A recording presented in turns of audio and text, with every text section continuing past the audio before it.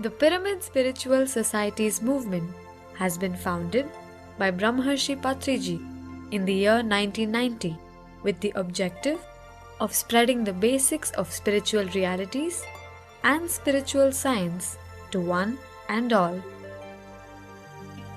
Pyramid Spiritual Societies movement began as the Kurnool Spiritual Society in the year 1990.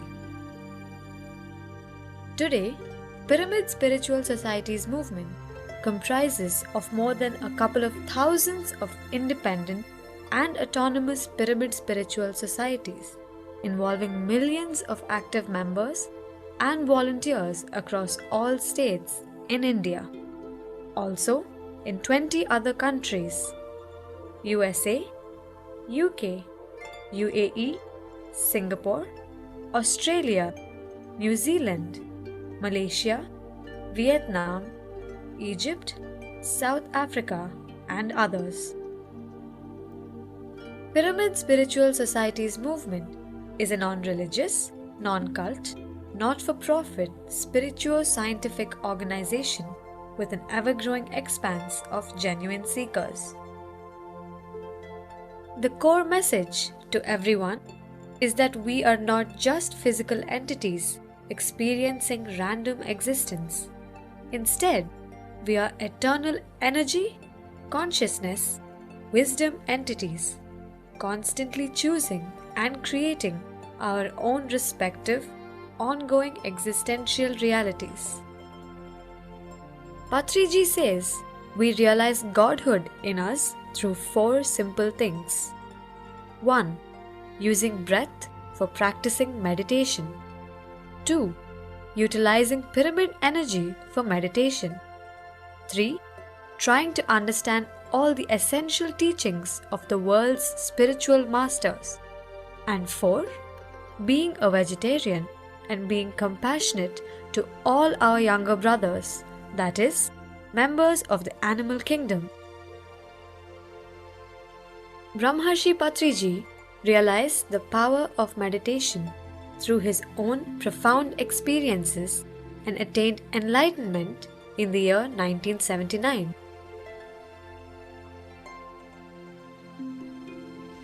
Meditation is the most important thing for each and every person anywhere on this earth. Meditation gives us energy and balance. Patri G is a multi-dimensional personality and a charismatic leader of Very humble beginnings in a district headquarters town, Kurnool in Andhra Pradesh. Now this movement has grown worldwide with more than 20,000 small and big meditation centers catering to rural population and urban population. More than 100,000 pyramid masters are working around the clock to spread ideas of vegetarianism, anapanasati meditation, and pyramid energy and spiritual science. Welcome to this Pyramid Spiritual Societies movement, and welcome to this Pyramid Valley International, Bengaluru, the headquarters of this worldwide Spiritual Societies movement regularly organizes national and global level conferences for New Age spiritual scientists to share their research. So far, 7 global spiritual congresses of spiritual scientists have been organized, all of them in the Pyramid Valley International, Bengaluru. Every year in the month of December, Pyramid Spiritual Societies movement organizes a mega spiritual congregation called Dhyana Jagath, attended by hundreds of thousands of meditators. This is an awe-inspiring event where meditation sessions are held by different masters round the clock. The soul of the event is the 3-hour-long music meditation sessions under the guidance of Patri G, accompanied by his flute renditions, along with music by other maestros. During the year of 2014, in all, over 500,000 people attended this 14-day event in Kailasapuri, Kadtal, near Hyderabad. Himself accompanied the groups on several occasions to national and international high-energy spiritual places that include the Himalayas and the Great Pyramid of Egypt. Luru, Karnataka State, the mega Maitreya Buddha Pyramid in Pyramid Valley International Campus can facilitate 5,000 people to do meditation at a time. An even bigger pyramid has been built near Hyderabad, Telangana State, known as the Maheshwara Maha Pyramid, with a capacity for 6,000 people. Pyramid Spiritual Science Academy has been established in the year 2010 with its headquarters at Bengaluru, which started certification courses in meditation and has published basic spiritual science textbooks, which have been integrated with CBSE curriculum in a few schools across India. Currently, over 30,000 school children are reading these spiritual science textbooks as a part of their academic courses. Spiritual Societies Movement is a committed and dedicated New Age spiritual science movement whose special mission is to promote breath meditation, vegetarianism, and pyramid energy to one and all. For all those people who are yearning for spiritual truths, Pyramid Spiritual Societies movement is extending a great helping hand. Join hands with us and let us together establish spiritual science wisdom and spiritual harmony all over the world.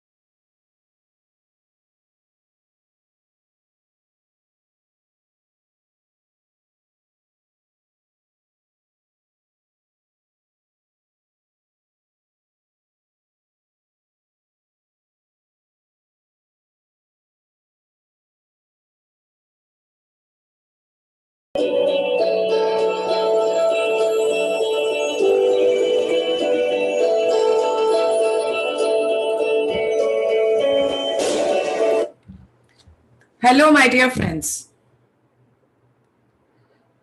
Welcome, welcome, welcome to each and every one of you beautiful people, my dear friends, to the World Environment Day celebrations. What a wonderful video it was of Pyramid Spiritual Societies movement, my dear friends. And I invite each and every one of you to come and celebrate with us this glorious day with Pyramid Spiritual Societies movement and swag, my dear friends. So The World Environment Day today is being brought to you by Pyramid Spiritual Societies movement, which was founded by Brahmarshi Pitamaha Patriji in the year 1990, my dear friends. And he himself has inaugurated this particular project called SWAG, Save Water and Go Green, in November 2020, my dear friends, with three main objectives. One is to save water, the other is to adopt plant-based food, and the next is to plant trees to increase the greenery on the planet. Thank you so much, everyone, for joining us today, where we are going to have lots of fun, lots of wisdom sharing and interactive sessions with our renowned speakers in the coming 6 hours, my dear friends. What a wonderful evening. My name is Parinita Patri, and I am the founder of SWAG. So I would like to speak a few words regarding what SWAG is all about.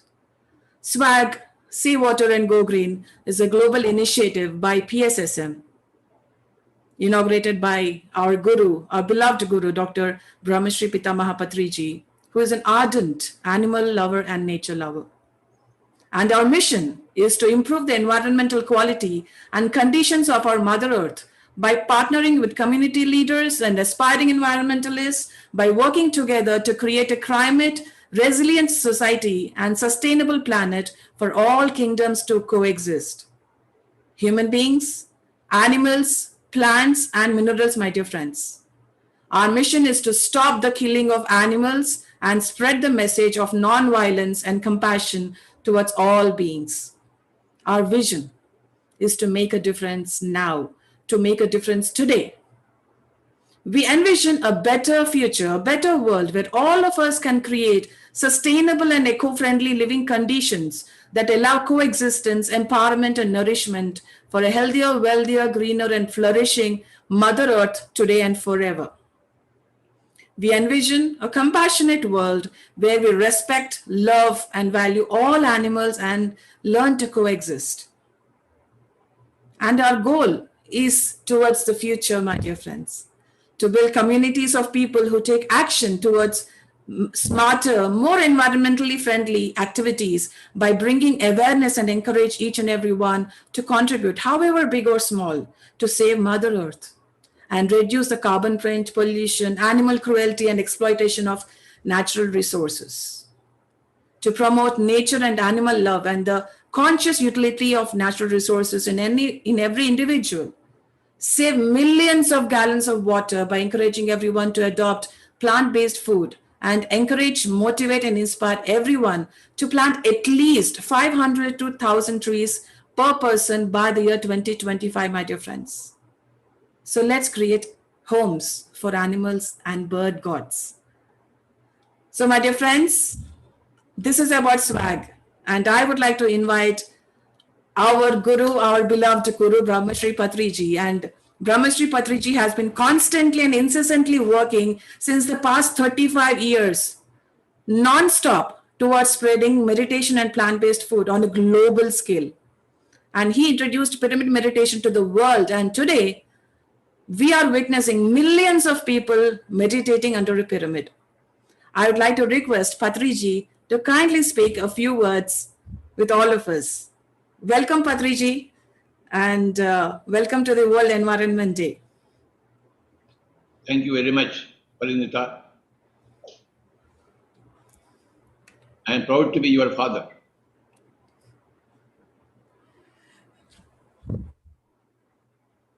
I deserve to be your father.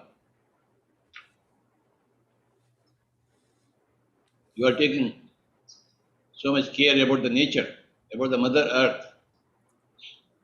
You started this project, SWAG, Save Water and Go Green, and you are leading it from the front. I am extremely proud of you.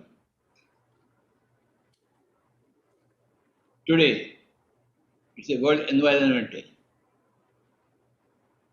There are two types of environments.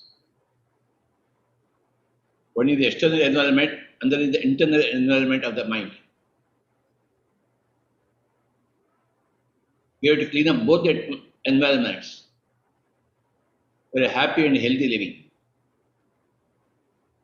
And among these two environments, the primary environment is internal environment. of the mind. The mind is a very, very wild mind. The mind is a very polluted mind.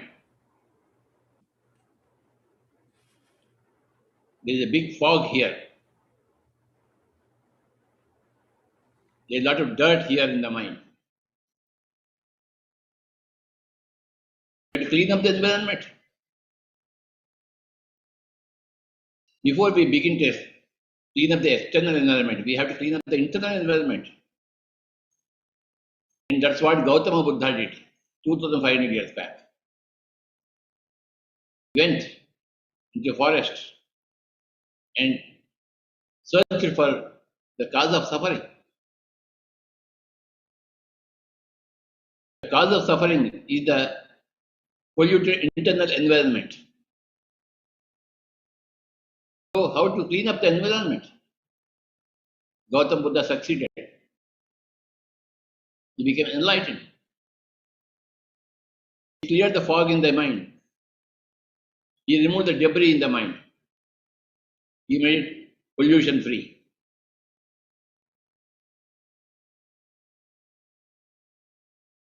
He said, yes, I have attained Mahaparinirvana.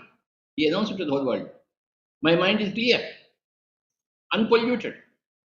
I have removed all the pollution of the mind.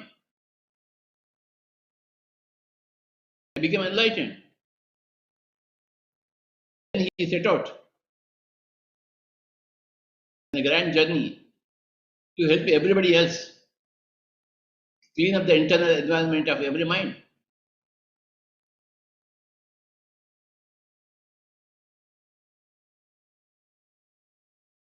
When you clean up your environment in the mind, you automatically clean up the external environment. You don't add to the pollution of the external environment. You don't spoil the nature. You will protect the nature. You will nurture the nature. You will advance the nature's laws.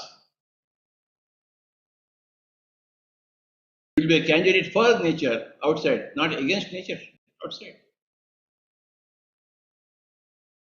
So, on this World Environment Day, I would make it as World Meditation Day first. You have to clean up your internal environment, make it debris free, pollution free, fog free.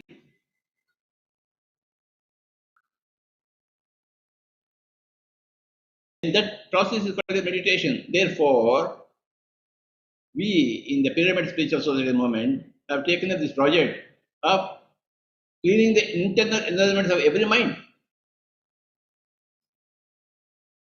That is the most important activity, to clean up the internal environment of every mind first. This is also called as entering the kingdom of God, as Jesus said.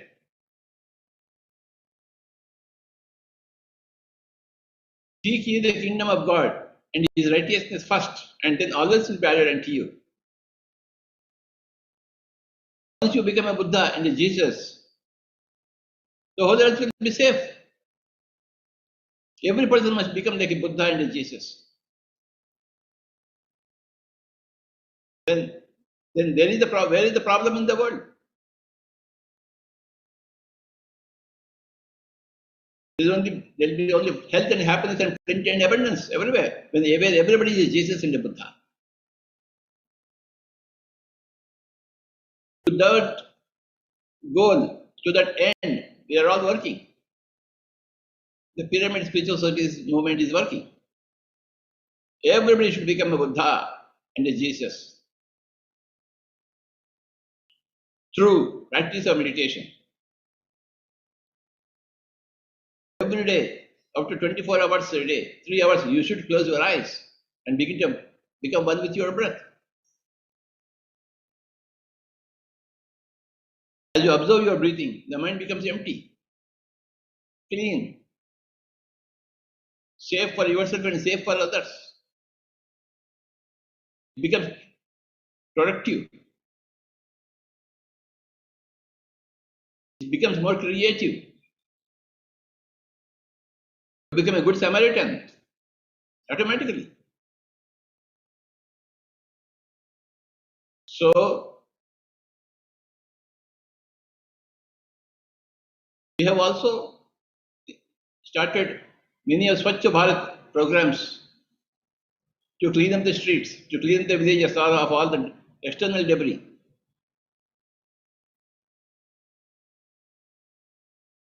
And this program also became the program of the Prime Minister of India, who started Swachh Bharat program afterwards.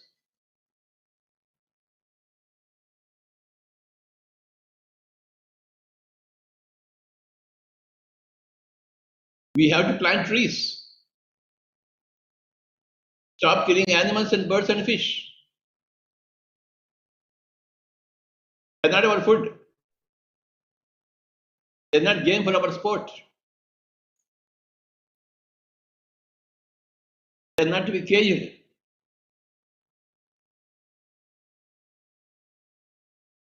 The movement is not to be restricted.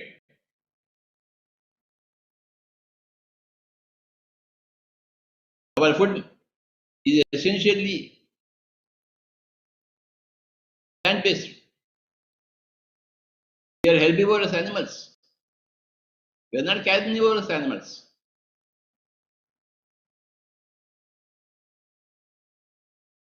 So,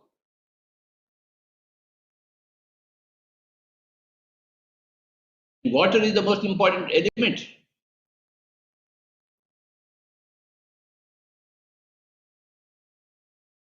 We can't afford to fritter away our water resources.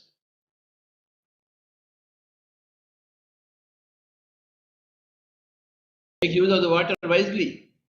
Make use of your time wisely. Make use of your all the resources wisely. And water is the most important resource.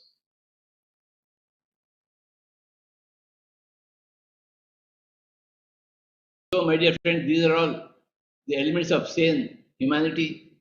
First, becoming like a Jesus and a Buddha, then cleaning up the mess in the outside.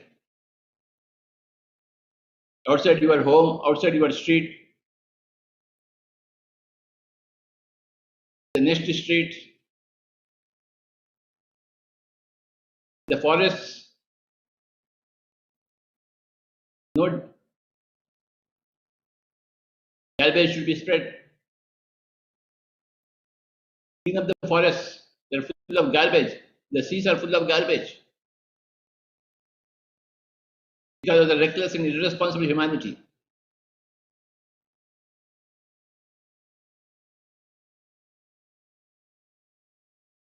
We are seeing so much oil spillage in all the seas. Humanity has to be absolutely responsible.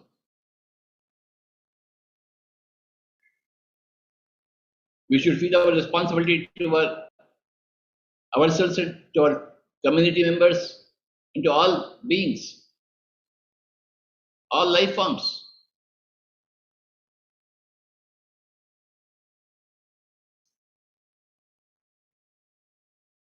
But the foremost thing is, primary thing is clean up the internal environment. Make yourself clean and neat internally. Strengthen yourself internally. But you are great work in the external world.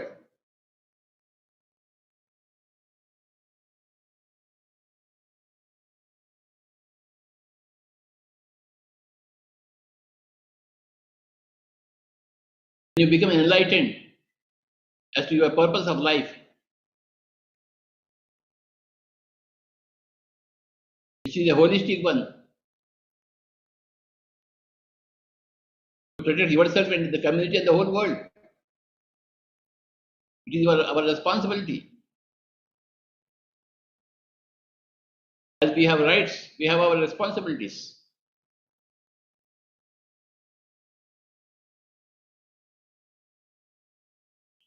We have to discharge our responsibilities to ourselves first, towards our body second, towards our community third, to our environment fourth.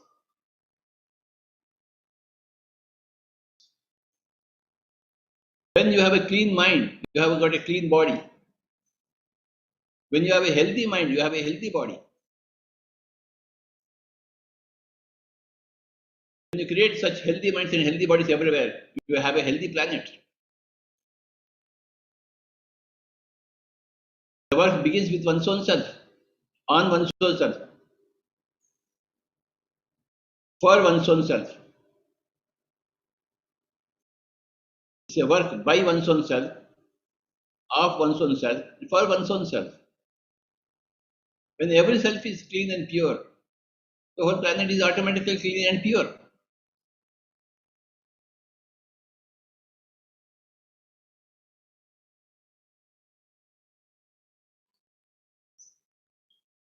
In the next 1 month, we are going to plant 10,000 trees in Jagannath in Kannur. We made all the arrangements. Last year, we planted about 6,000 plants in Kannur, in Jagannath Gattu. In this year, we plan to have 10,000 plants on Jagannath Gattu in Kannur.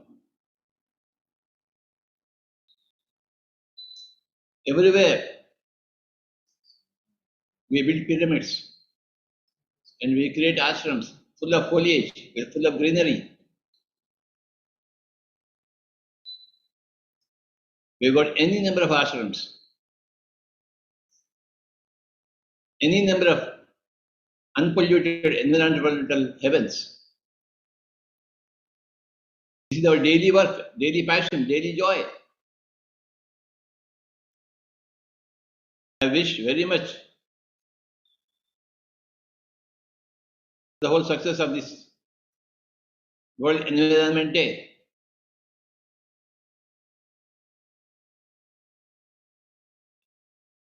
I would offer my own meditation energies for it. And I request everybody to go into meditation for about 10 minutes. Please close your eyes and become one with your breath. I'll play the flute and we will all go into meditation, clean up the internal environment.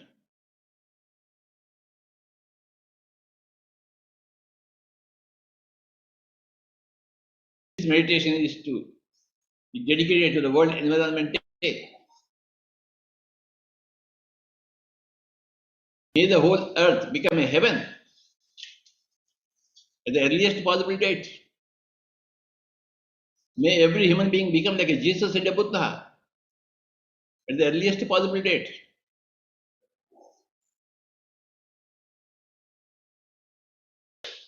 May all the animal kind, bird kind and fish kind revel in the greatness of humankind at the earliest date.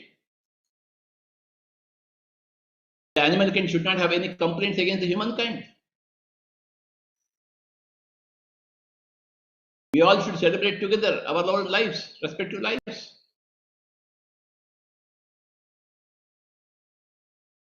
We all live for ourselves and for each other. Right at this time, we are going to meditation. No more thoughts in the mind. The mind is empty. Sounds and the particles are waves.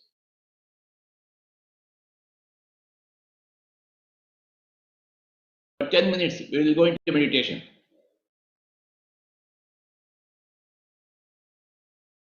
And afterwards, we will listen to all the speakers, honorable speakers, mighty speakers, mighty world changers, shining examples of humanity.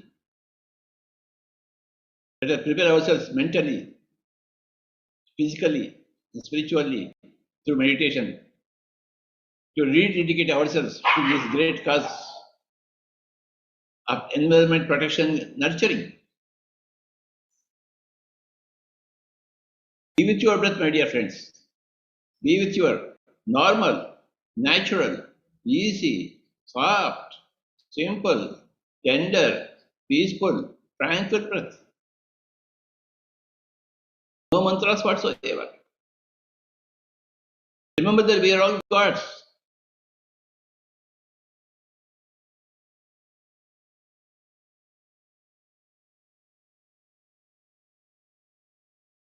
Pure specks of consciousness, eternal specks of consciousness.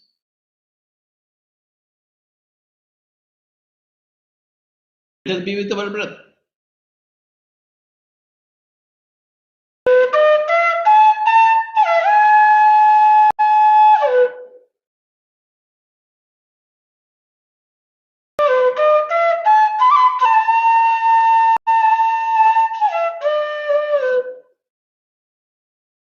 On this World Environment Day, let us rededicate ourselves to clean up the mess in the internal environment and the external environment.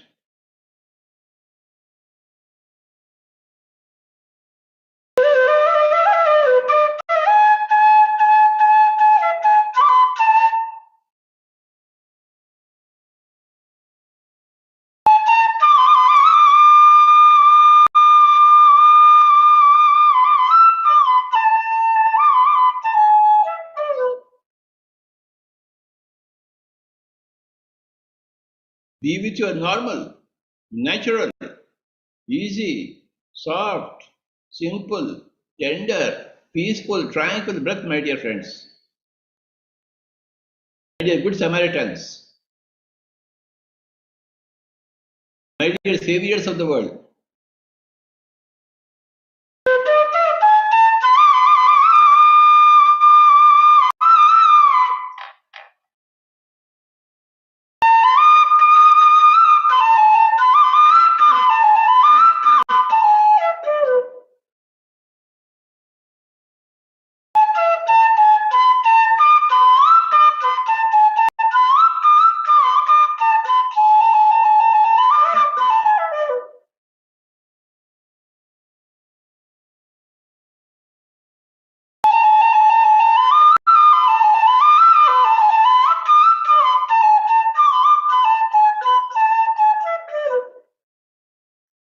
We should all become like Jesus and Buddha.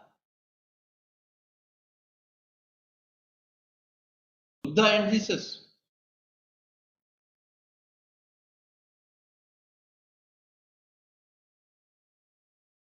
When we become like them, we'll inspire everybody to become like them automatically. Seeing is believing.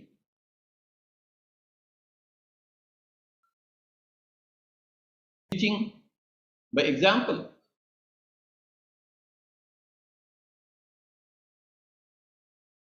Seek ye the kingdom of God and his righteousness first, and then all else will be added unto you.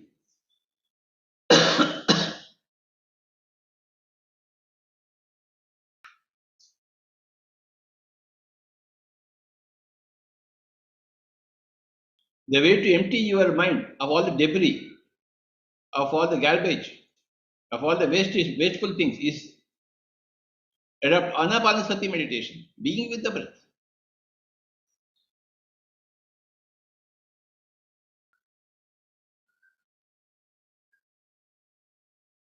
For 10 minutes, let's establish an empty mind, an energetic mind, a dynamic mind, an illumined mind,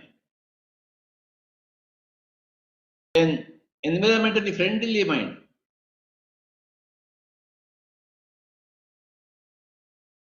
a creative mind,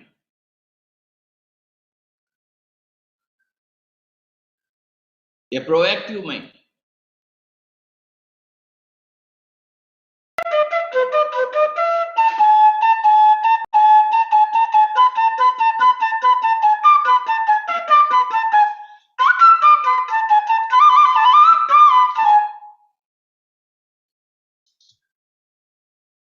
Sitting comfortably in a chair,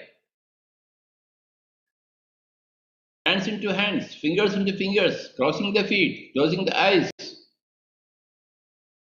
and becoming one with the incoming and the outgoing breath. We slip into meditation. We slip into emptiness, cosmic emptiness. There we download cosmic energies and cosmic intelligences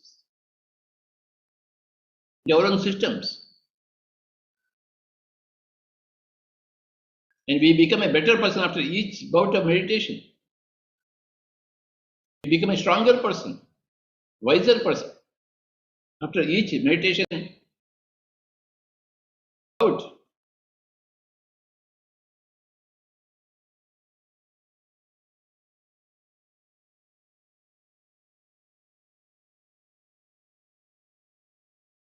The healthy mind and the healthy body, we work for the healthy planet. We work for the welfare of the whole being kind.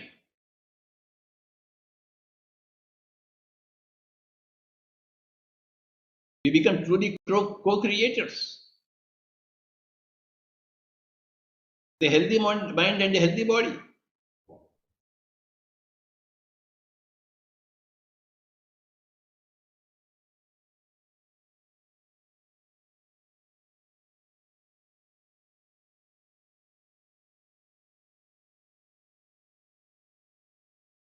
A pollution-free mind is a prerequisite for a disease-free body.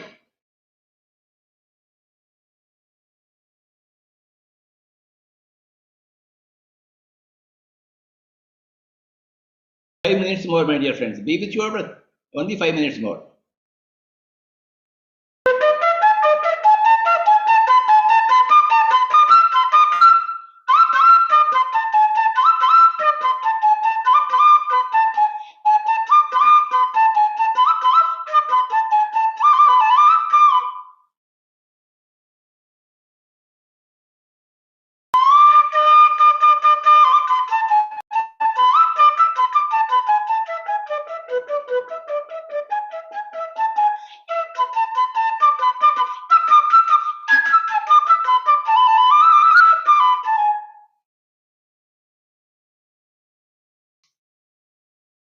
Final 2 minutes. Be with your breath.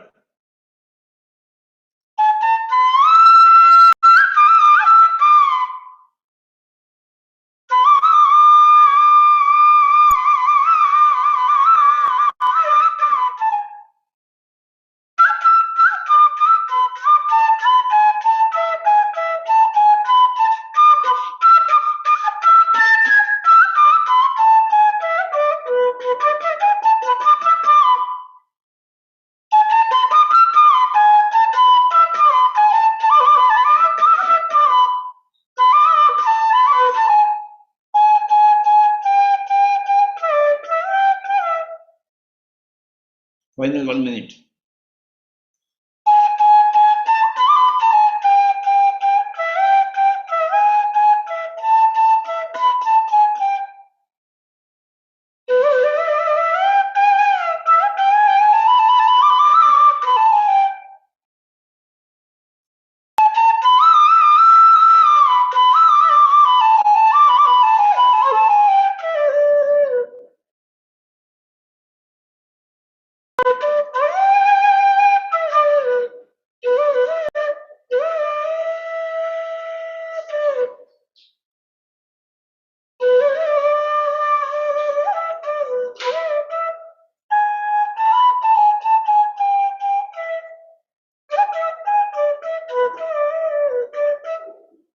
Final 30 seconds. 20 seconds.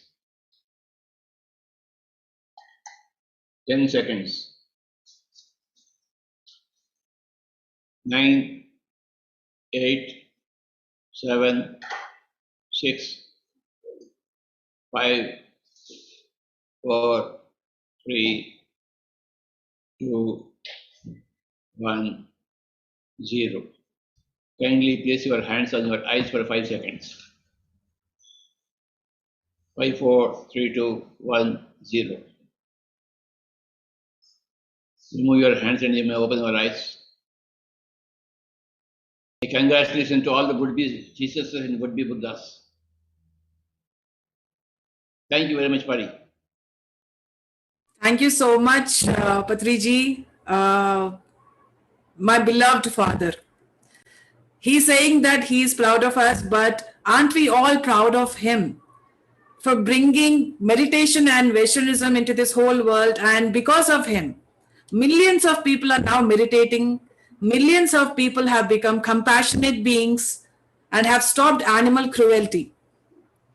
All thanks to you, Father, for being who you are. You are our precious gift to humanity, to animals, to Mother Earth.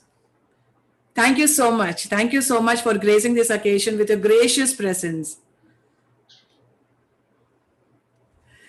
Welcome, Baba. Wonderful, wonderful, wonderful. Thank you so much, my dear friends. And I just wanted to say thanks from in the entire PSSM society. A big thanks to Patri G for his tireless service. Karthikeyan is here. Yes, yes, yes. Yes, my dear friends. I would like to pass on the torch to my friend. Swamiji, namaskar. Swamiji, namaskar. Pranitaji, thank you very much. What a beautiful program you have started with wonderful divine music by Patri G. As always, auspicious beginning of a great movement. Thank you. Thank you, sir. Swamiji, we want your message on this occasion, grand occasion. Swamiji, the World Environment Day is not one of those many events celebrated all over the world. It's a question of survival of entire humanity, survival of the planet, all forms of life.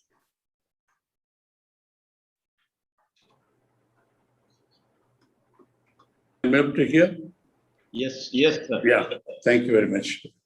Yes, it's such an important day for entire humanity, all forms of life on the planet, because this time has come for serious thinking, not only thinking, action to save the planet.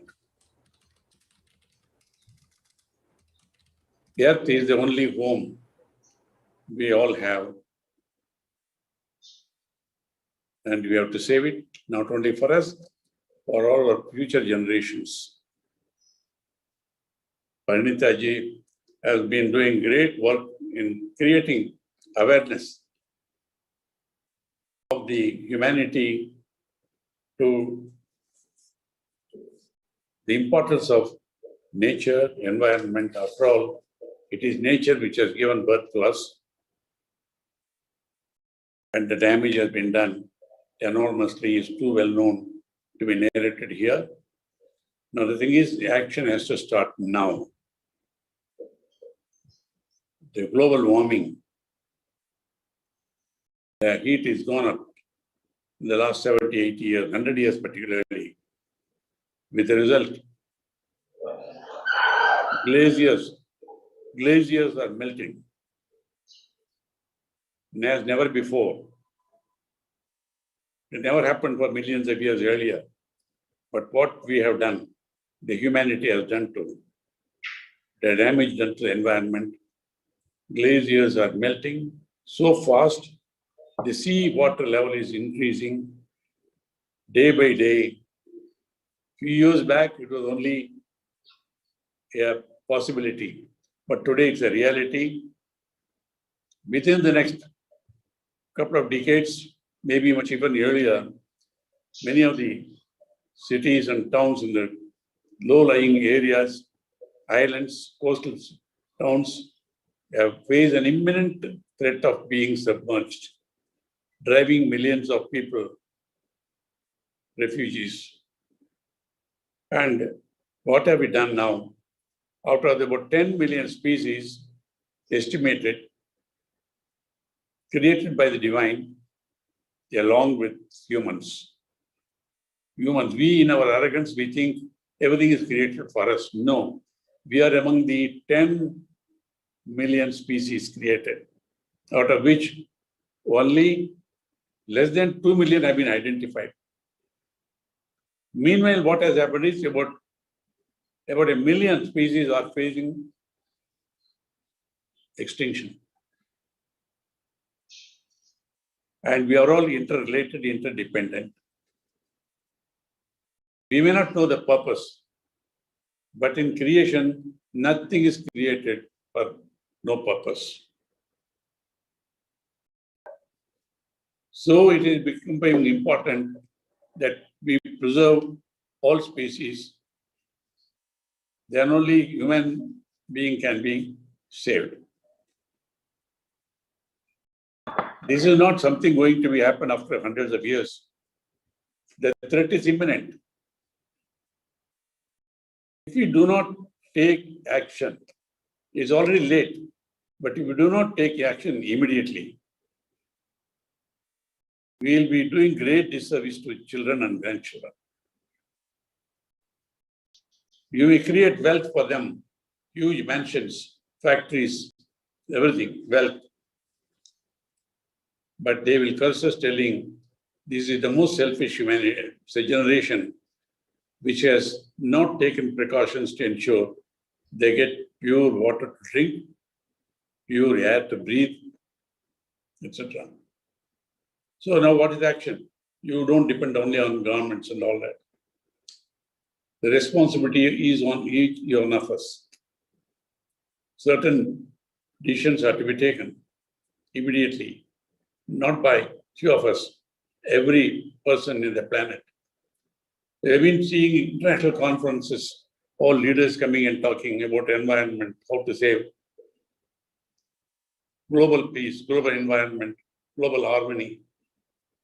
But as Swamiji, you have started telling, the individual responsibility is important. For that, you have found the simplest technology, Anapanasati meditation.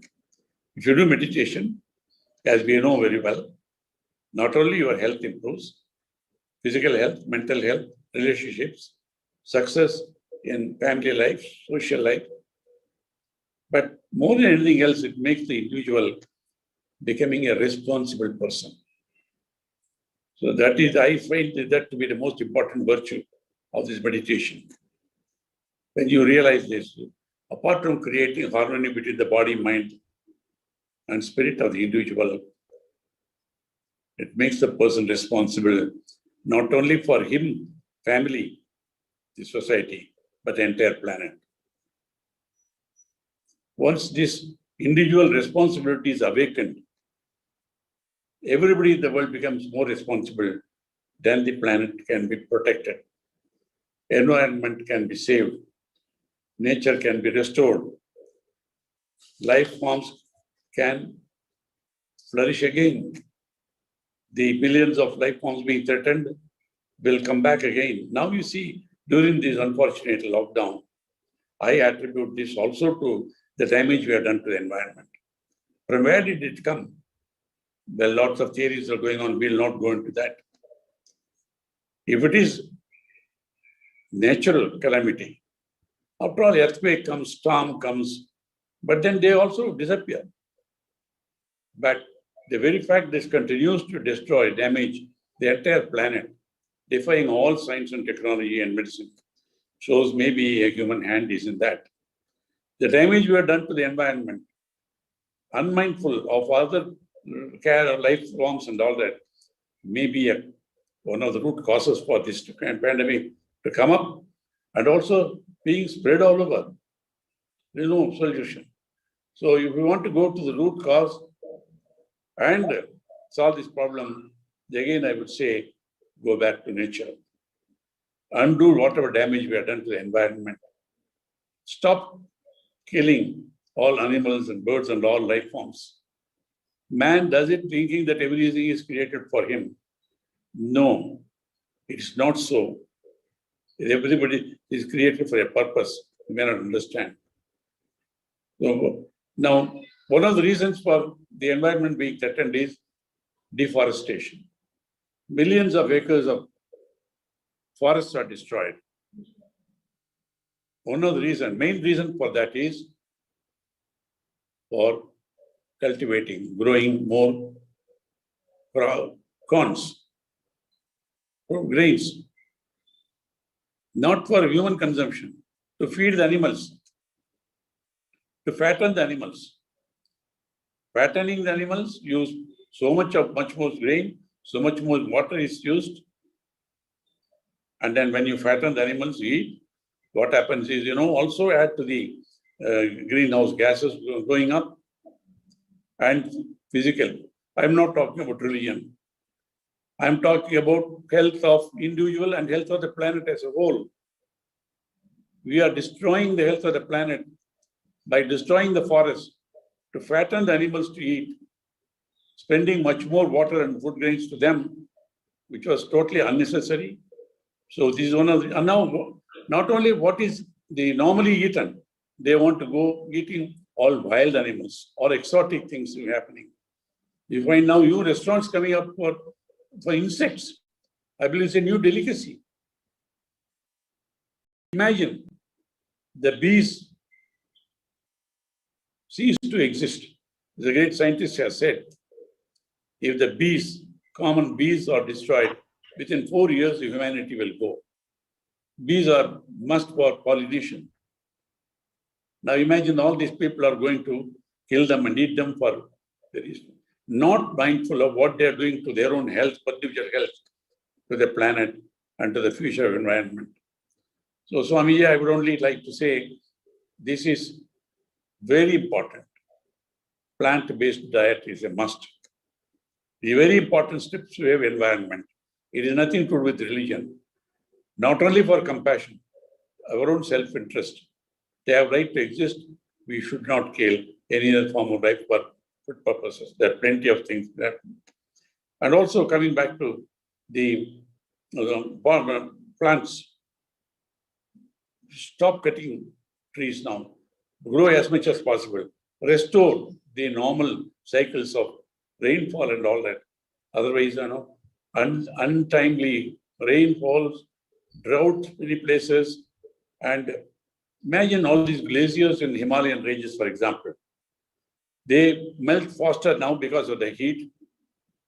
There will be floods for some time and there will be nothing for it. Millions of acres will become fallow because there is no water also. So some of these responsibilities are there. We can always, of course, put the blame on the government, but what is the government? Government is elected by us. People like you and me are then sitting there. Unless it becomes a mass movement, immediately, the planet cannot be saved. We may go through, but even that is not sure because we see about the pandemic, we don't know what form it's going to take place now. So if we have become responsible to save the planet, to save the future generations, after all, we are not living for ourselves. As it said, we have not inherited whatever we have got from our ancestors. We have borrowed everything from our future generations. So let us not be ungrateful to them, unjust to them. Let us join together. Patri G has done a great movement, great achievement, creating awareness everywhere. I fully support it, and let us make it as a vow today, each one of us, not each one of us alone. All our families, everybody, you make them realize the importance, telling we'll take a vow. We will not do anything, any harm to any other being or anything else in nature by our word, thought, or even deed. To the extent possible, we will try to help the nature, help everybody else also lead a life of good health of the body, mind, and spirit. So for that, I would say this simplest form of meditation should be imparted so that each one of us can realize, not by preaching, by telling, guiding, nothing is going to happen. Law has failed. Laws and courts and police and all that have failed totally. Only destruction is, violence is on the increase. To create a sense of responsibility, individual responsibility to us and to the society and to the planet, we have to encourage this Anapanasati meditation, simplest form of meditation. Then I will realize myself. I can internalize all these teachings, learnings. Then I will not do any harm to anybody. Let us grow more plants, more trees. Stop killing animals and all that. Stop this hating, destroying each other. They can create. We can still recreate a world full of peace, harmony, and prosperity, we can restore it. It may take time, but we are very confident to do it. But if we delay it, it will be too late. Thank you, Patri G, for the wonderful work you and your organization is doing. I have great admiration for you. I am with you in support. Thank you, Swamiji. Absolutely marvelous, Swamiji. We always look forward to you for great inspiration. You are such a marvelous person, master, a marvelous God to protect the whole earth, planet. You work for human rights, you work for animal rights, you work for plants' rights, you work for earth rights. Values. Yes, Swamiji. Right values, right attitudes can be born, Swamiji, not by teachings of masters alone, only when we accept it individually, internalize it, we realize it, then become responsible. Let us make every being, human being on the planet, a responsible person, responsible to himself, to the planet. That's how we can restore nature to its old glory, bring environment, its natural thing. And that's the only way of saving. The greatest service being done by this organization. That's why I have great admiration. Thank you very much. Namaskar. Yes, sir. Yes, Pari. Yes, thank you so much, Karthikeyan ji. And thank you so much for accepting our request for being our swag ambassador. Really grateful to you and really proud of all the work that you are doing. And I would like to request Chandrasekhar Pulmar Shetty to kindly speak a few words for us. Thank you for the honor. Thank you, sir. Made me Thank you so ambassador, much. your ambassador. That's the greatest blessing. Thank you. Thank you, Hari. Dear Patri sir, dear Karthikeyan and respected guests and masters. It is such an important subject for us, environmental friendliness. Because it's again consciousness, just as we are consciousness. And plant-based diet is significant moves towards two things. Meditation and plant-based diets are the two backbones, if you will, to actually move everyone towards eco-friendly, economically conscious beings. Just these two.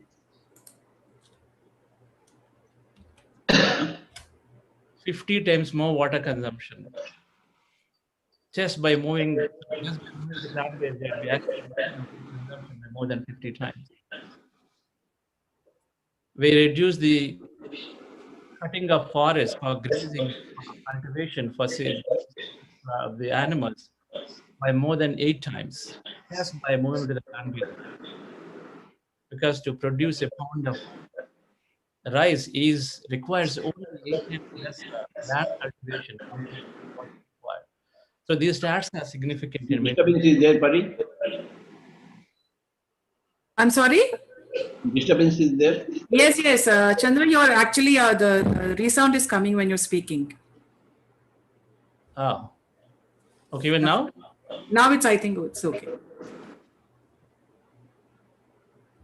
And so I'll just make it quick. So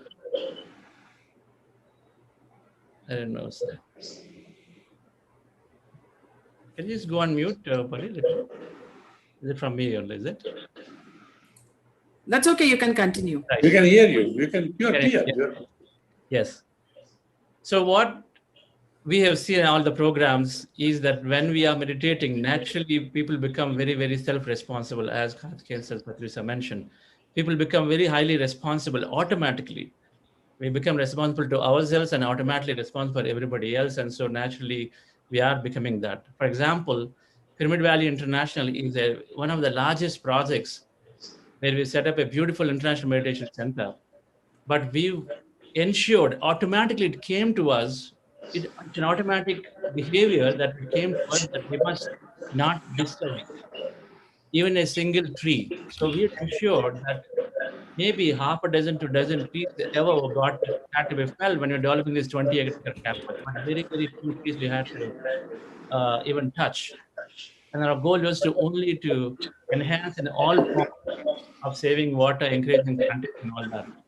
So dear friends, with Patri G's constant effort and constant brave messages from the beginning, very, very straightforward, that no one could speak about plant-based that straight, and becoming meditators. I think we are absolutely walking towards a very, very great planet, and that's what we are seeing every day. So thank you, Pari, for this wonderful flag moment, and we are behind this, and then we will support and then work towards this more and more. Thank you. Thank you so much, Chandra, for that lovely message of yours. Thank you so much.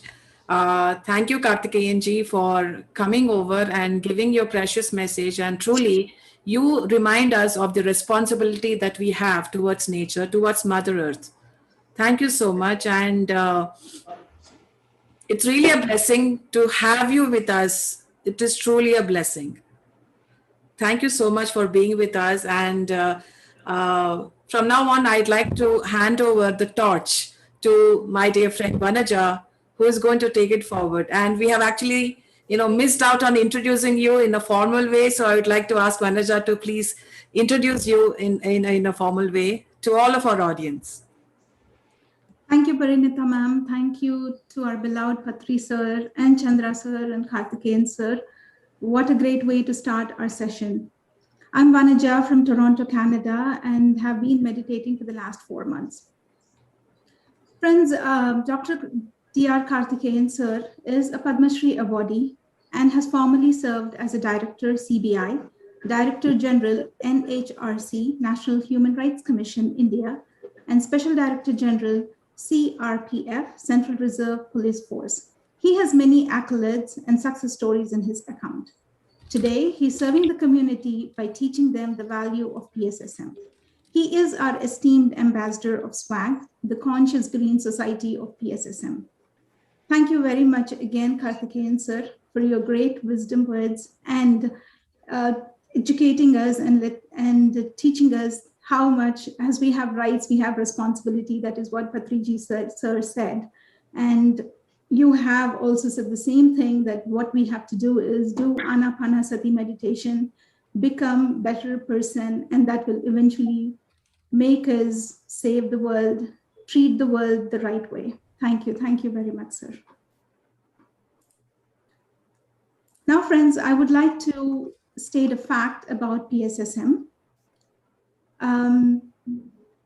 In the words of Patri G, PSSM is a significant part of the current worldwide New Age spiritual revolution. It is a movement leading humanity from violence to non-violence, from blind religious beliefs to scientific and spiritual scientific experimentation and spiritual scientific logic, from bankrupt materialism to magnificent middle path, and finally evolving from animal level of eating to adopting vegetarianism.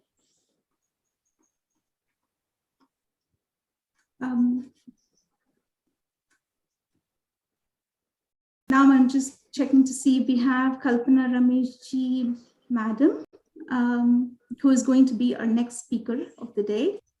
I'm sorry, Kalpana Rameshji has not yet joined us.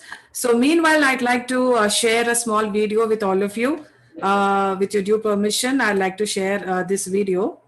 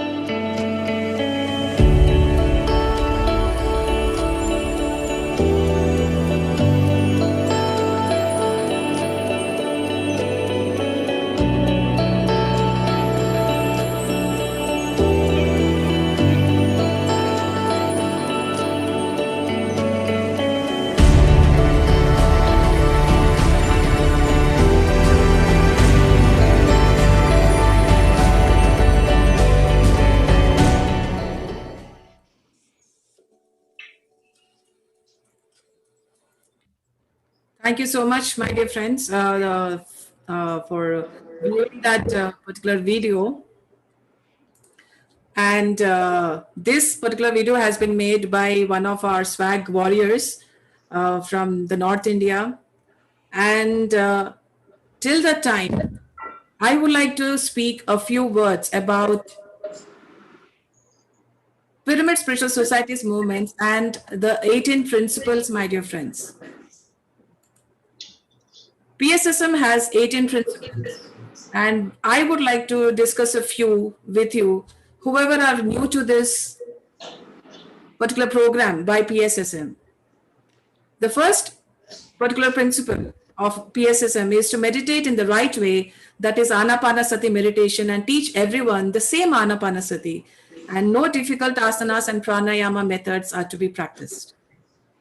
And the next one is to write spiritual books. That is books by Osho, Lobsang Rampa, Carlos Castaneda, Jane Roberts, Annie Besant, Linda Goodman, Deepak Chopra, Sylvia Brown, Tokam Saradarian, Yogananda Parahamsa, and etc. and etc. and etc.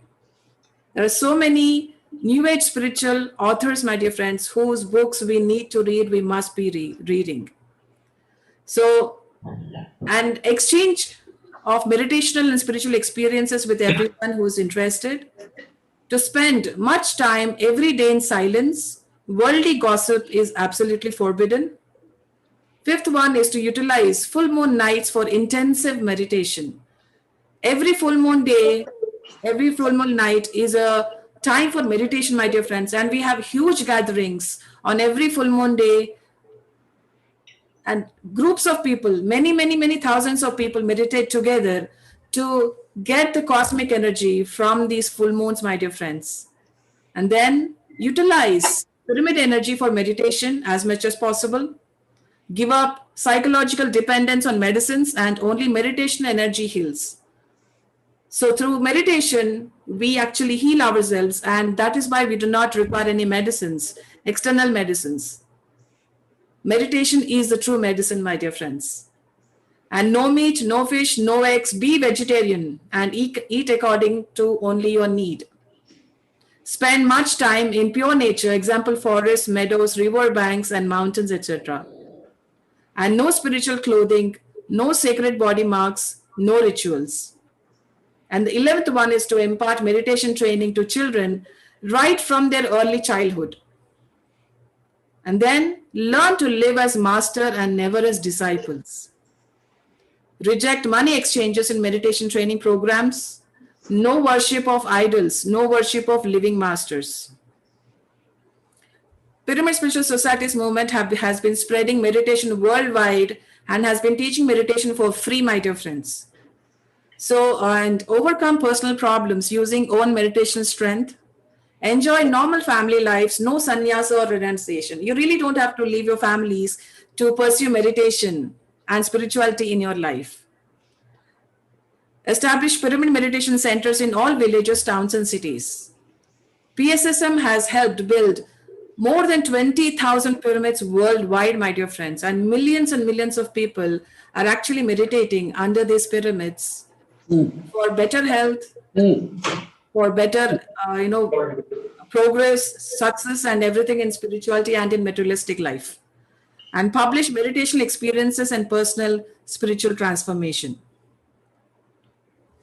So these are the 18 principles of PSSM, my dear friends, which we would like to remind ourselves about, and all the PSSM masters abide by these all 18 principles.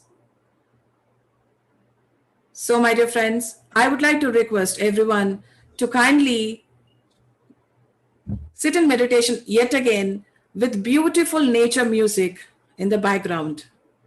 I would like to request everyone to kindly sit in meditation for some time.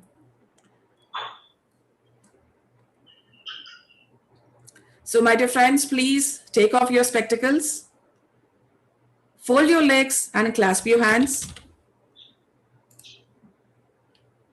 Close your eyes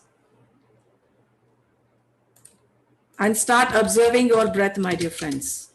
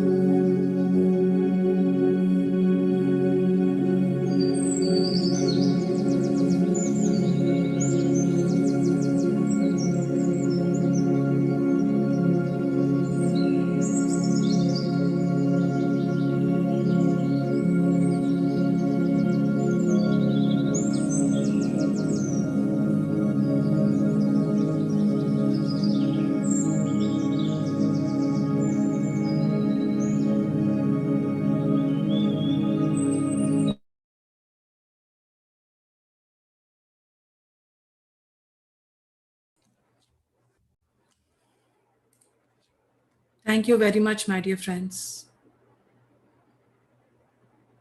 Slowly you can rub your hands together and close your eyes. Put them on your eyes, my dear friends, and slowly, slowly start opening your eyes, my dear friends. Wasn't that a wonderful meditation? Just being with nature, the wonderful forest sounds, the lovely birds. Just being in nature, spending time with nature gives us so much of energy. Now I would like to pass it on to Vanaja to kindly introduce our next speaker and share about her with us. Over to you, Vanaja. Thank you, ma'am. So let me introduce our next speaker, dear friends. It's Kalpana Ramesh Ji. Founder of the Rainwater Project, Kalpana Ramesh ma'am is fondly called the Water Warrior. She is an environmentalist advocating water conservation and restoration. Her current startup, the Rainwater Project, provides sustainable integrated water management solutions in public and private sectors, along with lake and well restoration and conservation. Kalpana Ji is one of the 7 women honored on Women's Day to take over the Prime Minister's social media handle for a cause.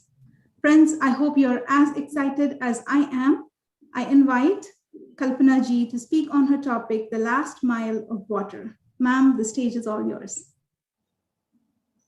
Thank you. Thank you so much, Vanaja. Am I the host? Can I share the screen? Yes, ma'am. You have been given the co-host. All right.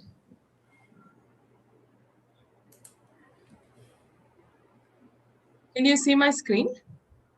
Yes, we can. All right, I'll just make it full screen. Yeah, thank you all so much for this opportunity. And it's, as a human being, I'm also very spiritual. So it's just wonderful. The flow of these events today and it's been like really nice to start off with a meditation and all. I really believe in these good energies that stay with us. The topic for today, I want to call it the last mile for water, because literally we are actually traveling the last mile for water. And the future of all of us depends on how we have managed our resources. And I want to tell you that today I'm called a water warrior, but earlier I was not. 15 years ago, or I was not a born water warrior or something, but I do realize that I have lived all my childhood along, a lake in Bangalore, and it brings very good memories to me. But little did I know that I would be restoring lakes in future. So I would say I was also just another citizen, did my architecture from Bangalore. We moved to US. I was focused on my career. I had kids to take care of. So when we came back to India in 2000, that is, we were supposed to go to Bangalore and we came to Hyderabad. I think it's destiny that brought me here. But every community that we've lived in, I was noticing something that we are managing with tankers. Every, in a year, about 4 to 5 months, we are managing with tanker water. And this used to bother me. So I want to talk about my journey. How did I actually get into it? How did I get drawn into this? And what motivated me to stay and keep on working towards it? So the first slide is my house. As an architect and designer, I love, including nature in all my projects. And when I was seeing this problem of people not giving so much importance to rainwater harvesting or, nature. I don't even believe a house is a house if you don't have natural light and air coming into the house. I don't like these shut spaces. I am like that as a person also. So when I was thinking about these tankers, and I was very bothered because... Hello? Yeah, Parinita. Sir, I'm inka presentation ralet na దగ్గర. Can I speak? Yeah, all right. So basically, me and my husband, when we moved back from US, we wanted to bring both our parents together to stay with us. So in Hyderabad, we were 8 of us 2 kids, us, and 4 of our parents. So I was really, really bothered about this tanker water. I went into even testing. I don't know how many of you here have tested tanker water. I have done it multiple times. And I knew it is not the cleanest of water. It used to bother me. So we became part of committees in various communities to convince them, okay, let us look at another option other than being tanker dependent. Can we explore rainwater harvesting? Can we? But I honestly didn't think, people thought that much. I mean, some people understood, but then they didn't think it's priority. They always put it aside and said that, this is not something we want to do now. Then while doing this, and finally I said, in our own house, when we build a house in Hyderabad, we should make it tanker free. And I don't know if I will still achieve that. You see the courtyard in the picture, the entire courtyard is actually a rainwater harvesting sump. This is something we planned when we built this house about 11 years ago. We wanted to make a huge rainwater sump because there's nothing technical about it. It's just a large sump to hold rainwater. And because we wanted to store it over a few months, we passed it through a coal and sand filter. We made a 6x4 coal and sand filter, and then we used to. And this started taking care of our needs and became like the water bank for us. And we like a lot of growing. So we also did grey recycling, grey water recycling. Grey water is all of wastewater other than your commode water. So we did grey recycling as well. So we saw that the dependability on the municipal water was reducing. And we in that colony didn't need a single tanker. That was first year. So we were crossing our fingers, and year after year, I saw that our dependability on tankers isn't there. Slowly, we started working on the community we lived in, and that also we made it tanker free by doing phase-wise interventions. We were part of the committee again to make this happen. So we did that. And last 6.5 years, as a community, we don't buy common tankers. As a community, we used to buy common tankers and distribute. So my urge to become a tanker-free home was sorted. And I knew that it actually worked. While I wanted to take this to different communities, I also used to run a design studio. So I took it to various clients of mine. So it could be factories, it could be institutions, it could be homes, residential homes. It was various places that I could take it to. And there were success stories building in all these places. So that's the first thing I could do. Another thing I could do was, with my design studio, I started doing innovative rainwater harvesting methods in very urban challenging spaces. Since we come from a design background, we understand the building typologies very well. We understand the challenges with buildings. So we know where you should do so that you don't cause seepage into the building. What are footings and how far should you be from the footings, and what kind of waterproofing needs to be done if you're closer to the footings. And there are cables, and what are the safety measures that you take in various types, and what are the different methods, because rainwater harvesting forever it's been done in traditional methods. So why not bring innovation into this space? So I explored a lot of this product in Germany, which was modular rainwater harvesting. Then I found a couple of companies in Delhi and North. They were actually manufacturing this. They bought these modules and they were manufacturing it with recycled PP material, so which is used actually in imported cars. So this solved the problem of people don't maintain their rainwater harvesting pit. So this was a maintenance-free method where it goes through a diesel chamber and you just have to maintain the diesel chamber. There is no sand, no gravel, and you don't need to touch this for 20 plus years. This seemed like a good solution. We started implementing this in large gated communities and stuff. Around that time is when I got introduced and became part of the SAHE platform.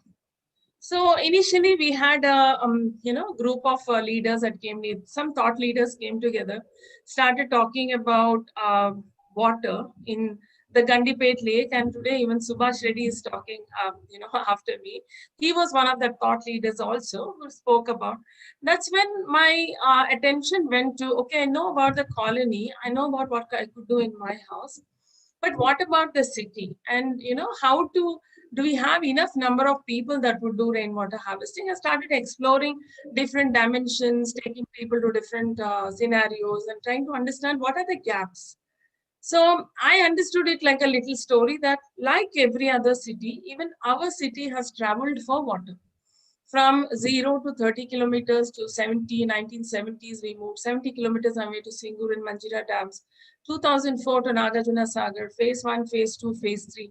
And 2014, we are already at the Krishna and Godavari beds.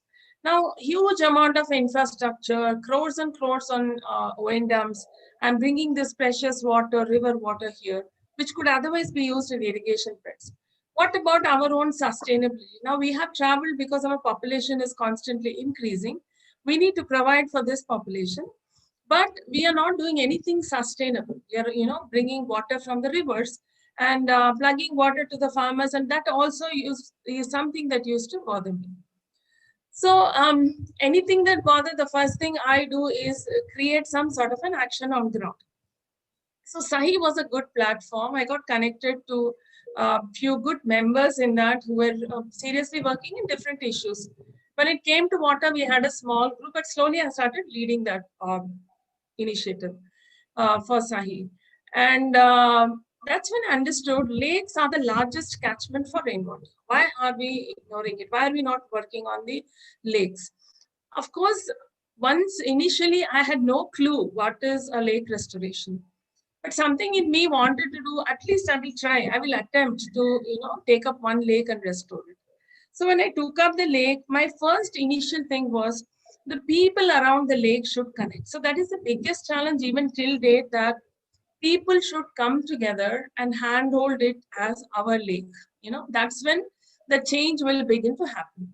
So I understood this right in the beginning, that I'm not going to work on the water quality of the lake, but I'm going to work on people's behavior change. So I started with, okay, how do I get people together? So I thought and wasted a couple of weeks, and I was thinking, like, should I do a run or a walk? Then I thought, it's a one-day thing, right? People will think about it today and the next day. No, I wanted people to work with me, maybe a year, maybe 2 years, maybe 3 years, I don't know. I want people around this to tie up with this lake for a long time. So the only thing was to go around with communities.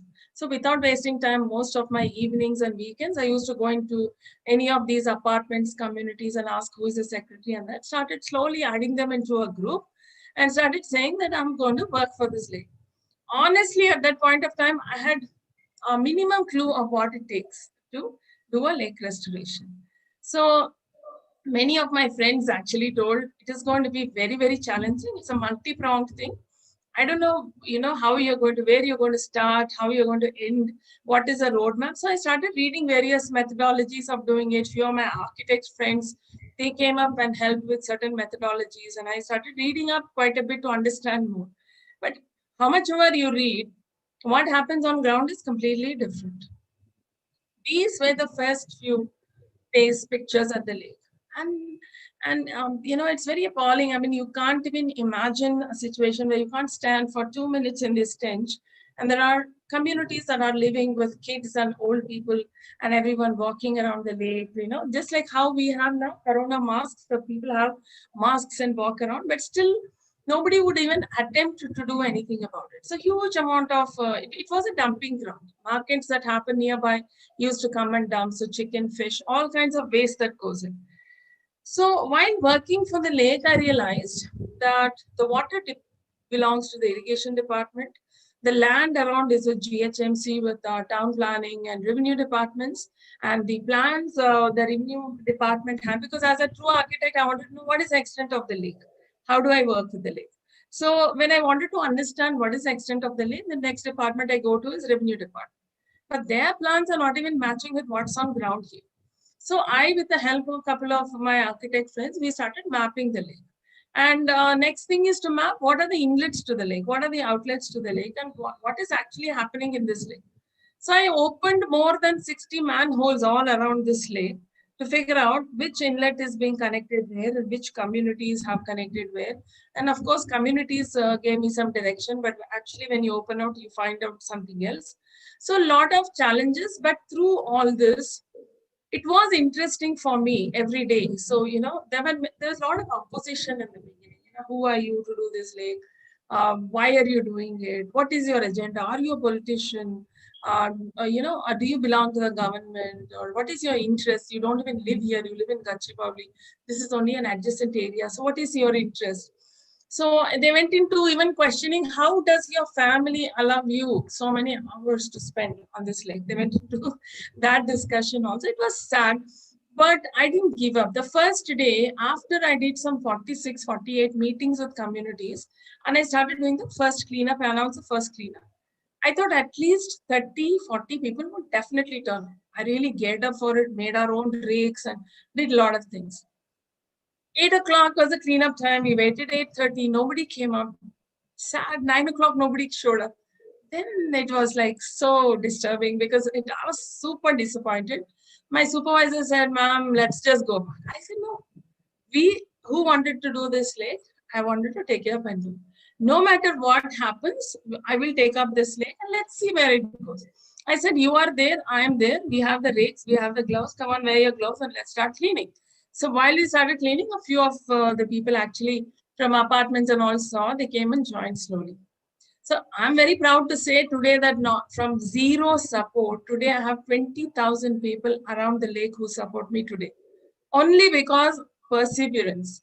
I stood up for it. There were many days I used to go back and cry. What is this? I'm doing so much and people don't care, and they constantly pull up negatives. I used to think like this. But the next day I used to ask myself this question. If I don't go there, is there anybody else who's going to take up this lake? The answer is always no. Then I said, okay, there's no choice, but you have to go and pick it up and do. So I used to self-motivate, do a lot of self-talk, and I was pushing myself, but I knew that I can make this happen. So once we started doing a lot of cleanups, you see on the left-hand side, I got a lot of communities around to remove sewage out of the lake. So in that decentralized manner, instantly we were able to see a change in the lake. 25-30% of the pollution is out of the lake. And this took a lot of efforts. And though you just see a few pictures here, it took 6-8 months. I was battling with their builders, to come back and do it because they were not willing to put the money. Later on, talking to them, see, it's your health. Your builder is left, but it's your health. If you pull out this sewage out of the lake, you will be. Of course, the government added more sewage and they made it more challenging. I figured out solutions for that also later. While doing all this, one thing I learned was I should not give a plan to people. I should understand what do they want. This took a long time for me to understand, but actually that was the right way to work. I need to know what is the understanding they have of the lake. And I have to start from point A for them. I mean, I cannot go with these fancy plans and say, let's do this and let's do that. So they're not connecting, right? So it took some time for me to understand how to work with people. This was the first time I was working in a public arena with people. First time I'm facing people. First time I'm listening to all the things that they are saying. Also praise, but a lot of negativity is coming. So in my sense, I understood in a group of people, 80% of the people will not react to anything. 20% will react, but there'll be only 2% who are negative. If you work on this 2%, you have won the entire 100%. So this is also something I learned in this journey, and that actually works, and you cannot battle with everybody, but find out who is the person that is not convinced with this idea. Who is the person that you need to convince? So I went slowly, I never confronted, I went step by step, took everything, stood the wind, but, made it happen. We did interesting cleanups like kayaking and cleanups because cleanup is not a great, happy thing to do. So we did, a lot of interesting things like that. So while I'm working on this, while I'm doing a lot of rainwater harvesting thing, while I'm doing this, I started understanding the gaps for rainwater harvesting. I understood that if we organically work and make everyone start doing rainwater harvesting or go lake by lake or well by well, it is going to take ages and we don't have this kind of time.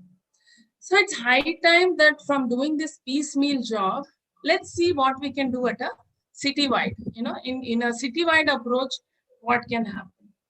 That's when I dwelled deeper and started looking at what's ahead of us. So this is 2020 and you can see in 2050, the kind of development that's going to be catapulting, right? You can see how much more.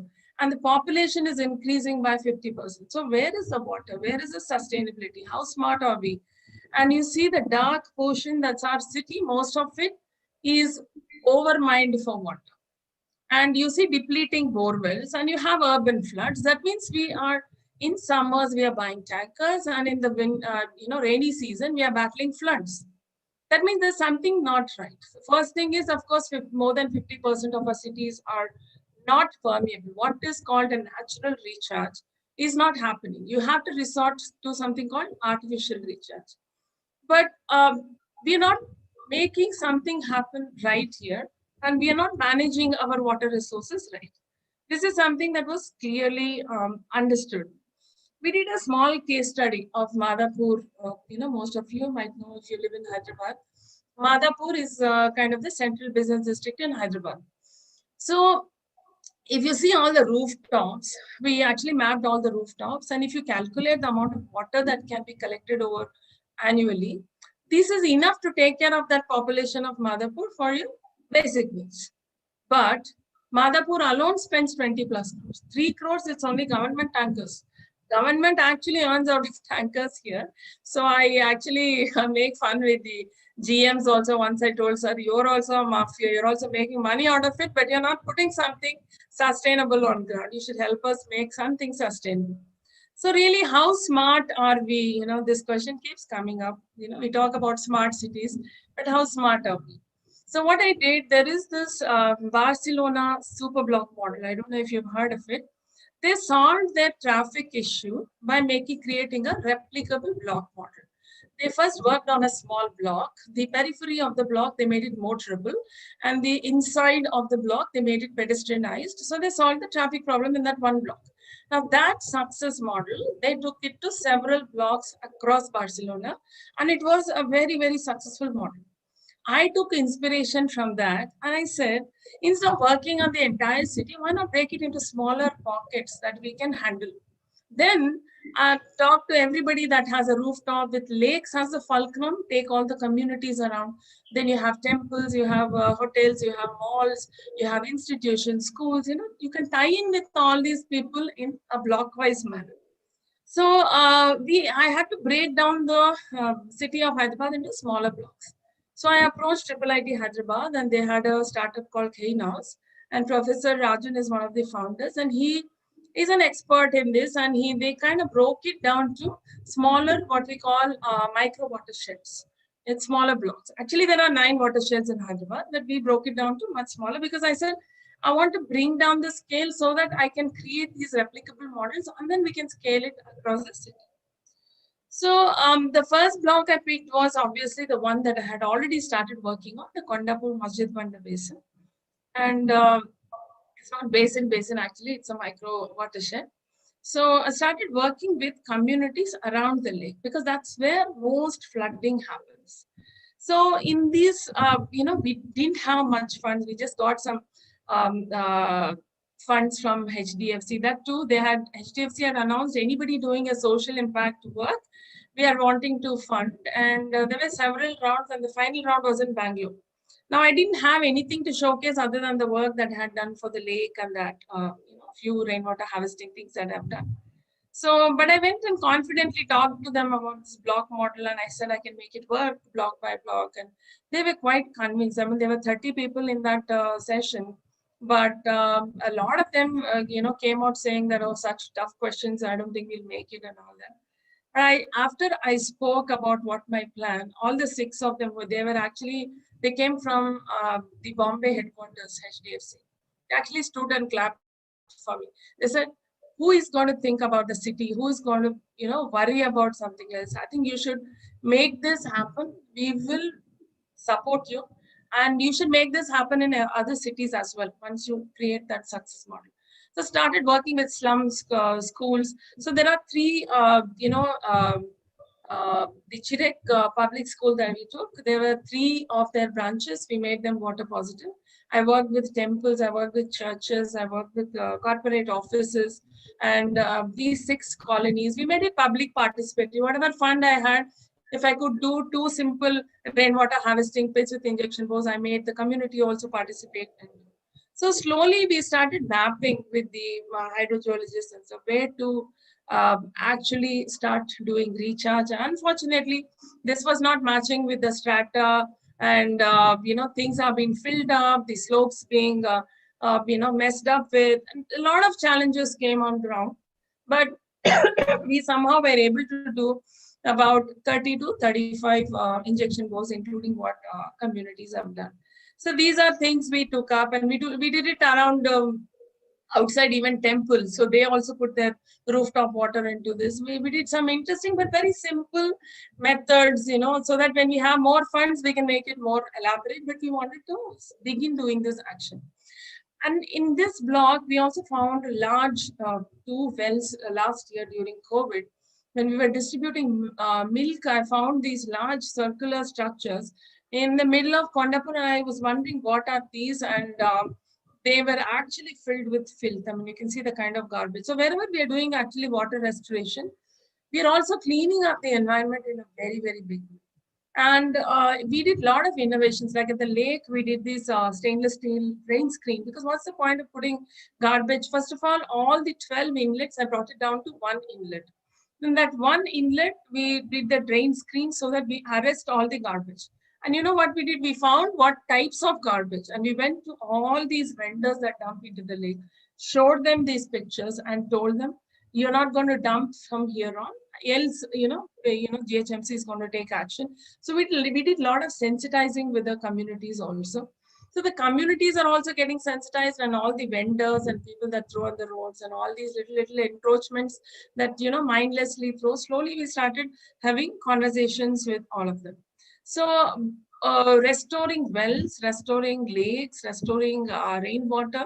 We did even in a government school, we did rainwater harvesting, where 330 students were there. There were only 2 borewells, and 1 borewell had stopped working, and the other borewell just barely gives them a drum of water every day. So they mostly depend on the Manjira water, and that too in summer, it's a big mess. They don't have enough. Of course, with summer holidays, they're able to manage, but most of the time they juggle for water. So we made the school entirely water positive. We got the bore working, and the other bore also, we cleaned up old sump. We got piping done, because most of the walls in that school are almost falling apart, because rainwater means it was just a hole in the terrace, which was just pouring water all over the walls. So we got piping done. So we made schools also water positive. So that is another initiative we wanted to take up with schools, institutions, and that. So this is the first block, which is about 10 square kilometers. We haven't even, not even reached, maybe 50% also of this block. But we've created a buzz. We've created an impact, and many people, colony presidents, have called us this year saying that we have enough water on the borewells. Especially in one president called and told us, the injection bore that you've done right next to the community. There was a bore that was hardly working for so many years, and now it is giving more than 2 lakh liters water a year, a day. And he actually took me and showed me also. We have some videos also about that. So these are all happy things, to be able to connect with people on ground and bringing back birds to the lake and see how the lake was and see how the lake is today. So all these changes, and can you see the difference of what the work we've done? I mean, tons and tons of garbage removed. And we made this behavior change where littering is no more an issue, right? Littering, the moment they see a cleaner place, people think twice to throw something here. Earlier it was a dump yard, so they don't think twice. They just keep on dumping. In India, it is like this. You find a small dump and you keep adding to it. So we also supported a lot of people through the pandemic. We don't need skilled labor. We only need skilled people and geologists and watershed analysts to create that plan. But on the ground, we can just train these people who come, normal laborers, and get them to work. So through the pandemic, what if we can pay like 700 or 800 rupees to them, we were supporting paying them for 1,000 rupees to them. So they were also happy, and we were able to give them the work. And it was nice involving like hundreds of people for all our projects. And all the projects, what we did, wherever we do water restoration projects, we also wanted to create interesting public spaces out of it, because interesting public spaces makes it, feasible for people not to make it again litter points, right? They see a new concept emerging. They see that connection. Okay, there's something interesting happening here. So that we started creating that connect with water. And we had a lot of encouraging results in this super block. A lot of schools came forward, temples, a lot of trusts, actually, temple trusts, called their donors and asked them to do rainwater harvesting. That was very, very interesting. And of course, the president's, encouragement last year on Women's Day was such a huge encouragement. Now I'm connected to the Jal Ministry, and I'm also connected to various water warriors across the country, right from Chhattisgarh to Thiruvananthapuram to, Calcutta to Gujarat. So it's very, very interesting, and it has really gone into a different direction. And my campaign for Blue Hyderabad last year was launched on the Jal Ministry platform, which again was a huge encouragement. They said, like, we want to encourage your efforts, taking forward and setting an example that, it's not that women can't do anything. If we want to, if we can think, we can, because honestly, in this line of water journey, I haven't found another woman who's taking a lead. I want to change that scenario, actually, because if we really put our minds and hearts, we can become the change, and we can handhold many other men who are working towards in this direction. And a lot of women should come forward, I think, because they're really bothered about the kids' health. They're bothered about the environment. They're bothered about diseases. They want to give good nutrition, good water.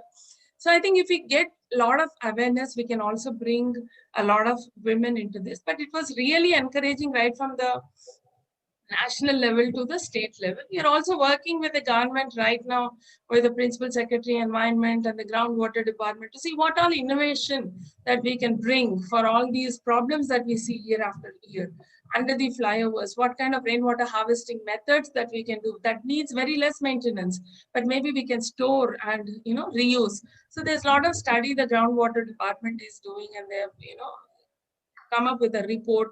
And we are also restoring the heritage step wells. We've taken that each block plan. We are identifying wells in those blocks and trying to restore. So the well I told, which we restored through COVID last year, it stores about 1.3 million liters every time it rains and it floods. And it has taken in more than 25 lakh liters water in that well. So it was a good example of showcasing in a case of urban flood, these wells are wonderful connecting points, right? All it needs is, we need to desalt it in a certain way and clean water. Of course, you need to do ethical recharge. You cannot put sewage into these wells. That is one thing you have to be really mindful of, which is why I believe working in internal roads in the colonies where there's only clean water. And this is a historic well, and I made one of the schools in this block pick it up, and they are funding restoration of this Gachibowli.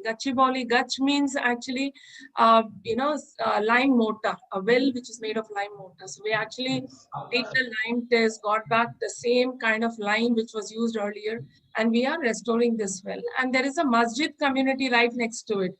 So talking to the masjid community, that was an interesting thing for me, because I've never met anybody in a masjid or talk to them. I said, like, this well needs to be restored and it belongs to the masjid. Get permissions, and I need to talk, but very good interactions, very beautiful interactions. Now we are connecting the masjid rooftop water, and there's a small madrasa next to the masjid. We're connecting these rooftop waters to this well, so that wells are a good connect to the shallow aquifers, and this can help restore the water all around also. And we're also working with slums. You see a lot of, on lake beds, you find slums, and you find this huge swamp and, dumping of garbage, and a lot of things happen here. So particularly this slum, the Gopi Chervu, what we call, it's opposite the HCU. And I'm working with almost 3-4 slums here. And it's a beautiful connection. I mean, I went to work for the lake, but today I'm so connected with the people in this communities that, I'll tell you a small problem. They had these girls were walking along this bund, and they used to come back in the evenings, but they used to be teased by this bunch of kids that used to come in cars with beer bottles and all. So they said, how to solve this? They came to me, we don't know what to do. Then I engaged the police and had patrolling, but I soon realized that I have to patrol them to make sure that they are patrolling. So then I came up with this bright idea of, okay, if I put bright lights here, maybe this will solve the problem. So 2 months I rallied with the government, the E departments, and finally got 2 bright street lights. And true to that, nobody started, coming back to the bund. It was like, bright lights there. And these children actually enjoy that place. So recreating these retention ponds and things like that, where there are no, every year they have dengue deaths. So these are things that we need to solve for them, for the environment. And also making parks as rainwater harvesting zones. So there's one park in Madhapur, within 5-10 minutes, you can see the park floods and goes off into the neighboring corporate buildings and creates an havoc there. So why not, create? But most of the parks also have sewage these days. So that's another battle. You have to first erase the sewage and then start doing rainwater harvesting. So this is another plan we had given the commissioner GHMC. And also the well that we restored, there used to be something called a smaller well. It's called the Pillabavi earlier. So when the large well dries up, they used to go deeper in the smaller well to fetch water. So that had actually crusted and it was of no use. So we created a small amphitheater there, thinking that, by the well, you will have some sort of a cultural space that we can create. I also believe in talking to a lot of youngsters. I mean, they need to be connected to water. They cannot be cushioned and not understanding what's happening around them. They need to know, what did we have? How did our traditional systems happen? How did our kings and kingdoms plan traditional systems? How did they think of distributing water? What were their methods? And what is it today? And where are we heading? So actually, like taking them to these old step wells and have a chat with them there. So a lot of questions come up, a lot of interactions, and they're really nice. And I even, like to take corporate employees, instead of sitting and talking like a monologue, taking them to these places is a lot of awareness, actually. It builds so much awareness that they wouldn't have imagined that such a thing even exists. Can you imagine that large step well that you see? It's in Hyderabad. And we have more than 45 heritage step wells in Hyderabad, really good ones, beautiful ones. But most of them are dumped, and slowly, one by one, we are a group of 12 architects. There's a forum called Hyderabad Design Forum under Dr. Yashwant Ramurthy. He is a very senior architect. He is guiding us, and we are coming up with a book documenting lost step wells. Our idea to document is to highlight it and bring it to the people. And I want to go the next step and also see what we can do to conserve wells. So this year through pandemic, we have conserved 3 wells. I have worked with a large Goshala and have restored 2 wells there. One well through crowdfunding, another well through an NGO in Bangalore. And we also are doing rainwater harvesting. So seeing our efforts, the additional collector came by and said, we'll make the fence and we'll protect the well. So it is also a good stakeholder engagement. You are making them move, and what I'm saying, these restorations are not so simple, but I have understood this is not impossible as well. If you connect communities and make it happen, you can definitely make it happen. And also training plumbers, they can make a livelihood out of rainwater harvesting. They can become ambassadors for the cause. So there are several trainings in smaller communities that we do, so that they empower. See, I didn't know anything. I learned in the journey. I understood how people do. I understood how things can work for the lake and how rainwater harvesting happens. But that was easier for me to pick because I also come from an architecture background. So it was easier for me to understand and create these systems. Yeah, I just want to say one thing, that embracing each challenge that came to me, I only saw opportunities, and even today I see only opportunities in challenges. And if you walk away from these challenges, I don't think you will even see the joy of achieving something. So, I always embrace the challenge, and I see positivity in everything, and I see opportunities everywhere. And hopefully, this World Environment Day, many people, going through COVID, and really, really sad to see a lot of people going through so many difficulties. I pray for all of them. But I also think many of us should open our eyes to something called nature around us. Many people don't even believe we are part of the environment.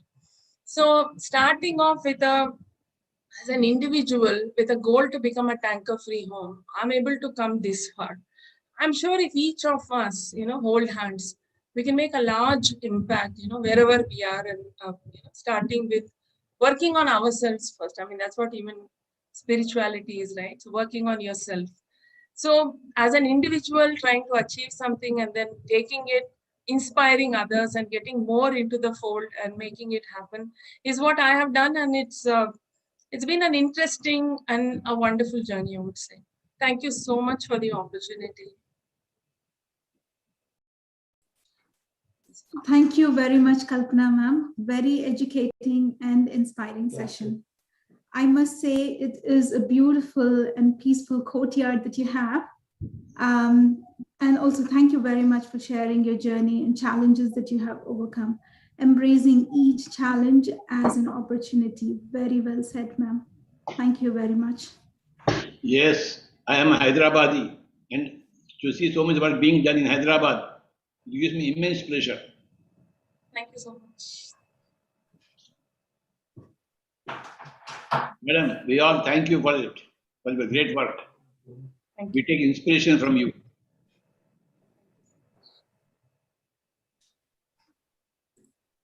Please visit our Kartal Center sometime. I will.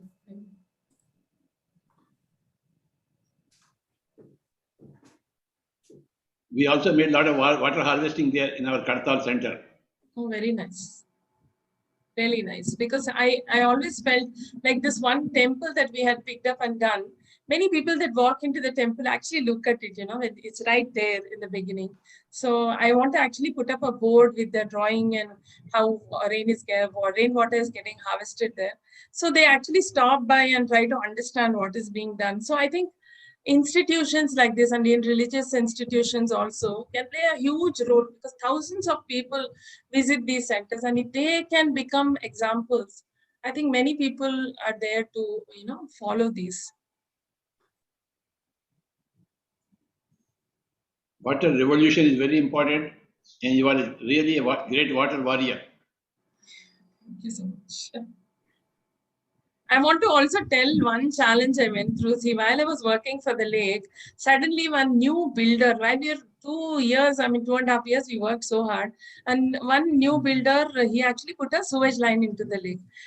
People were very hush-hush because it was a very politically backed up something. So he had the right, he wanted to do whatever, and he thought nobody can object him. So I went to GHMC and immediately we took people and went to the lake and all. But I'm seeing that they're not acting. Like none of the commissioners, usually they respond and nobody is responding. So I quickly understood it's a political system. Now I had to choose whether I go and sit and negotiate with a politician who is supporting something wrong, or do I find out of the box. So that's where my designer mind helps. The designer always thinks out of the box. What I did, I went and understood what is the building used for. It was getting ready for OYO rooms. So what I did, I wrote an email to the OYO founder in Delhi, Ritesh Agarwal. I said, see, I'm working on this lake. Can you be a responsible startup and help me? So the next day he connected me to the Telangana OYO head, and he made him talk to the builder, and he said, if you do illegal drain for this building, we will revoke the agreement. We will not go with the agreement for your building. Within 3 days, I was able to remove that entire line, sewage line of the lake. So I didn't have to touch the builder. I didn't go to the politician. I didn't do any of this, but I solved my problem. So I think today we have to also think differently. The same solutions may not work for the same problems. We have to think a little differently and we can solve the problem. And if we handhold everybody around us, it's such a beautiful world, actually. Chandra, how is this great master? So absolutely wonderful to hear Kalpana ji. I mean, you always said we have to initiate. Kalpana ji, Patri ji always said we have to initiate. We make an intent and start, and then use the second word, perseverance. That's it. So you start and then perseverance is there, then it grows, and naturally, because where you place your attention there, the energy flows, it has to grow. But you have been doing, because the perseverance in there is where a lot of people give up, and a lot of us give up in halfway through. And it feels great to see the way that you are making a difference. And we are in our own way being part of, we are part of it in many ways, in recharging, making sure that most of the pyramid centers and wherever that we're able to getting them definitely a lot of nature cover, and then water preservation slowly, right, in many places. So this is great, sir. And also in last year's flood, just before the floods, we thought the rains are over and we planted 600 trees. 1 acre of the lake was released for the lake. I mean, we've been fighting for that land, and finally 1 acre we got back to the lake and we planted 600 trees. Just after we planted, not even a month or so, and this huge flood came. I was crossing my fingers, find its native trees, so it should last, and I don't want even one tree to die through the flood. Literally, it just the lake breached. So I was just praying and praying. Today, I'm happy to tell you, 590 trees have survived. It's I think a strong intent also. Something worked there. I don't know what worked, but it's such a happy thing to go and see now 4 feet, 5 feet, trees along the lake, and it's a beautiful forest that is coming up. And birds, I brought birds back to the lake. So that is, in bigger lakes, you don't find migratory birds, but I found migratory birds in our little lake that I restored. So bringing back to the lake. So I don't care if people praise or not, the nature is responding.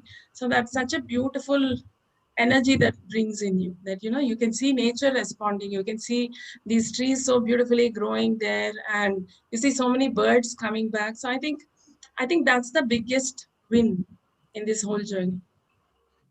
Yes, in your comment that if we don't solve, who will solve? I think this is a beautiful inspiration, that if we don't do it, who will do it? And we have to step up and then do. And then you also mentioned, I'm bent on solving my problems, not pointing to things. So there's more solution oriented then. So I think these are all great things that we learn from you, Kalpana ji, and then I'm sure you could be an ambassador of this to the SWAG too, as PSS movement has huge amount of meditators, and we could take a direction in many ways to wherever that we can implement. Some of those can be implemented to projects. Thank you all so much. Namaste. Thank you. Now I request my co-traveler Shrikant to take over and introduce our next guest.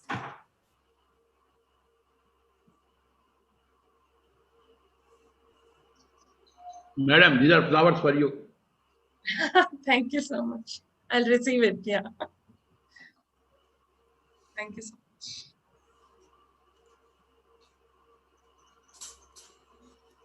Thank you, Anuja. What a great evening. This is Shrikant from Toronto, practicing meditation from last 4 months. A few words about our founder, Subhash Patriji. Born in 1947 in Shaakahaara of Nizamabad, then Andhra Pradesh, to P.V. Raman Rao and Savitri Devi. His earlier school was in town of Bodhan and city of Secunderabad. College studies were completed in the city of Hyderabad. After obtaining postgraduate degree in soil science in 1974 from the Andhra Pradesh Agricultural University, he took up an assignment in multinational fertilizer company in the year 1975. He got enlightened in the year 1979, and since then, Patri G began striving hard to awaken and enlighten each and every individual. To date, he has conducted thousands of workshops on Anapanasati meditation, vegetarianism, and New Age spiritual science, etc. Now, I'm excited to introduce our speakers, Dr. Newton sir and Dr. Lakshmi ma'am. Medical doctors by profession, Dr. Newton MBBS MD and Dr. Lakshmi MBBS, decided to take forward their life journey and profession as soul doctors. Rather than practicing conventional medicine, they together founded Quantum Life University. They are renowned practitioners and teachers of meditation and spiritual science, pioneers in past life regression, life between lives regression, and internationally acclaimed experts on reincarnation and law of karma. The list of their achievements and accolades goes on and on. Without further delay, I cordially invite Dr. Newton sir and Dr. Lakshmi ma'am to speak on connecting to the Mother Nature. Wonderful Srikanth Garu, thank you for introducing us. And pranams to Brahmarshi Pitamaha Patriji. And it's wonderful, sir. After a long time, I'm seeing you. And nice to see Chandrasekhar here, Kendra. And the Kalpanaji is amazing presentation. Spellbound, I'm spellbound. The work that you are doing is fantastic. Thanks for being an inspiration to thousands. And Parinita Patriji, it's wonderful that you took this initiative to organize this program on this World Environment Day. It's so special. And we all acknowledge today as this, we commit ourselves to do something for our Mother Nature. We care for our Mother Nature. And my understanding about Mother Nature came after I came into meditation path. Before that, I was almost like never the environment or surroundings existed for me. I was so self-centered and absorbed into my own self-experiences. But when meditation stepped into my life through Brahmarshi Patriji, everything changed. There's a lot of sensitivity that has come. I never know that we should not waste water before. I used to just waste water, electricity, and my father used to tell me so many times not to waste anything. Every drop of water is very important, but I never listened to that. Later on, I also discovered why people are, insensitive, not caring for our nature, the Mother Nature. Why do we destroy? Today, our topic connecting to our Mother Nature, I want to say two things. Later, Dr. Lakshmi, she will speak on this topic. And why people are disconnected from Mother Nature. Why we call nature as a mother, Prakriti Mata. We say Bhu Mata. We'll not say the father nature, but we say Mother Nature. We always use a feminine gender when we are talking about nature or Mother Earth. So there is a reason why we say that way. Why we are disconnected, first of all, let us know this. Many people, we don't know about our mothers. Those who disrespect their mothers, they also tend to have the same behaviors of disrespecting our Mother Nature. They do not know what this Mother Nature is, how this system works, how this entire ecosystem works, how all the elements of the nature works, how they balance each other. Plant kingdom is eliminated if we cut down all the forests. So what is going to happen? That's what we are doing also. A lot of greed, and we want to build more factories, more industries, and we want to make it a concrete jungle. We have cut down almost all forests. And we see the consequences. We are seeing the consequences of it right now. We throw garbage everywhere. We throw plastic everywhere. We spit everywhere. And what a beautiful ideas you presented, ma'am, Kalpana ma'am, about rainwater harvesting. How many of us, we know that there's abundance of water that comes with every rain. that we can do wonders with that water. So to connect back to our mother nature, first we need to understand to respect woman, all the women. First woman in our life is our mother. We stayed in her womb. Later, she was our first teacher. We are under the sphere of influence of our mother. She took care of us. After that, we come in contact with father, but first mother. And later on, when we are grown-ups, Mother Nature takes care of us. She gives us shelter. She gives us plenty of food. She gives us water, and she takes care of every living creature here. She is our big mama. So to connect back to the nature, we need to also understand this the feminine nature of us. Meditation is a wonderful way. There's a lot of feminine understanding about our feminine qualities will come to us. Our heart opens. There's a lot of sensitivity that comes. We know when we are cutting a tree, oh, how much pain we experience, how much pain the tree undergoes.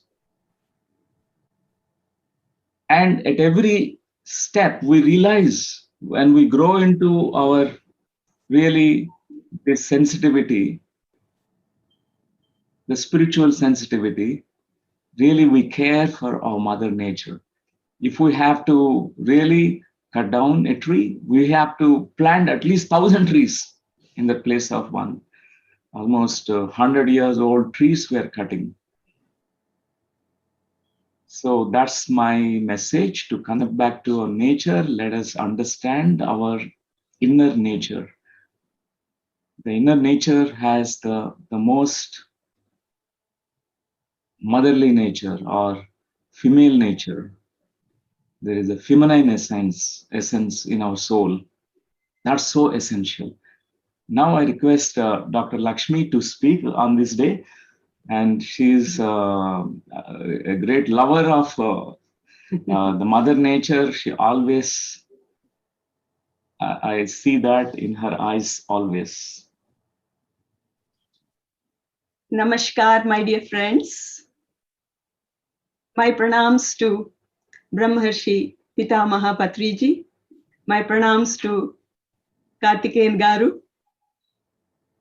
I want to congratulate and appreciate Parinita and her team for this wonderful effort to create this platform where all pioneers can come together so that we can share, we can learn from each other. My dear friends, nature is not something that is separate from us. Whenever we say, I'm disconnected from nature, it's very clear that we are disconnected with ourselves. So just discussing about the environment, trying to do something, that's wonderful. We are trying to do something. But change doesn't happen when we look at Mother Nature and its people, or her creation as different entities. Change is possible only when we understand that people and the planet are one and the same. So today, let me explain to you about the interdependence. Everything is interdependent. From the small blade of a grass to the biggest star, everything is interdependent. So when we understand about this understanding comes only when we feel, only when we are in that being state. So humans, without understanding the reality of this interdependence, have caused a lot of violence, a lot of destruction, because in their own ignorance, they could not understand the unity of life. So with that, whatever we are doing, whatever we have been doing, we have been cutting our own hands, we have been cutting our own legs. And we didn't realize that. So today I just want to share this joke about Mullah Nasruddin, which is so apt. One day, Mullah Nasruddin was just sitting on the edge of a branch and he was just cutting that branch. And some passerby noticed it and he just wanted to warn him. Oh my God, what are you doing? You will fall down if you just continue to do this. Mullah Nasruddin ignored him. He thought this fellow has nothing to do. So he's just advising me to do something, not do something like that. So he just ignored him. So within few minutes, he fell down along with the branch. Now he started wondering, oh my God, this fellow knows about future. And let me just go to him and ask him about the future of this world, the future, my future, when I'm going to die. Most of us, we are doing exactly the same. Without understanding the interdependence. So my dear friends, with this ignorance, all the forests are destroyed. Millions and millions of trees are being cut every day. Millions and millions of animals are being slaughtered in the name of animal agriculture, in the name of animal husbandry, whatever you name it. So much of destruction. I'll just give you one simple example. Human beings, we breathe in, we inhale oxygen, and we give out carbon dioxide. The trees, they take in carbon dioxide and they give out oxygen. This is just a simple example of interdependence, how beautiful it is. This is just one of the examples. If you understand this, you will understand how we are all interdependent in so many different ways. The nature and its creation. So my dear friends, today, if we just look at the world, we have destroyed all the forests. We have cut almost all the trees. And 90% of the Amazon forests today are just cut for the sake of animal husbandry. And that affects everything. And today, the carbon dioxide has become so much, and the temperatures are rising in the environment. So maybe it is not significant for you or me or for most of the people, but it is very significant. Let me explain to you. Just 1 degree raise in the temperature can cause the oceans to rise by 1 foot. If we continue to do like this, there is a possibility that the eternal ice of the Himalayas can melt one day and the oceans will rise 20 feet higher. And that's enough to submerge the entire planet, most of the planet.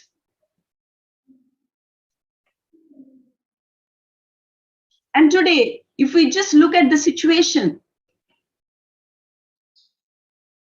look at the sad situation. We have destroyed all the forests. We have destroyed all the life force, the oxygen giving trees.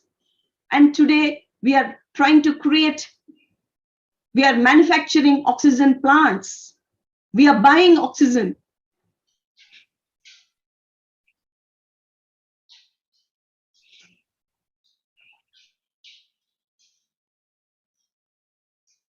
So friends, in the past, humanity in its own ignorance could not understand this interdependence. And we have done so many things. We have acted in so many different ways without understanding the consequences. Today, we are facing the consequences. What to do now? What is possible? Is there any hope? Yes, definitely. There is hope. We don't need more intellectuals. We don't need more scientists in this present moment. We need those beings, those individuals who are alert, who are aware, who are sensitive, who are loving, who are meditative, who are rooted in their consciousness. Then only we can feel, then only we can be, then only we can experience oneness with the mother nature, with the mother earth. Then only we can feel what she is feeling. Then only we can feel what this creation is feeling, what each and every creature on this planet earth is feeling.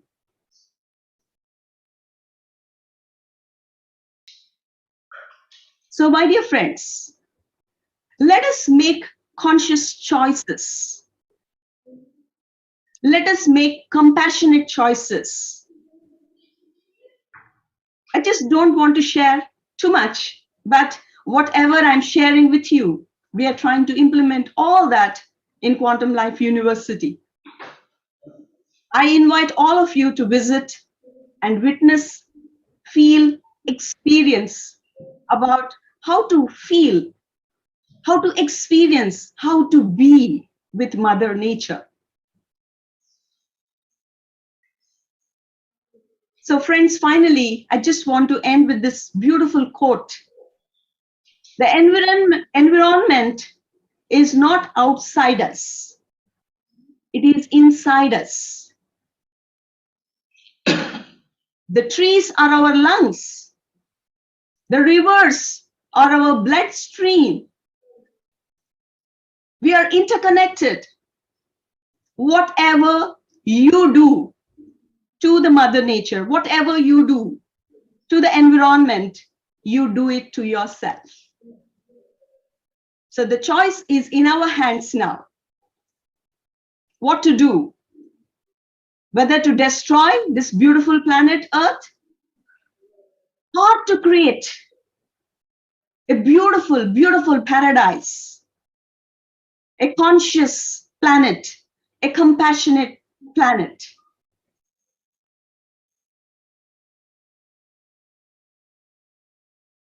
It's in our hands, my dear friends. Let us all come together to co-create a beautiful, beautiful planet. To co-create a beautiful, compassionate world. And let us give this beautiful gift to our future generations. Thank you, my dear friends. Thank you. Thank you. Thank you, Parinita, for inviting.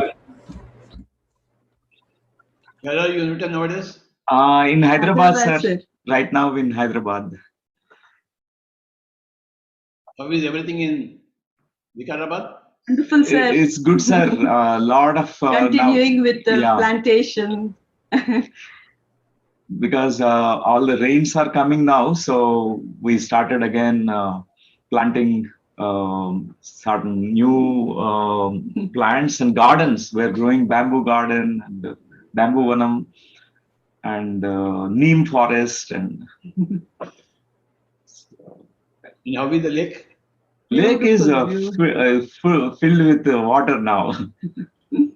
And so many birds, Rare so birds, many birds rare are coming. birds are coming, and it's beautiful, sir.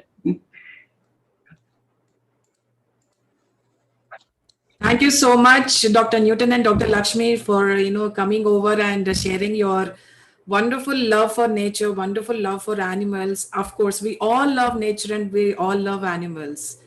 What a beautiful wisdom that you have shared with all of us. And Dr. Lakshmi was a vegetarian since her birth, and she has been propagating vegetarianism since her birth.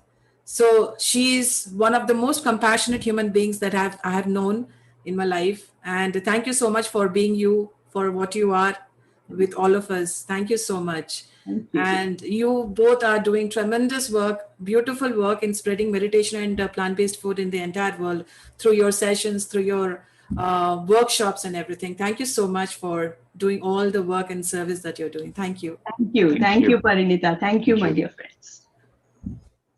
Thank you. Thank you so much, Dr. Newton, sir, and Dr. Lakshmi, ma'am, for powerful speech. And thank you once again for gracing this event. Now I hand over the torch to my fellow swag warrior, Chandrakala ji, to introduce our next speaker. Thank you, Srikanth. Hello, masters and friends. Good evening. I am Chandrakala. I am from Hyderabad. I am doing meditation from the past 1 month. I learned it from PSSM group. PSSM group promotes Anapanasati meditation. You'll be thinking, what is Anapanasati meditation? Ana means in breath, Apana means out breath, Sati means be with. In Anapanasati meditation, the attention of the mind should constantly be on the normal, natural breath. My dear friends, the task on hand is effortful, joyful, oneness with the breath. No mantra to be chanted, no form of any diet to be entertained in the mind, no Hatha Yogic pranayama like Kumbhaka, holding the breath should be attempted. That is about Anapanasati meditation. Now, it's time to introduce our present speaker, Subhash Reddy sir. It is my pleasure to say a few words about Subhash Reddy sir. He is the founder of SMARAN, an environmental and developmental organization. Subhash Chandra Reddy is a humanitarian, nature lover, and social worker who has committed his life majorly for the cause of water resources conservation as a part of his contribution to the greater good of earth and mankind as a whole. He majorly works with small and marginal farmers and agricultural laborers, enabling them with alternative solutions for a better livelihood. Now, I cordially invite Subhash Reddy sir to speak on his topic, how to create livable and lovable cities. Welcome, sir. The stage is yours.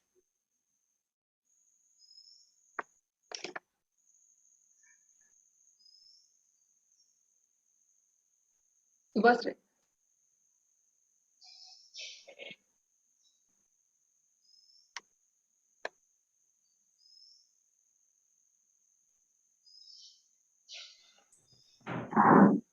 I'm audible? Yes, sir. Okay. I'm sorry, in a short notice, I have to prepare a PPT. With respect to flooding our Hyderabad, the recent past rains last year, which were really very bad, which have put our people's life and infrastructure to a risk, to a big risk. And what small solutions we have in front of us, I am going to share with few alternatives.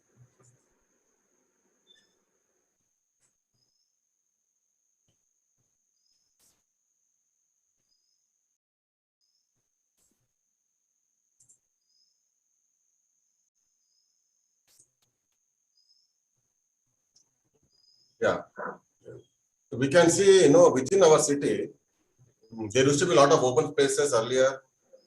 There used to be a lot of, water bodies, big grounds, open places, and parks, wide roads also. But now you can see in the same place,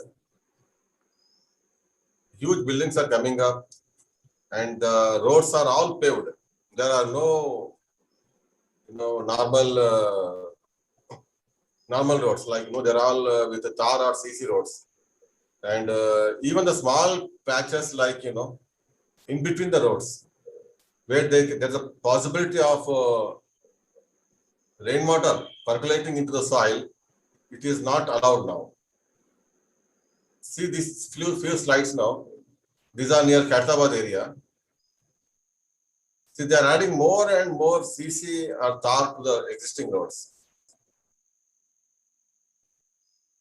And see, these are the points, where we can allow the water to percolate to the maximum. But now it is zero. And this new metro also added more rooftop rainwater onto the roads. And even this is also, see, even the sides, see, below there's a CC bed, again the CC bed. So more the roof, more the concrete, more the runoff. So that is nothing but, in a few minutes or seconds, flash floods will arise. And the same way constructions, huge constructions. And during constructions only, there are not living options for the proper rainwater harvesting, which suits our Deccan Plateau. So those options are almost nil. And doing after the occupancy is not possible at all. We cannot do, to the potential available.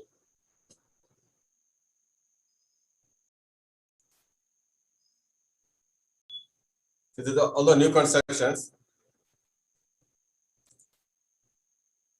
And this is what happened 2 years ago near Gachibowli.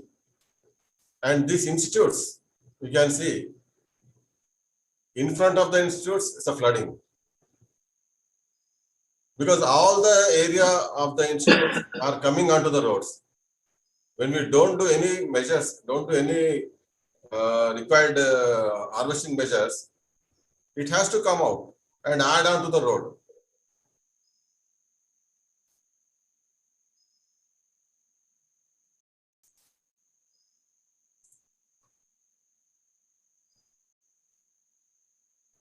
These are the constructions happening in more than 1 acre or 5 acres or 10 acres.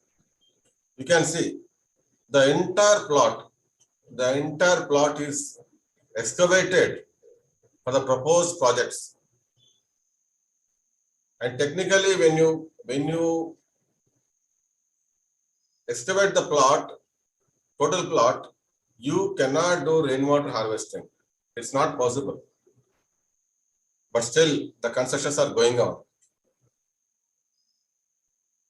See one dugout plot, how the water is still not going inside. Is the rainwater. See, it's not so easy possible in Hyderabad to harvest the rain. So much huge plot area. It still remains like that. And if you don't do this, all rainwater has to go on to the roads, has to go on and join the municipal drains. And they find a low-lying area where you can find at least 4 feet or 6 feet water flooding. And this is one example. See, this is a namesake harvesting pit.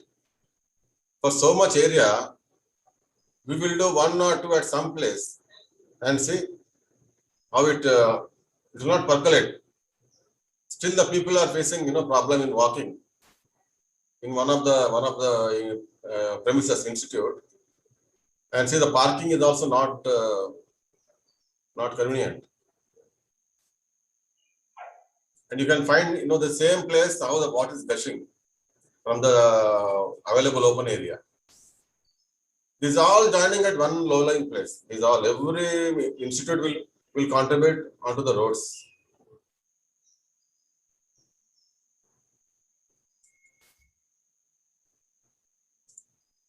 And this is one of the well near Nampally area, huge well, historical well. it was dumped with all the debris, nearby debris. It is now it is not there now. This is one of the well actually.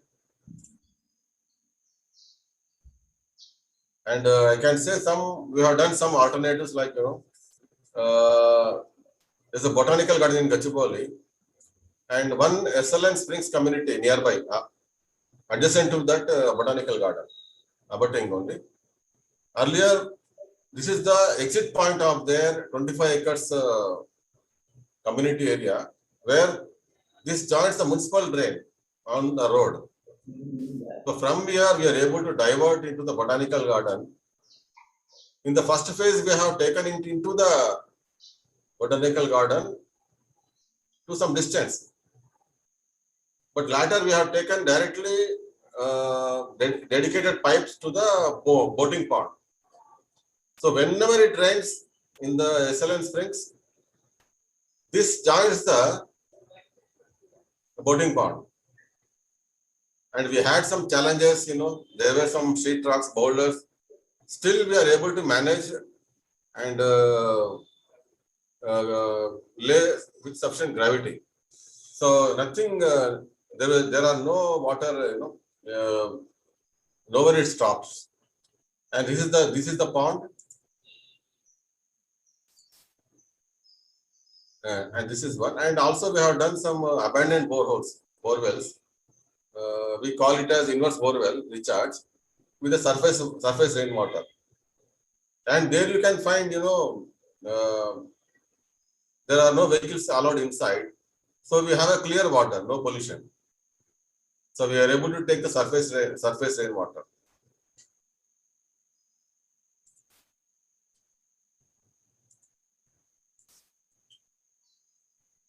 And this is one of the places at Rajendra Nagar. They are given the surface area only to an existing borewell.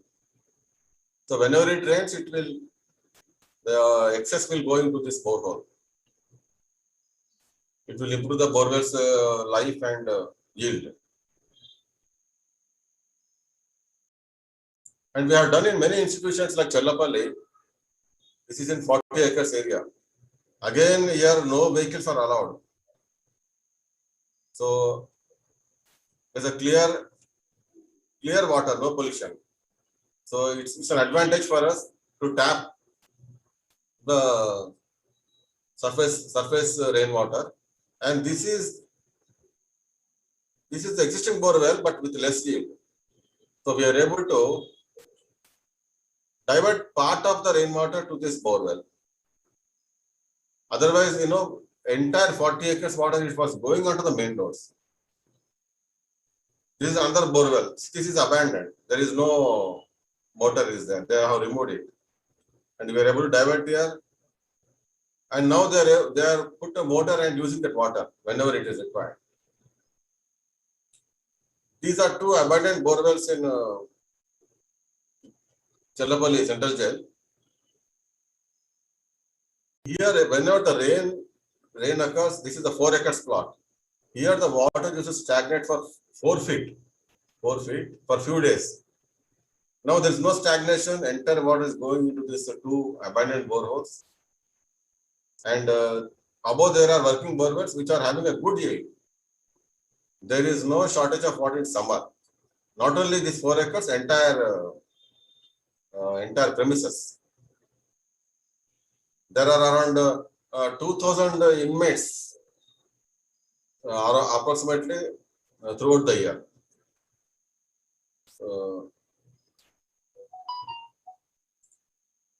The same way the other borewells in the yes. So I have shared a few only, few institutes only. We have done to many communities, independent houses, apartments. So now the challenge is that in front of us is that, see, this is 10 acres plot. This huge water now will be allowed onto the roads. Like this, there are many buildings coming up, mostly in the Triboli side area. So how we can allow this to happen?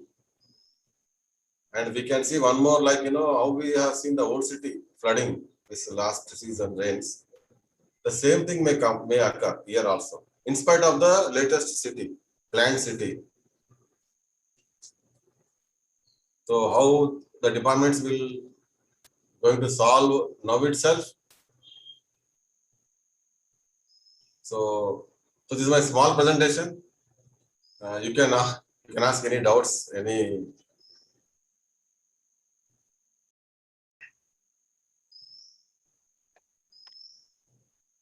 Thank you, sir, for a wonderful presentation. Yeah. It is very informative and very much in need to increase the groundwater, particularly in cities, so that every human being should know what are the steps you are taking. It is very informative, sir. Thank you so much, sir. Yeah. Sir, can you please stop sharing this one, sir?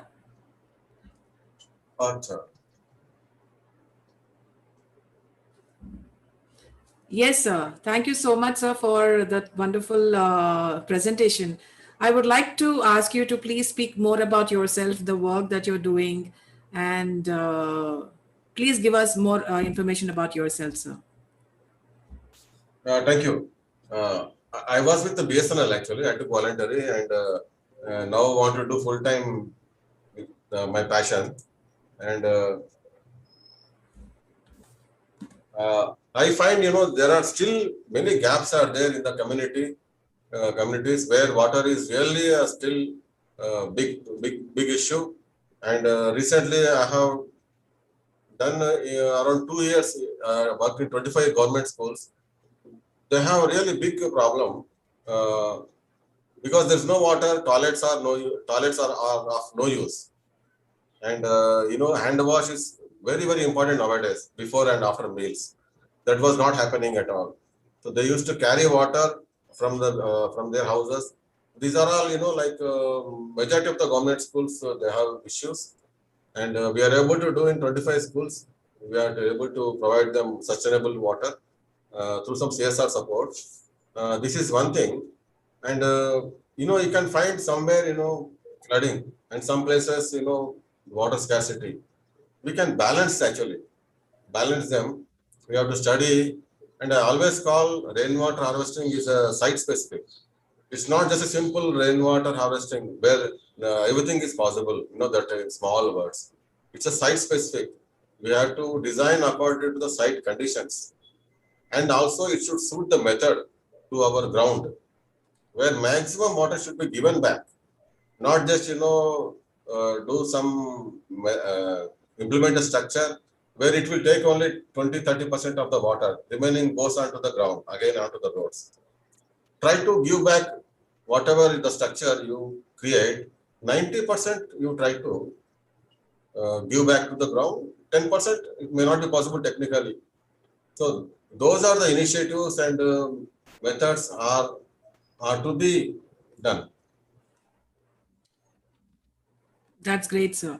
Thank you so much, sir, for sharing your wonderful wisdom. Thank you so much. I would like to ask the audience, if you have any questions, you can ask Subhash Reddy Garu, and you can get your answers from him.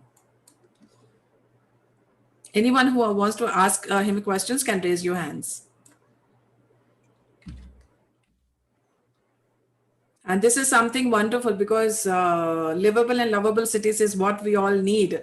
And not just cities, villages and towns and everything. So yes, thank you so much, sir, for coming over. I'll say one thing. What you said, Yes. livable and lovable. See, water scarcity to some extent is okay, but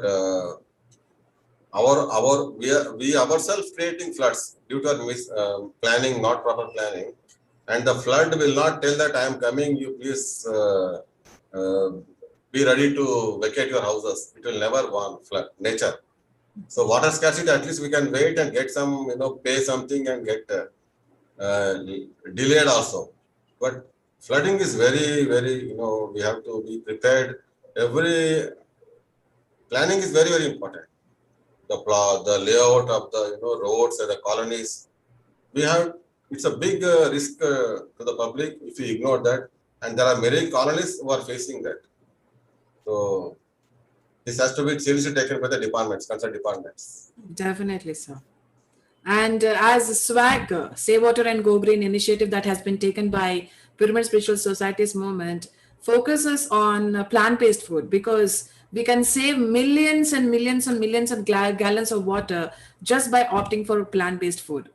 So we propagate plant-based food very, very extensively, very intensely. And that is what our message is. And PSSM's motto is to bring meditation and plant-based food into the entire globe on a global scale. And we would like to transform everyone into compassionate beings, into people who can choose food consciously. And that is when we can really, contribute towards nature, towards conserving Mother Earth. Swamiji, I would like to ask you, are you a vegetarian or a non-vegetarian? Are you a vegetarian or a non-vegetarian? Sir, I am a non-vegetarian. I was vegetarian for 20 years. So how can you justify that? Which one, sir? Which one? Eating animals. So the day and the time will come, will soon, where it will be stopped. You must begin with yourself immediately today. काल करे सो आज करे सो अब पल में प्रलय होगा बहुरी करोगे कब? We want you to become a vegetarian right now. That's how you contribute personally to a better world. Because when you become a vegetarian, you will spread the meditation message to everybody. When you are eating meat, you don't send any message to anybody. But when you become a vegetarian, you will send the message to everybody, and everybody is affected because of you, is impacted by you. Please become a vegetarian. That is our humble request to you. Thank you. Sure. On this World Environment Day, I want all environmentalists to become vegetarians and meditators. Add the dimension of meditation to your life. After 24 hours, what do? Keep on thinking. Set apart 2 or 3 hours for non-thinking. Close your eyes and become a Buddha, Swamiji. Subhash Reddy should become a Subhash Buddha. That is our kind request to you. Because you are the leader of the society. When you become a Buddha, your whole society will become a Buddha. So we want, you are a great master, you are a great citizen of Hyderabad city, of the country, you are a scientist, you are a social worker, but now become spiritually enlightened and be a vegetarian and do meditation 1 hour every day. Okay, sure. Right now, I would like to introduce meditation to you. Please close your eyes. Put hands into hands, fingers into fingers. And for 5 minutes, I will sing something and we will not do meditation. Please close your eyes. All society workers should become Buddhas and become vegetarians and save the environment through your personal example. For 5 minutes, I will sing. And you please observe your breathing. ఎవరు కళ్ళు తెరవద్దు, హాయిగా కూర్చుందాం. శ్వాస మీద ధ్యాస, శ్వాసానుసంధానం. మనల్ని మనం బుద్ధులుగా చేసుకుందాం.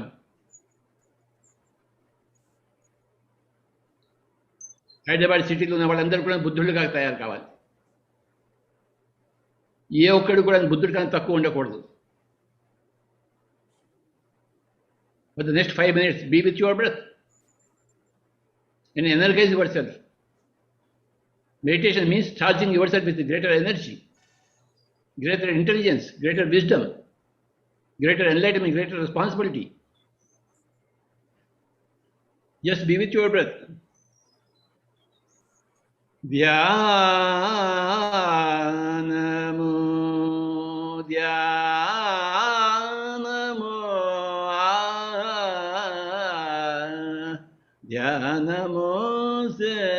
sedamo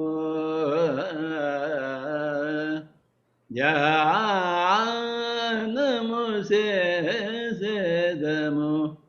కళ్ళు రెండు మూసి తలములన్నీ త్రుంచి కళ్ళు రెండు మూసి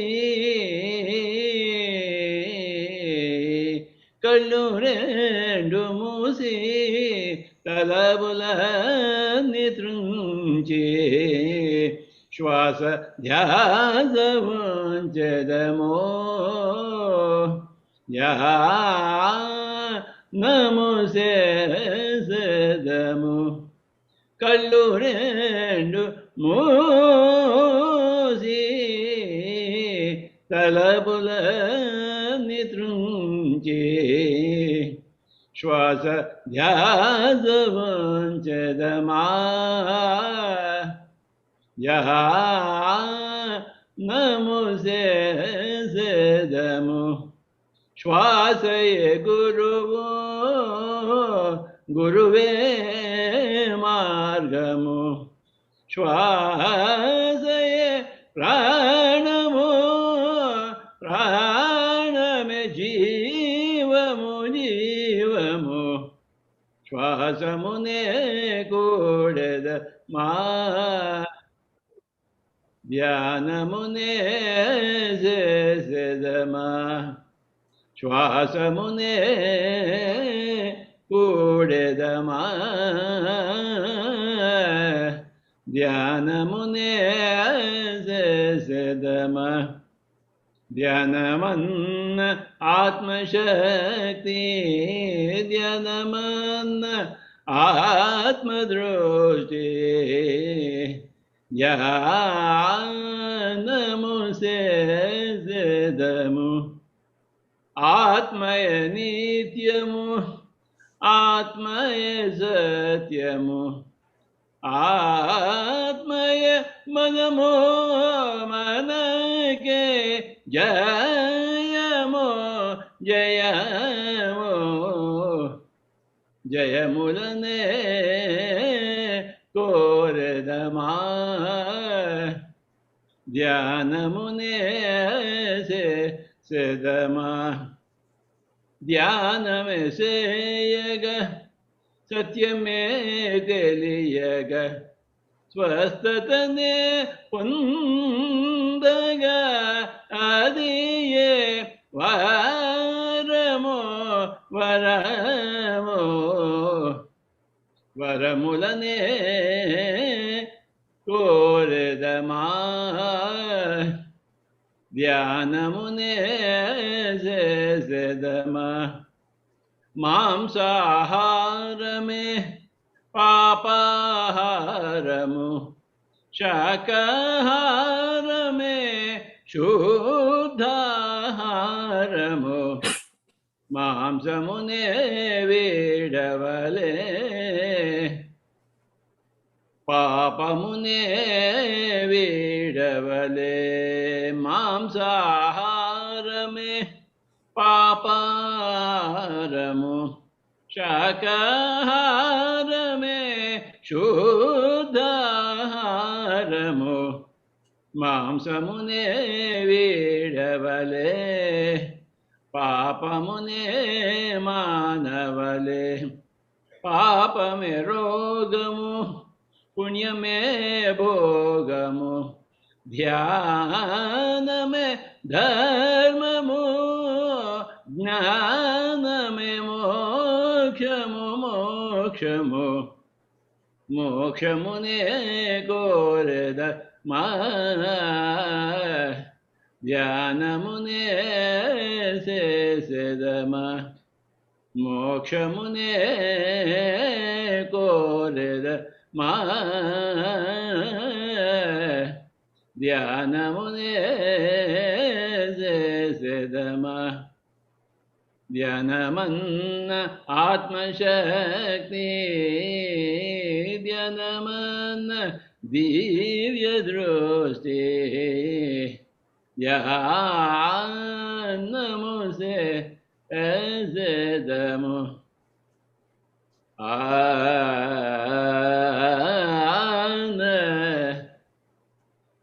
Don't open your eyes. Be with your breath. Be with your normal, natural, easy, soft, simple, tender, peaceful, tranquil breath. कृपया कोई भी आंखें न खोलें. सांसों के साथ दोस्ती एवं सांसों के साथ मस्ती. सांस के पुत्र बनिए, पवन पुत्र बनिए बाबा. मैं मंत्र वायुपुत्र महोदम, श्वासपुत्र महोदम, हनुमंतुद महोदम. హనుమంతుడి దగ్గర నుంచి మనం ఏం నేర్చుకున్నాం? మనం కూడా పవన పుత్రులు కావాలి, మనం కూడా వాయుపుత్రులు కావాలి, మనం కూడా భగవంతుడుగా తయారు కావాలి. అహం బ్రహ్మాస్మి లెవెల్కి వెళ్ళాలి మనం అందరం. రోజుకి 24 గంటలు ఏం చేస్తున్నాం మనం? మనం కూడా ఒక గౌతమ బుద్ధుడిలా ఎందుకు కాలేదు? మనం కూడా ఒక యేసు ప్రభువులా ఎందుకు కాలేదు? ఏం చేస్తున్నాం?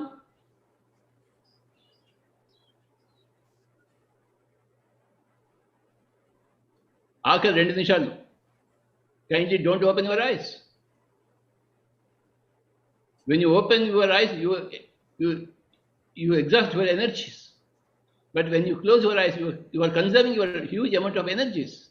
Remember this point. And never ever open your eyes unnecessarily. And never ever open your mouth unnecessarily. When there is a work to be done, open your mouth. When there is work to be done, open your eyes. But otherwise, you close your eyes and mouth and go into stillness to conserve you and maximize your energies.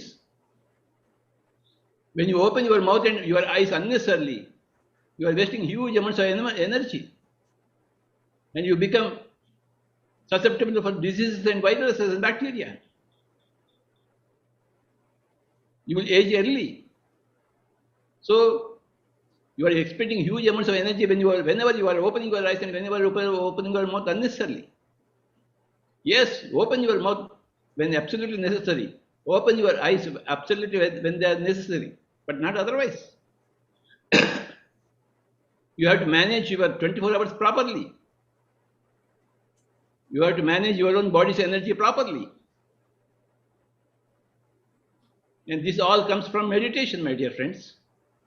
You are all leaders of the society. A leader of the society should be nothing less than a Buddha. The whole society will learn from you when you are a proper Buddha. You are vitally important for the whole society, Baba. And I want you to be vegetarian first, and then meditator next. Final 1 minute. I'll play the flute and kindly be with your breath. Don't open your eyes until I say okay. Today is a great day for you. You are learning something new in your life. Just keep your eyes closed. No chanting of any mantras. No thinking of any Ramas and Krishnas. You yourself are a God. Tattvamasi Shvetaketo. Explore your own godness. You are everything. You are the God, pure Allah. Just be with yourself. I will play the flute. But you will continue to be with your breath, the incoming and the outgoing breath.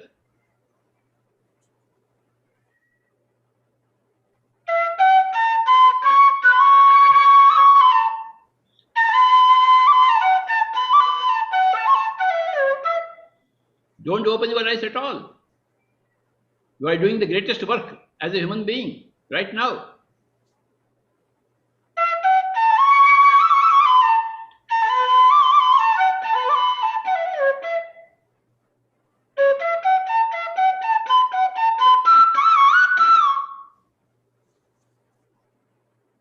Meditation is more important than saving water and going green. Meditation is saving your own life, saving your own health, saving your own happiness.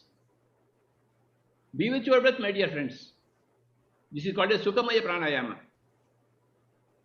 No chanting of any mantras. Just close your eyes and close your mouth and become one with your breath. which is between the eyes and between the mouth. There is a nose, and within the nose there is a breath. And become one with that breath. Become Pavan Putra, become Vayu Putra, become Shwasa Putra.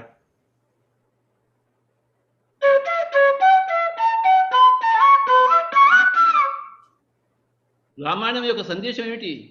అందరూ హనుమంతుడు కావాలి, అంటే వాయుపుత్రులు కావాలి, పవనపుత్రులు కావాలి, మారుతి పుత్రులు కావాలి. అదే రామాయణం యొక్క సందేశం. రామాయణం నుంచి మనం ఏం నేర్చుకుంటాం? ఆ కథ కాదు, అది గొప్ప సందేశం.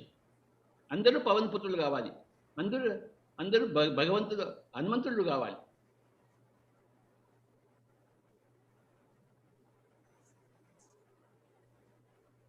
ఆఖరి ఒక్క నిమిషం.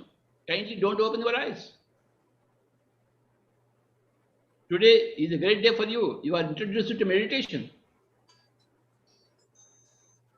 You are introduced to your own breath. The breath is your guru in the art and science of the practice of meditation. You must teach meditation to all your wards, all your friends, all your circles. You have got a huge circle. We want to reach every member of your circle through this process of meditation.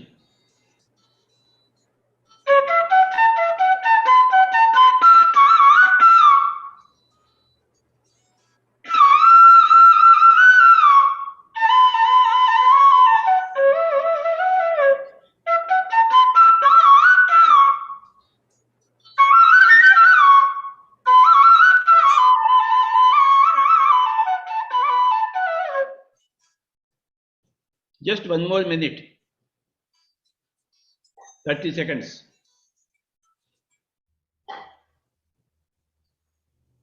Twenty seconds. 10 seconds. 9, 8, 7, 6, 5, 4, 3, 2, 1, 0. Okay, kindly place your hands on your eyes for 5 seconds. 5, 4, 3, 2, 1, 0. Slowly remove your hands and may open your eyes, my dear friends. Thank you, Swamiji.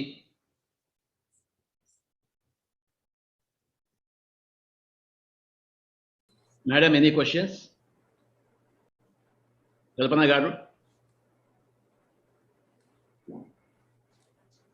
Yeah, it's been wonderful. And I want to tell you that I gave up non-vegetarian 10 years ago. That also has been a good experience. And I moved into vegetarian not because of any particular reason. I started liking non-vegetarian. I've been, grown up as a child eating non-vegetarian. But my husband gave up first, and then I gave up. And now my mother-in-law gave up. One of my child also gave up.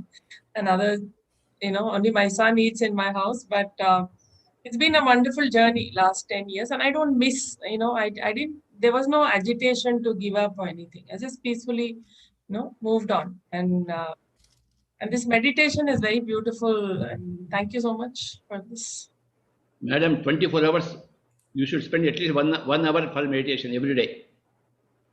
I think it's important we don't take care of ourselves in this. That's a very good reminder. Thank you for it. Yeah, Swamiji, any questions?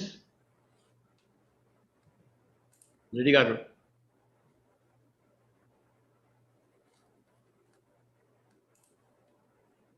Your voice, please. Sir, no questions, sir.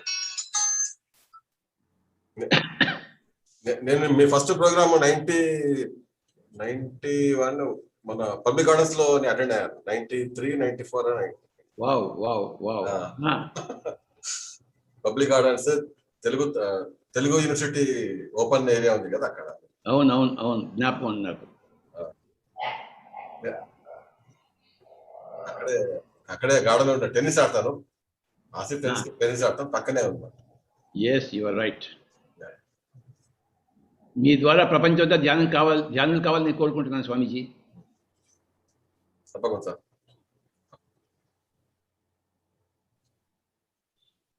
Thank you పరి. Thank you, Subhash Reddy Garu. Thank you so much. Both my father and you share the same first name. So that is really wonderful. So here's a Subhash and here's a Subhash. So both of you are Subhashs. This is our message, sir. PSSM is spreading meditation and plant-based food to the entire world, and we are bringing everyone into this. So that's our mission, that's our motto, that's PSSM, that's WAG, everything is the same. So thank you so much, Subhash Reddy Garu, for giving us your valuable message, your valuable time with us, and sharing about flooding, about how to really create beautiful cities without wasting water. Thank you so much, sir. Thank you. And now, my dear friends, One small thing. Yes. స్వామీజీ చెప్పారు floods చెప్పి రావని చెప్పేసి సడన్గా వచ్చేస్తాయి. అలాగే చావు కూడా చెప్పి రాదు, సడన్గా వచ్చేస్తుంది. రేపు వస్తున్నాను అని యమధర్మరాజు చెప్పడు, ఉన్నటువంటి తలుపు తడతాడు. నాతో పాటు వస్తావా అంటాడు.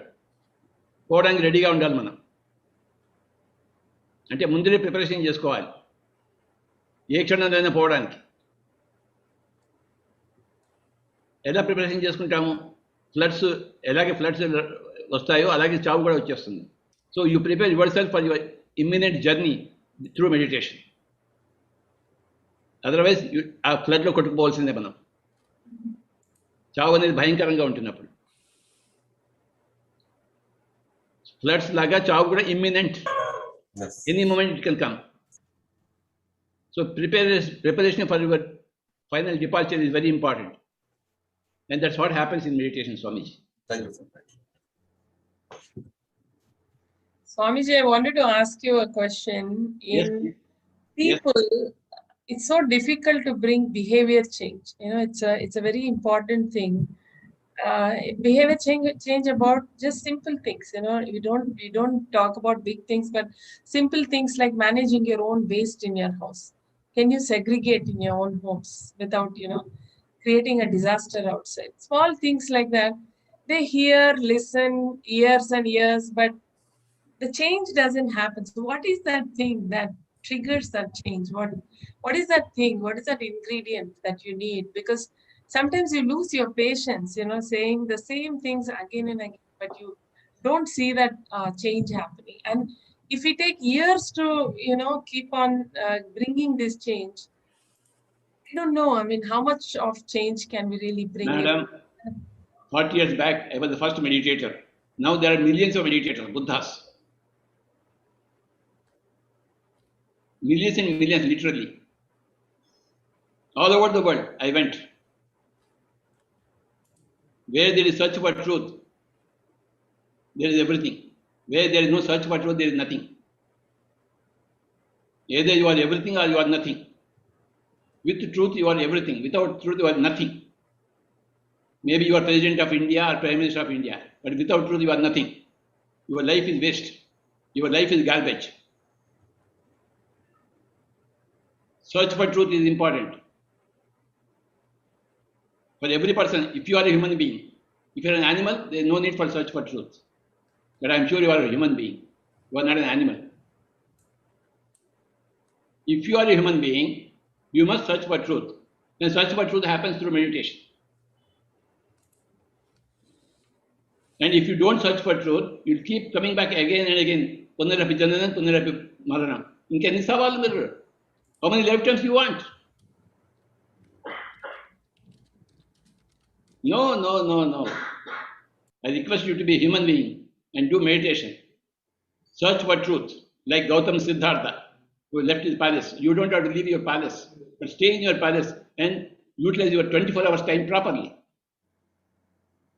Out of 24 hours, 3 hours set yourself for meditation. In your own bedroom, in your own drawing room. Close your eyes and observe the breathing and see what happens.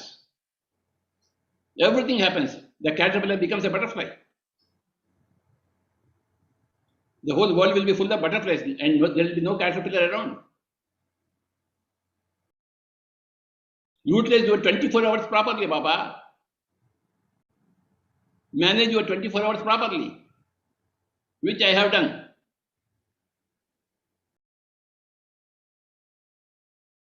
Please, whenever you have any doubt, come back to me, ma'am.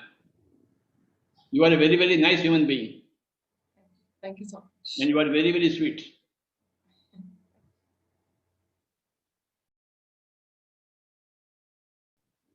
Take advice from our expertise. Especially people who work for the society, you have to go through several, you meet so many different kinds of people, right? Every day you meet different kinds of people. And you have to, I think be in that state of meditativeness, or I don't know how to say that, but you should not be disturbed with all these things, So this I have learned over the years, but because reacting constantly initially, that was there earlier, but right now I don't react. I just listen and I process it. I take time, and then if I can do it, I will do it. If I cannot do it, I leave it. I mean, I'm okay with that. Madam, actually, you are already enlightened, but you need this technology of meditation to support yourself and support your community through yourself. I've always thought of meditation, but I'm not able to do more than 15-20 minutes an hour. Maybe I should do. I will do. You are always able to do, but you are not willing to do. That's all. Maybe, right. Maybe. Everybody is able to become a Buddha. The potential is there in everybody. We are not prioritizing our time. That's all. And I am here to make everybody make meditation the number one priority in life. More than your husband, your wife, your children, your family, your body, your water, your house, your architecture. Meditation is the first priority for yourself. We'll do that. My life purpose is there. I've been going for the past 40 years, going to every home, every village, every town, making everybody sit in meditation, compulsory. Many times against their own will. But I'm a very hard taskmaster. Very, very hard taskmaster, Baba. And if you don't do meditation, I'll come to you in dreams and threaten you. Remember that. I can come into your dreams and threaten you. Create nightmares for you. Thank you, Baba.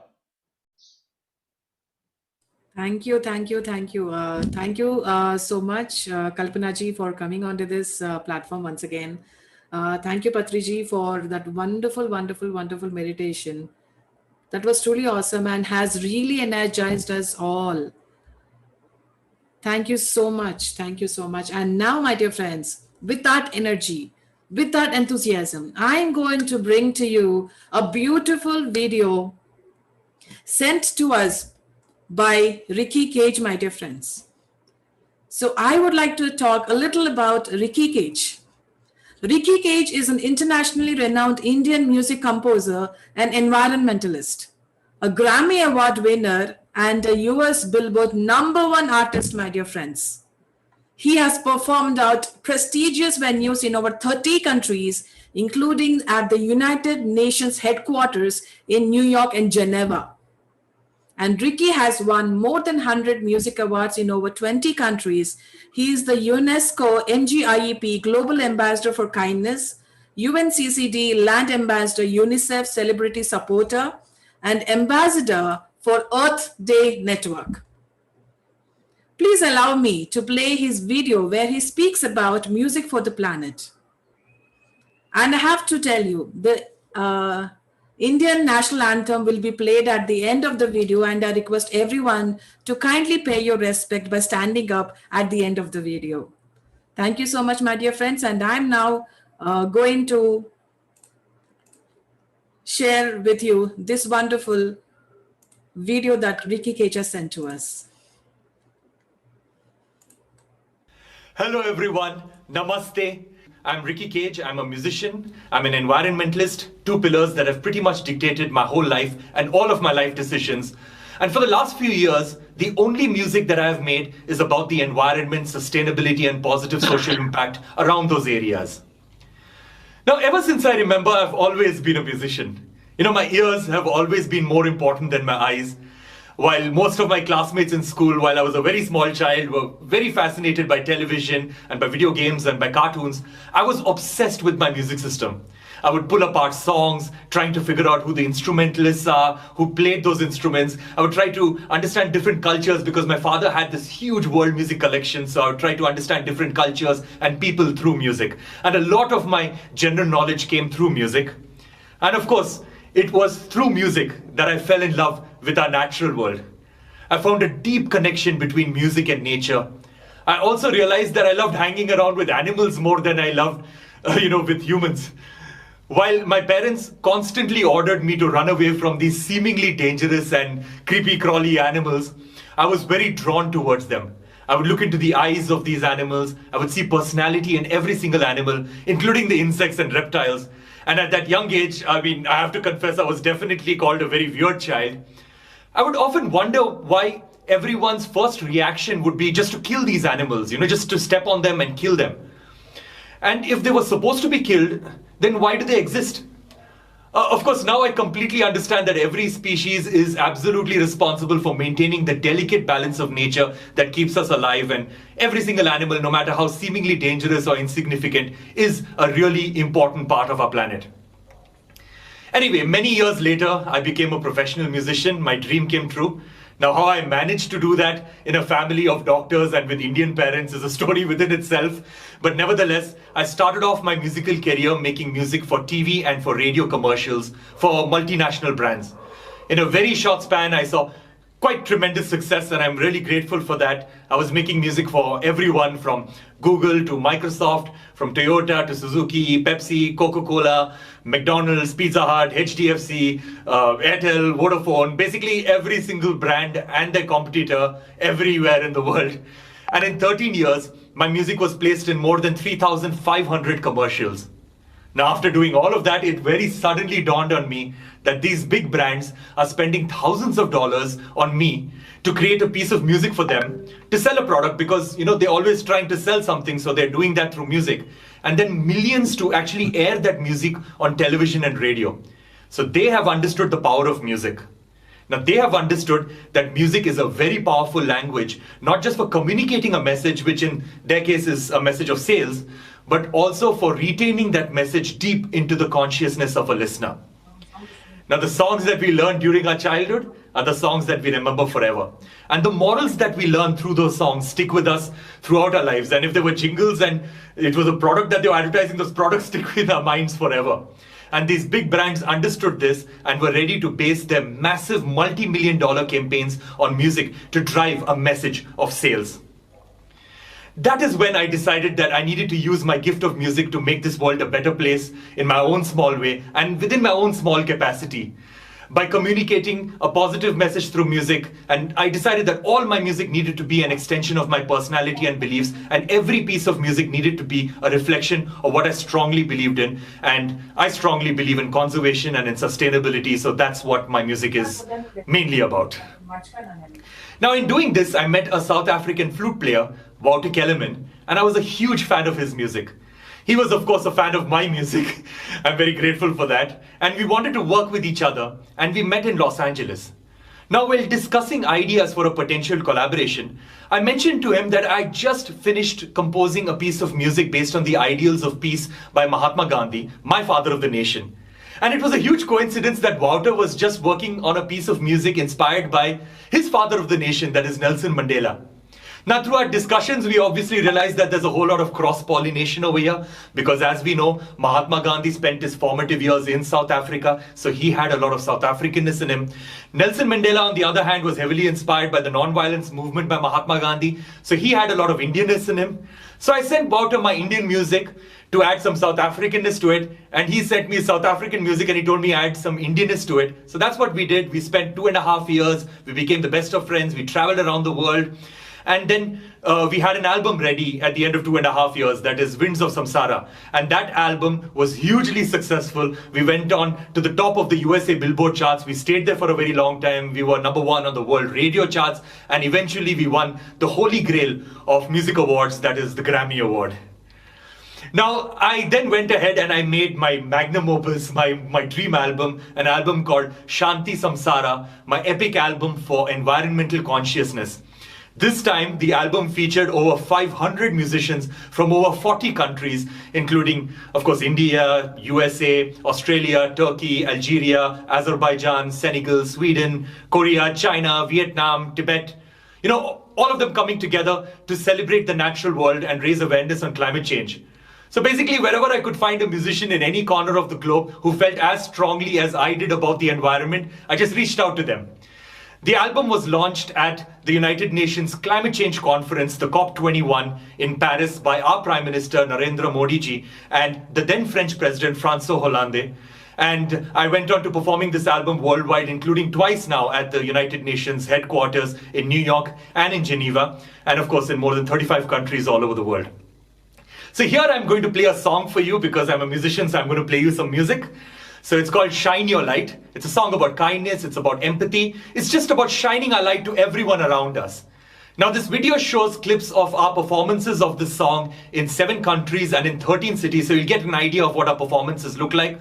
Also, we are going to be showcasing through the song the performance at the United Nations headquarters in Geneva. Here is Shine Your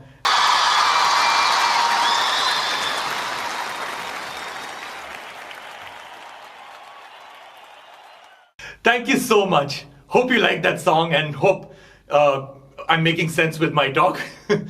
Now, coming back to the Paris Climate Change Conference, the COP21, while watching the conference, one world leader who absolutely caught my attention was President Anote Tong, the president of the Pacific Island nation of Kiribati. Now, he went up on stage and gave a very short presentation, and that's why he caught my attention. He appealed to all the 195 countries present to make an agreement to pass a resolution that will ensure that his people of Kiribati stay above the water. Now that was a very powerful statement and it quite shook me. Now I'm ashamed to say that I had not even heard of this country, Kiribati, and no one I knew had even heard of this country, let alone her disastrous fate. So I studied about Kiribati. So Kiribati is an island nation in the South Pacific, 21 inhabited islands, very low-lying atoll islands, and the entire country will be uninhabitable in the next 30 years, and in the next 80 years, the tallest point in any of the islands will be completely submerged underwater, and they are going to be the first country in the world to completely disappear and completely submerge due to climate change. So, in effect, we're going to have to redo our globes and our maps we make, and the part where Kiribati is in the middle of the Pacific Ocean, we're just going to have to paint that blue. So I visited Kiribati. I spent 2 weeks, I think between 2 to 3 weeks over there engaging with their wonderful citizens. I fell in love with their culture and the beauty of this island. Now, this is a country that lives within nature. They do not take more than they can give back. No industrialization, no major development, and yet they are the ones going underwater for no fault of their own, and climate change is not at all of their making just because they are low-lying islands. Now, at the end of the day, it's just one Earth and one atmosphere. If all of our countries could build domes around ourselves and keep our carbon emissions within our own borders, then countries like Kiribati have nothing to worry about. But then our carbon emission spreads around the world and it becomes their carbon emissions. And as you know, polar ice caps melt, ocean levels rise, and since they are the lowest lying islands, they are suffering the consequences of our actions. Now, again, being a musician, I made a song there. And with their people and with their president. And those of you who have ever been to a concert of mine or even a talk of mine, you've already heard all about this island and, you know, and about her fate because of how passionate I am about telling their story and about performing this song at every single concert of mine all over the world. So for those of you who've already listened to the song, here it is again. Here is my song, Samsara.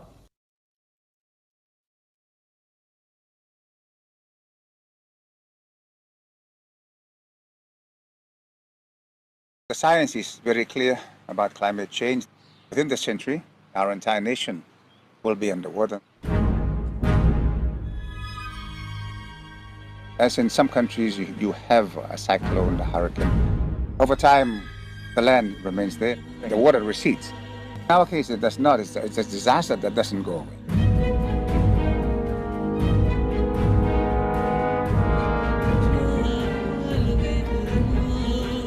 Our reality is that we have communities who already have to relocate, left their villages. We have communities which are on the verge of doing the same thing. For us, climate change is not something that's likely to happen in the future. It is happening, we are facing it.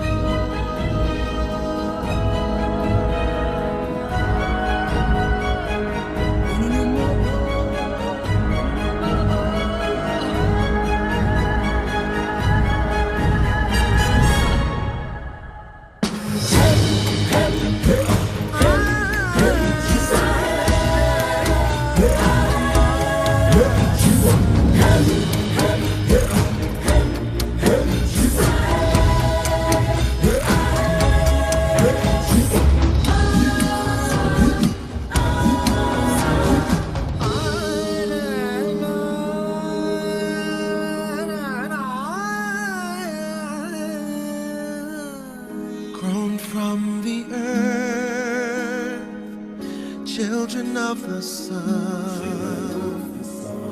Though we may have forgotten, her song is still sung.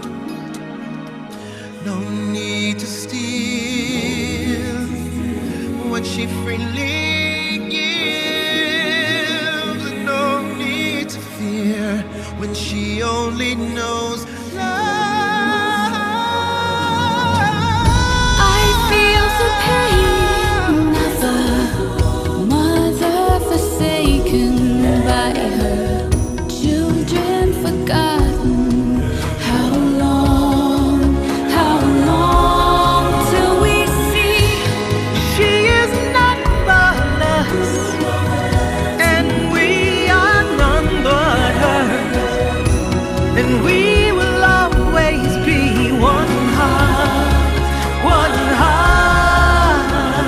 I've always referred our situation as those countries on the front line, because when we fall, there'll be another front line, and that front line will keep moving back until those countries and those people who believe they will not be affected will eventually be affected, and that is the reality we are facing.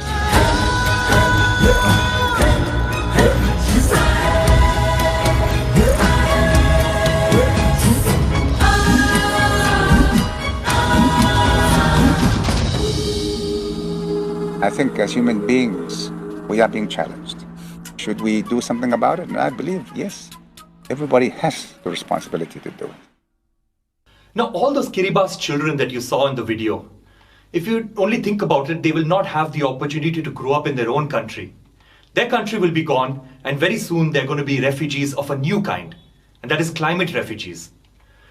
Now, Kiribati, we may or may not be able to do anything about their fate and their future, but they can be used as such a powerful example to showcase to us that climate change is real, climate change is human-induced, climate change has currently got victims, and our actions sitting down over here are having disastrous consequences on people on the other side of the world. It brings in a different perspective when we actually see their faces.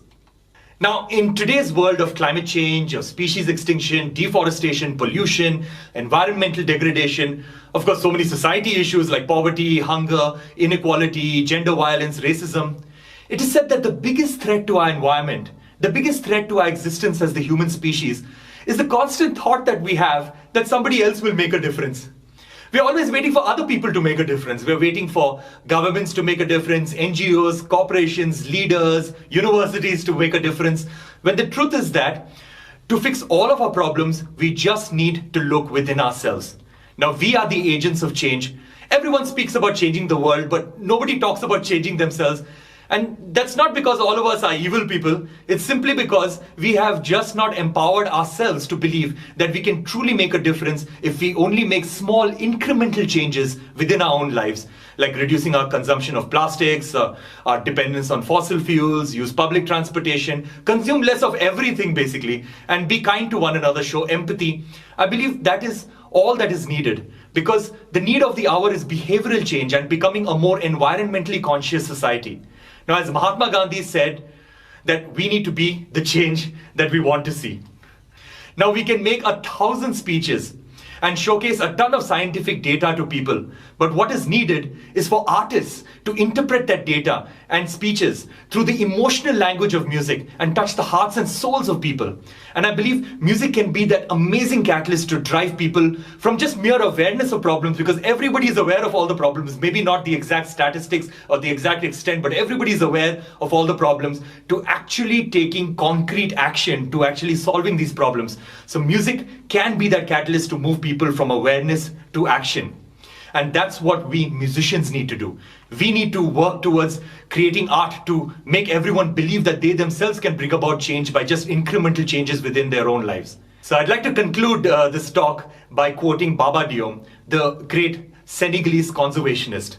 Now he said that at the end of the day, we as humans, we only protect things that we love. That's how we are, you know. We only protect things that we love and things around us. We only love things that we understand, and we only understand things that we are taught. So I want to make it my mission to make everyone fall in love with our natural world, and hopefully through that love, we will find it within ourselves to protect, to conserve, and to sustain. Now, India is a country, and I absolutely love our country. And India is much more than just humans. And we need to constantly remind ourselves that we are just one among millions and millions of species in this country or on this planet. So I created an instrumental version of our national anthem. And for the video, we decided to showcase the true inhabitants of India. Now, who are the true inhabitants of India? Who are the true citizens of India? The forests and the wildlife, because the forests and wildlife have existed on our land long before any humans have ever set foot here. And I'm sure you all agree with me. Now, the forests and wildlife define the beauty of our country, they define our sustainability, and are responsible for our very survival. So let us all use our patriotism, our spirituality, our love for the country to conserve our forests and wildlife. And if you would please indulge me, let us all rise for the Indian national anthem. Let us all rise for the true citizens of India.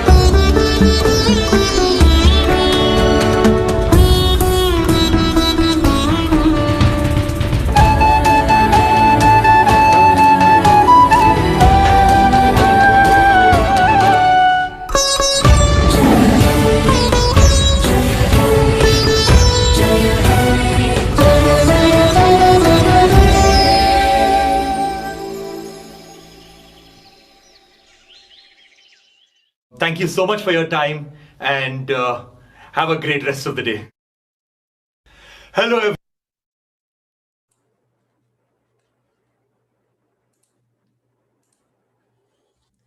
Thank you so much, Ricky KG. That was truly a wonderful, wonderful, wonderful video. And his music is truly transforming so many people. Along with his music, he's spreading the word of compassion towards animals, towards our Mother Earth. And through his singing, through his talent, he's inspiring everyone to go for plant-based food. That is his message, and it was so energizing, so inspiring. Thank you so much, Ricky G, for sending us this beautiful video. Your music is truly inspiring. Thank you so much. And now I'd like to call upon our next friend who's going to come up and take charge. I invite Hanish to kindly take over and take this program forward. Over to you, Hanish. Thank you so much, Parinita Ji. That is really amazing. You know, the energy from Ricky Cage is really inspiring. The way he is working towards the environment through his music is something which really, you know, inspires all of us to take actions towards ourselves and in our own way. When someone is doing something for the nature in his own way, we all can do something in our own way. And I appreciate all the speakers over here who has done extensive work and been doing extensive work for the nature and for the environment. So as we all know, my name is Hanish. I am from Hyderabad, and I have been doing meditation for the past 12 years. And I have experienced immense benefits through meditation. And one of the most common benefit everyone would achieve if they become a meditator is a peace of mind, a clarity of thought, and also a health that is completely holistic. So I just want to talk a few words about the benefits of meditation. So when we start doing meditation every day and make it as a habit, the first thing is our memory power becomes increased. Our wasteful habits die an automatic and a natural death. It happens so automatically that we don't even realize that our bad habits die automatically. So even our mind stays in a peaceful and a joyful state, and our productivity jumps to 100x. Our works get done with greater efficiency, and the sleep time requirement for us gets reduced. Our relationships becomes more qualitative, and our willpower gets tremendously increased, and our ability of decision making, to discern between right and wrong, get very sharpened. And moreover, the purpose of life is thoroughly understood only through meditation. And finally, diseases get healed speedily.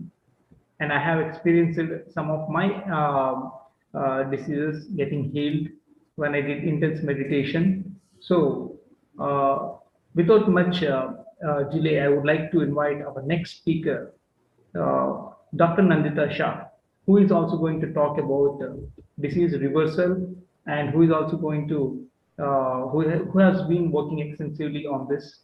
And I just want to tell a few words about Dr. Nandita Shah.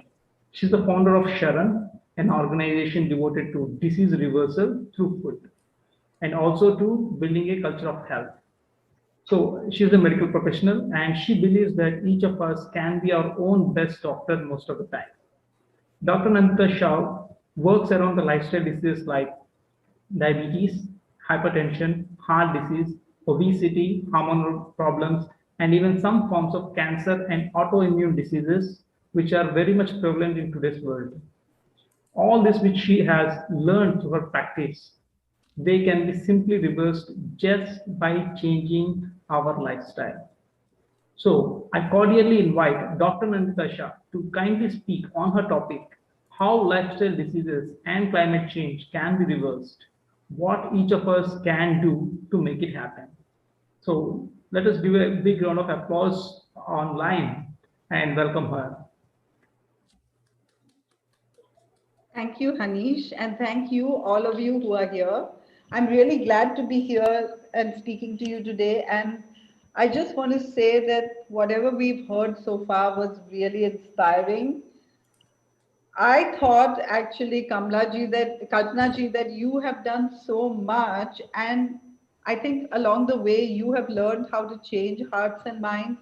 And I'm sure that all of you have, including Ricky and people from Smaran. And I'm just so, I thank Patri G and Parinita and all of you for inviting me. And I hope that every connection that we have with each other will help not just us, but everyone else change hearts and minds, and maybe we'll have a better environment and world in the future.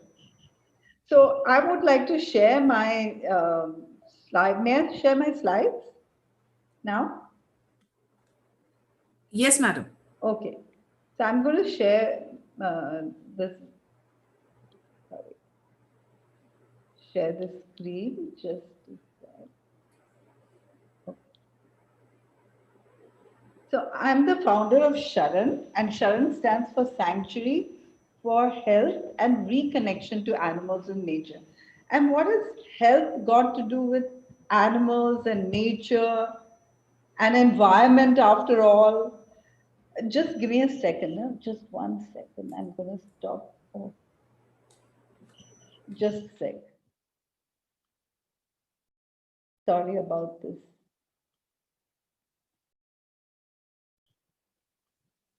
Okay.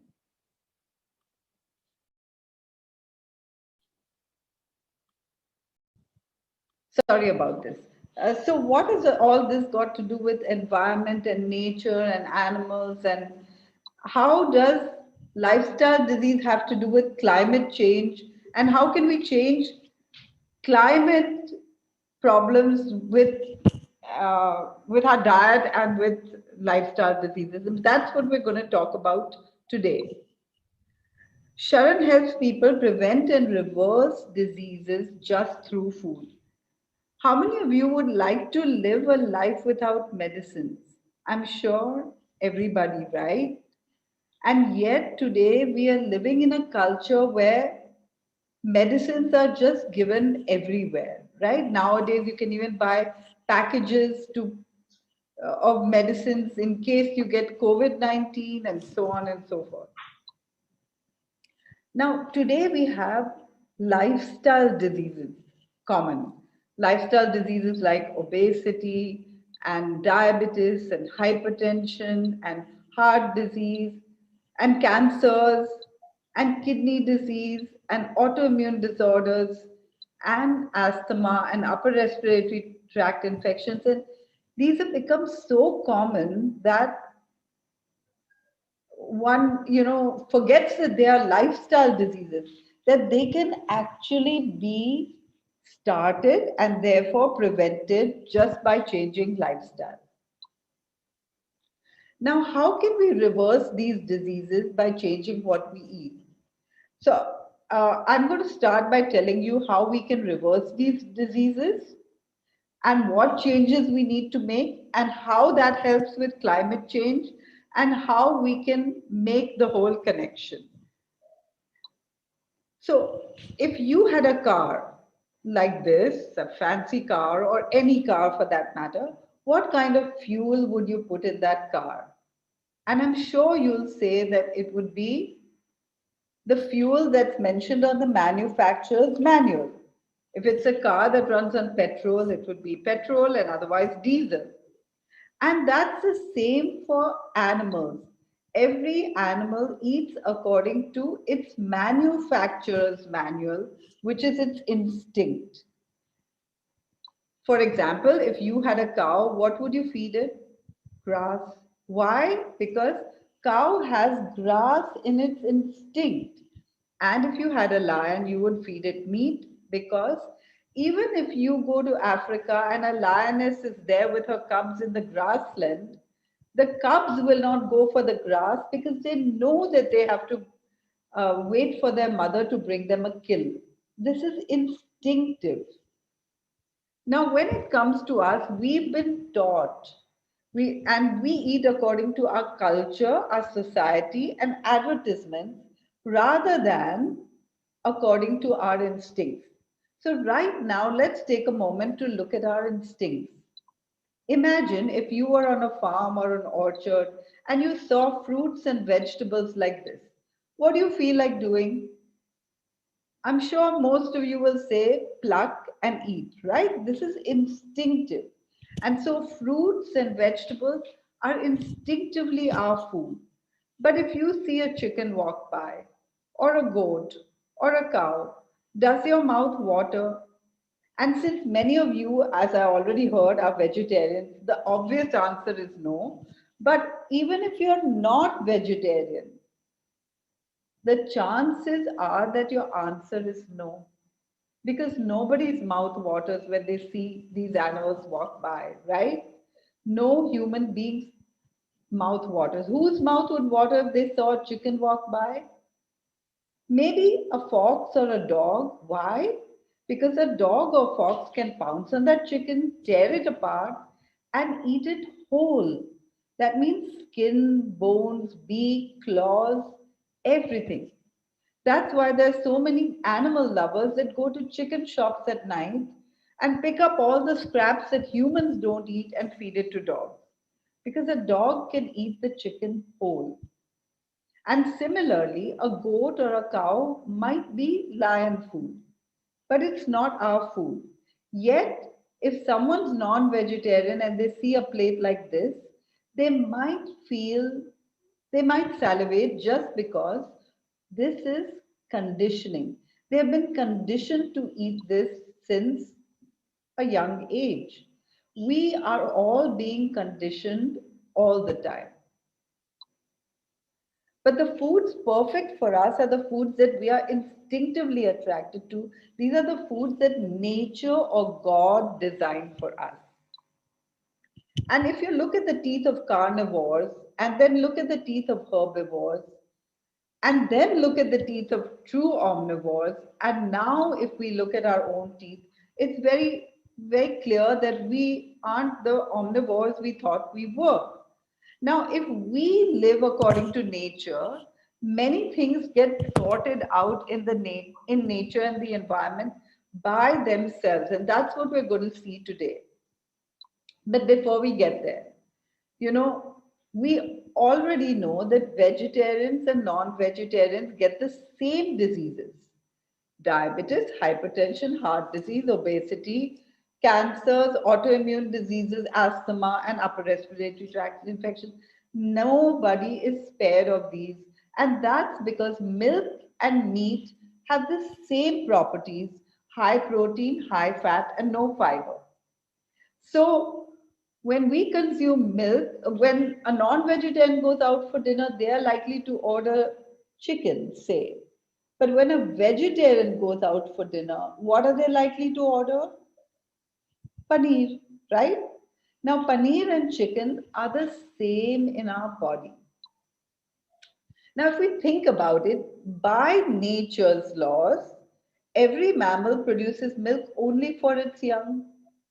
Just as dog's milk is for puppies or cat's milk is for kittens, cow's milk is for cows. Yet, we truly believe that milk is one of the best food for us and our children just because of our conditioning, our societal conditioning, and of course, advertisements. I often tell people that if you want to know what to eat and what not to eat, advertisements are very expensive. Nobody is going to spend money advertising something that we already know, right? And therefore, nobody spends money advertising carrots and cucumbers and apples and oranges. These are already in our instincts. But haven't you seen the ads for milk? Now, if you think about it, a baby is connected with its instincts. And every baby loves their mother's milk. They don't want to leave their mother's breast. But if you first give them cow's milk, no baby appreciates. And that's why mothers add cocoa and sugar and, run around the child until it finishes its glass of milk. Now, actually, I used to love milk.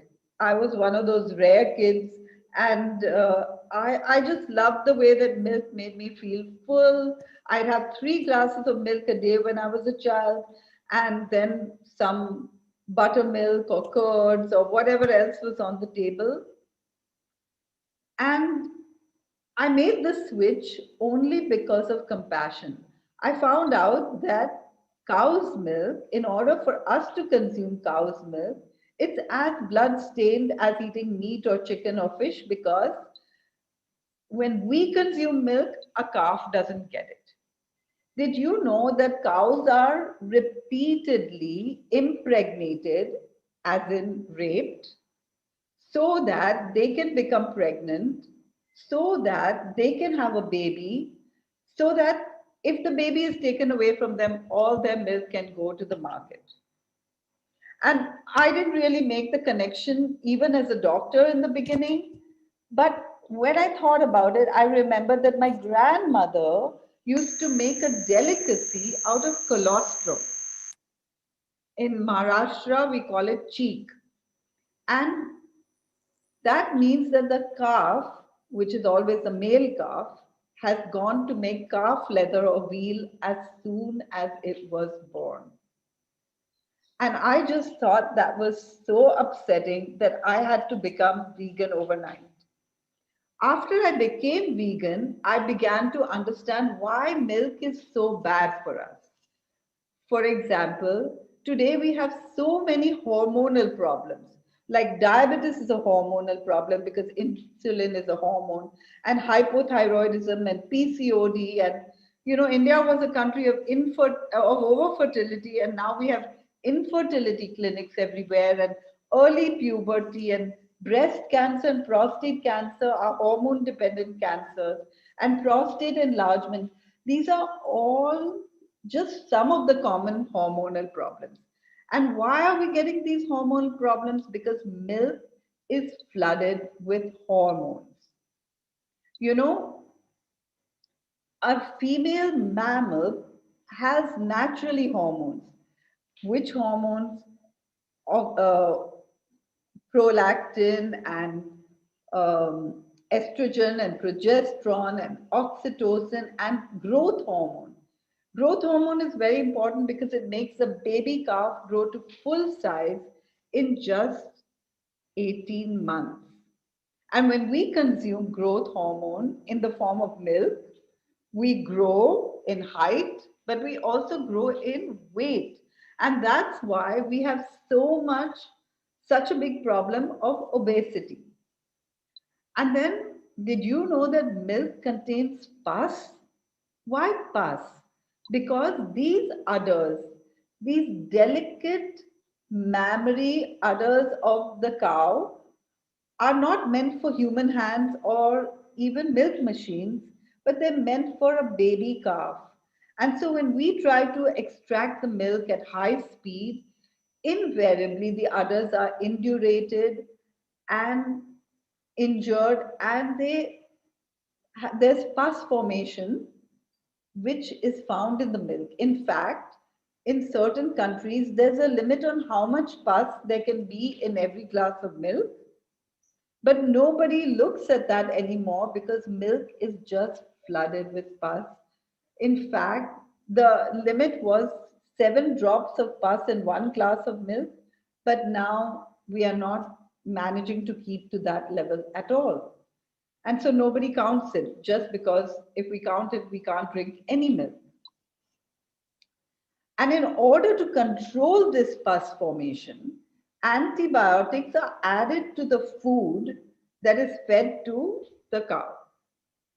So the ready-made food that you get contains antibiotics. Cows consume antibiotics every day, which means that there's antibiotics in the milk. And that's why there's so much antibiotic resistance as well. And so, when we consume this milk, like when a mother is feeding her baby, she's asked not to take medicines because there's medicines in the milk. But now we're consuming antibiotics every day. Did you know that 80% of the antibiotics produced in the world are fed to animals in our food chain? 80%. That means when you consume dairy, you're consuming antibiotics every day. So those people who don't like to take medicines, if you're vegetarian or of course non-vegetarian, you are consuming antibiotics with your meals.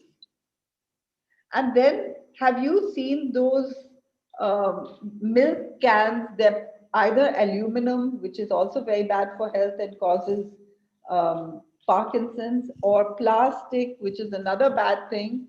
The milk is in these containers and they're sent around India, which is a hot country, without refrigeration. So how is it that the milk doesn't go bad?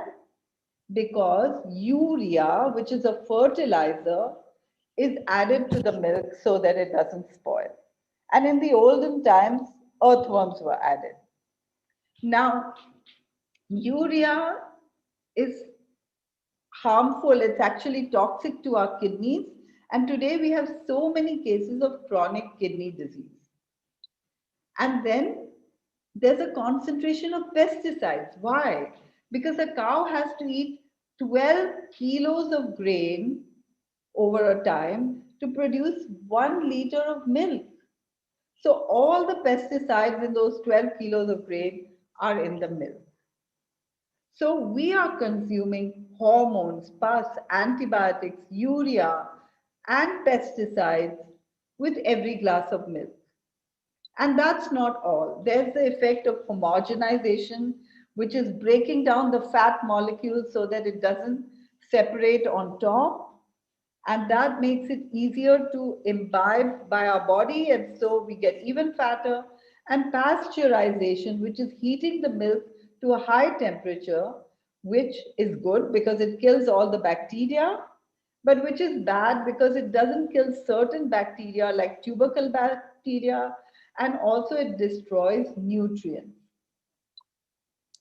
And then you all must have seen, this kind of image where animals, because there's not enough food in our country to feed our human population, the animals are eating at garbage, at garbage dumps. And since we throw all the organic waste that we could have, the animals could have eaten in plastic bags in the garbage dump, these animals are eating their food within plastic. And so there's a fabulous movie called The Plastic Cow.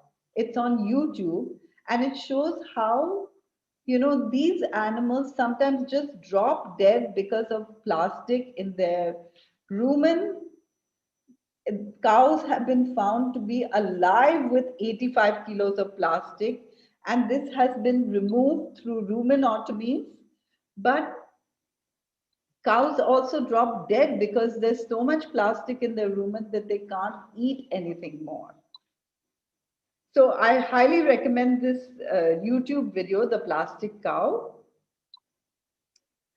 And then, all these cows, after they have been used and abused and exploited by artificially inseminating them and taking away their babies, and then within 2 months, artificially inseminating them again, they manage to go through 2, 3, or maximum 4 pregnancies, which means they go to slaughter at the age of 6 years at the latest, whereas a cow could live up to 27 years. And all the slaughterhouse byproducts are sent to rendering plants. That means the skin, the plastic tags, the hooves, the bones, anything that nobody else can do anything with goes to the rendering plant, and it's dried up and fed back to animals in our food chain. Can you imagine? So now a herbivorous cow is eating slaughterhouse byproducts. And when we consume milk, everything comes back to us. The PCBs in the plastic, the whatever parts in the rendering plants, and this causes, amongst other things, autoimmune diseases.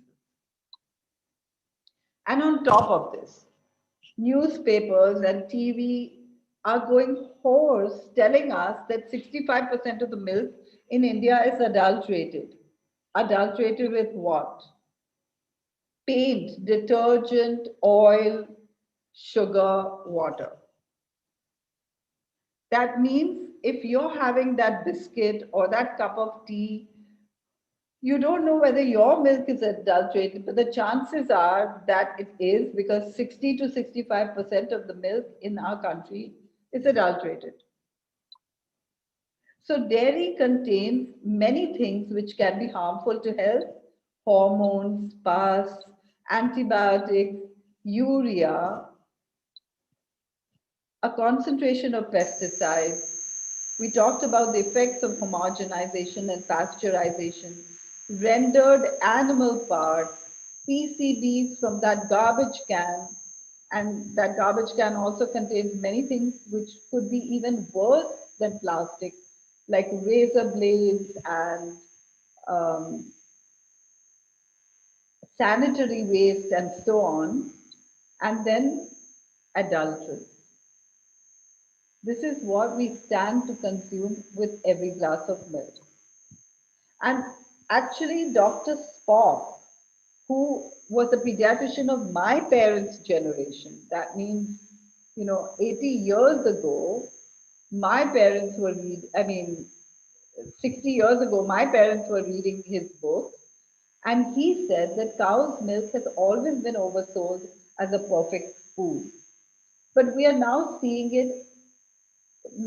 that it isn't the perfect food at all, and that government really shouldn't be behind any efforts to promote it as such. This is in a country where the cows are not eating out of garbage cans.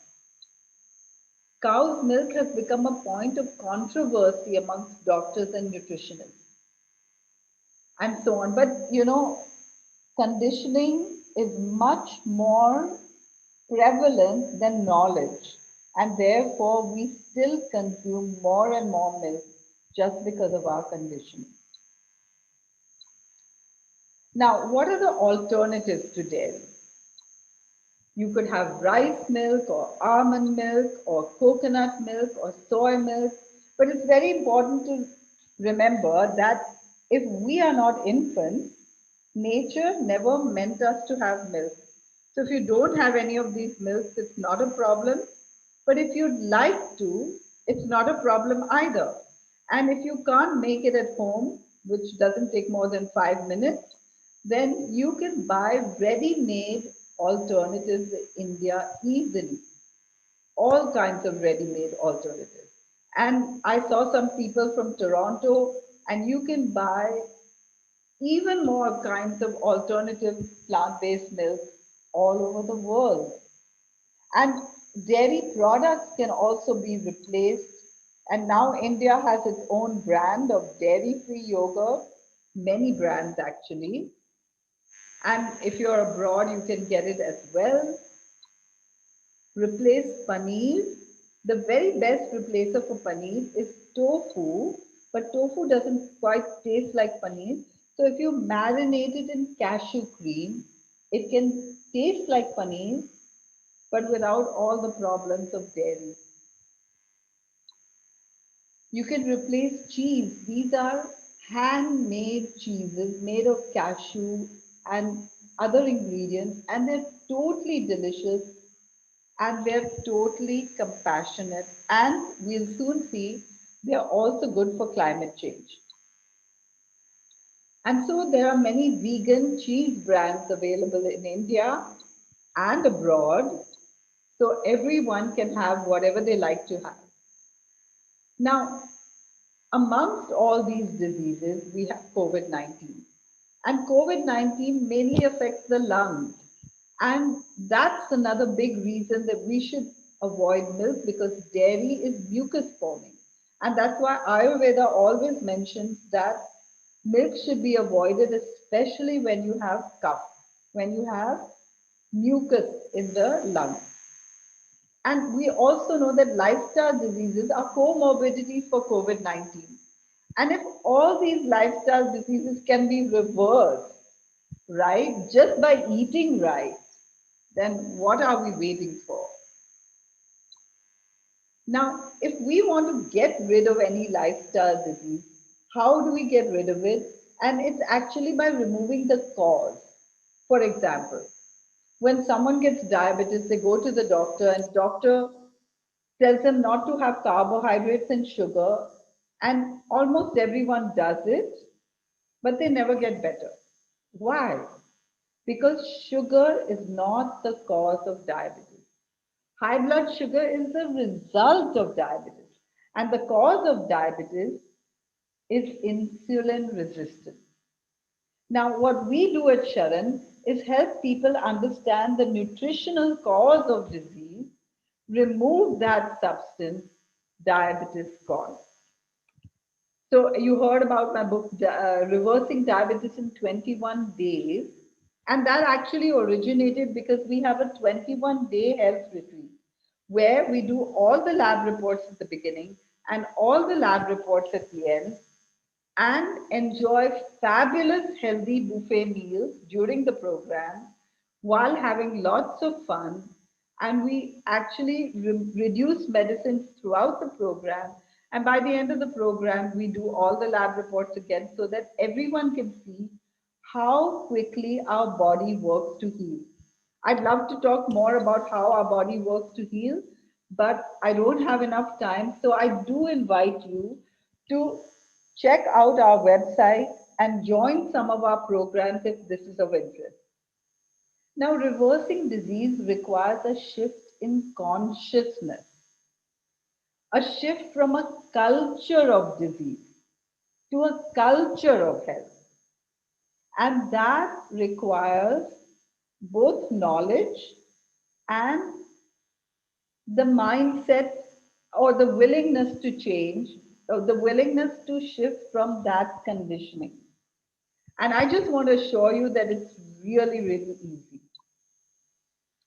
Now, today we have a lot of depression, anxiety, stress, and COVID-19 is not making our lives any easier. But how is diet connected to stress? You know, when we are stressed, we produce adrenaline and stress hormones. You must have heard about that. And when animals are stressed, they too produce the very same hormones. So if we are consuming animals that are a result of factory farming, and nowadays everything is factory farming, and if we're consuming their secretions, whether it's eggs or milk, we are consuming their stress hormones. And if we just stop consuming all these animal products, it's really amazing how our stress goes down. So what we eat, when we eat animals or their secretions, the feelings of the animals are transmitted to us. Their insecurity, their forsakenness and alone, their hopelessness and despair, and their fear. And by changing our diet, within a few weeks or months, these stress hormones get out of our system. And so we only have the ones we are creating ourselves. I did an internship at a place called Farm Sanctuary in upstate New York. And I had the opportunity to look after this calf who was dumped to die at the age of 2 days, just because he had diarrhea and he's a male calf. And no, it's just not worth spending money on male calves to get them well, because they are sold for $2 and vets cost much more. Bringing this calf up was like bringing up a baby or a dog or a puppy or any animal. We really grew attached, and I got to see how animals have the same feelings just as we do. But our culture desensitizes us so that we can assimilate the message of profits over principles. You can't sell milk unless you kill the calf. So it's our conditioning. And when a lie is repeated often enough, it takes in our mind the form of truth. Like, we all grew up believing that milk is the best food. And truly it is. But cow's milk is the best food for calves. Mother's milk is the best food for us. And once our mother's milk is no longer available, we just don't need milk. Now, changes that I started asking my patients what they noticed when they changed their diet, and the changes that people noticed were like these. A lot more clarity. Imagine that you can get these changes just from changing your diet. Of course, you can get them through meditation, but imagine if you could change your diet and get these changes. Clarity, more relaxed, more grounded, more maturity, more energy, more security, more confidence, responsibility, and contentment. I don't have the time to tell you all these stories, but it was a change in paradigm, a paradigm shift just by changing their diet. So now back to COVID-19. If we want to get rid of COVID-19, what do we need to do? And the true answer is that we need to get rid of the cause of COVID-19. Of course, to secure ourselves, we should get rid of the underlying diseases. So a few lessons from COVID-19, we are all connected. We all need to work for a culture that prevents the spread of COVID-19. And that I don't believe is just wearing masks and using hand sanitizer, but it's much more than that. Because, you know, if we are burning firecrackers or destroying the environment, then the air is polluted and we are more likely to get the bad effects of COVID-19. If we do something against nature, we have to bear the consequences. And previous speakers have been talking about this. And governments can implement changes, but they need to do the right change. And governments have implemented changes. We have lockdowns and masks and all these things going on. But if we want to prevent COVID-19 from spreading, because these measures are all short-term measures, they haven't handled the cause of COVID-19. But if we want to spread COVID-19, to stop COVID-19 from spreading, we need to see where it started. It started in a wet market. And wet markets aren't only in China, they're also in India, right? And every open air slaughterhouse is a wet market. And slaughterhouses themselves are places where COVID-19 spread very fast. Meat packing units were places where COVID-19 spread very fast. Zoos were also places where COVID-19 spread because animals are kept in close confinement. And mink farms were another huge place where COVID-19 spread because minks are kept in confinement. And when we're kept in confinement, our immunity doesn't improve.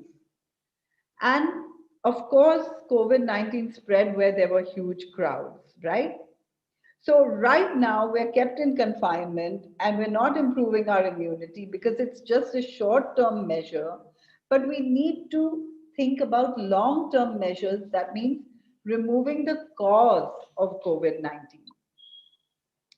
And we need to remove the comorbidities that make COVID-19 worse. And all of these can be done by changing what we put into our mouth.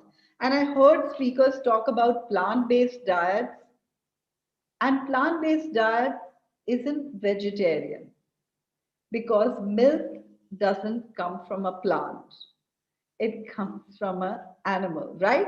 So we really need to start thinking about what is a plant-based diet and how can we shift towards a real plant-based diet. And that's because India has the largest population of cows in the world. Now the cows are not ecological because they destroy biodiversity because forests are cut down in order to make grazing grounds for cows, but also because these cows need land, water, they pollute the environment, and they are one of the biggest causes of greenhouse gases. And our earth is in a mess right now, right? Because of climate change that we are creating by eating animals in our food chain. Right now, there are more livestock on the planet than human beings. And the number of human beings is really high, you know, it's heading towards 8 billion. But did you know that more than 70 billion, I want to repeat that, 70 billion land animals are slaughtered every year to feed our less than 8 billion. That's a lot of animals. And this livestock creates 81% of all the greenhouse gases on the planet. 81%, more than all the cars, trains, planes, and automobiles, and trucks and everything combined. Isn't that something to think about? Like, we could return our planet to the green forest that inhabited the planet before just by stopping eating all animal products, including dairy. And I talked about the land animals, but I didn't even talk about the sea animals that are dying in even higher numbers than the livestock. So, a few lessons from COVID-19. We should eat and live the way we were designed to by nature or God. We should minimize dairy and all animal products. We should trust in our body's ability to heal, and you could learn much more about that from our organization. So I really invite you to have a look at our website and join us sometime. And we could arrest climate change with the same stroke that we could get healthy from. So we should do it right now. And Sharon can help in a number of ways. We have a lot of information on our website. We also have a team of doctors and nutritionists, and we do consultations all the time. And our consultations are short.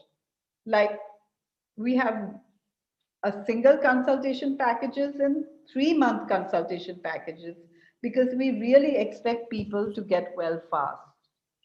And after that, they won't need us anymore. And then we have cooking classes to teach people techniques of healthy cooking.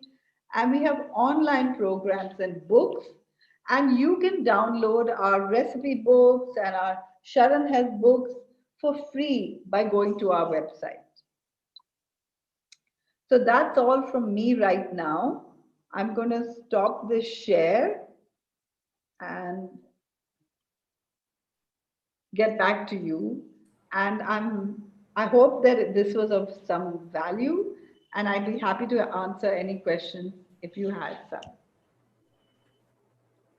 Thank you, madam. That's really a fantastic presentation. And we, SWAG, Say Water and Go Green, have been advocating a vegan approach to life.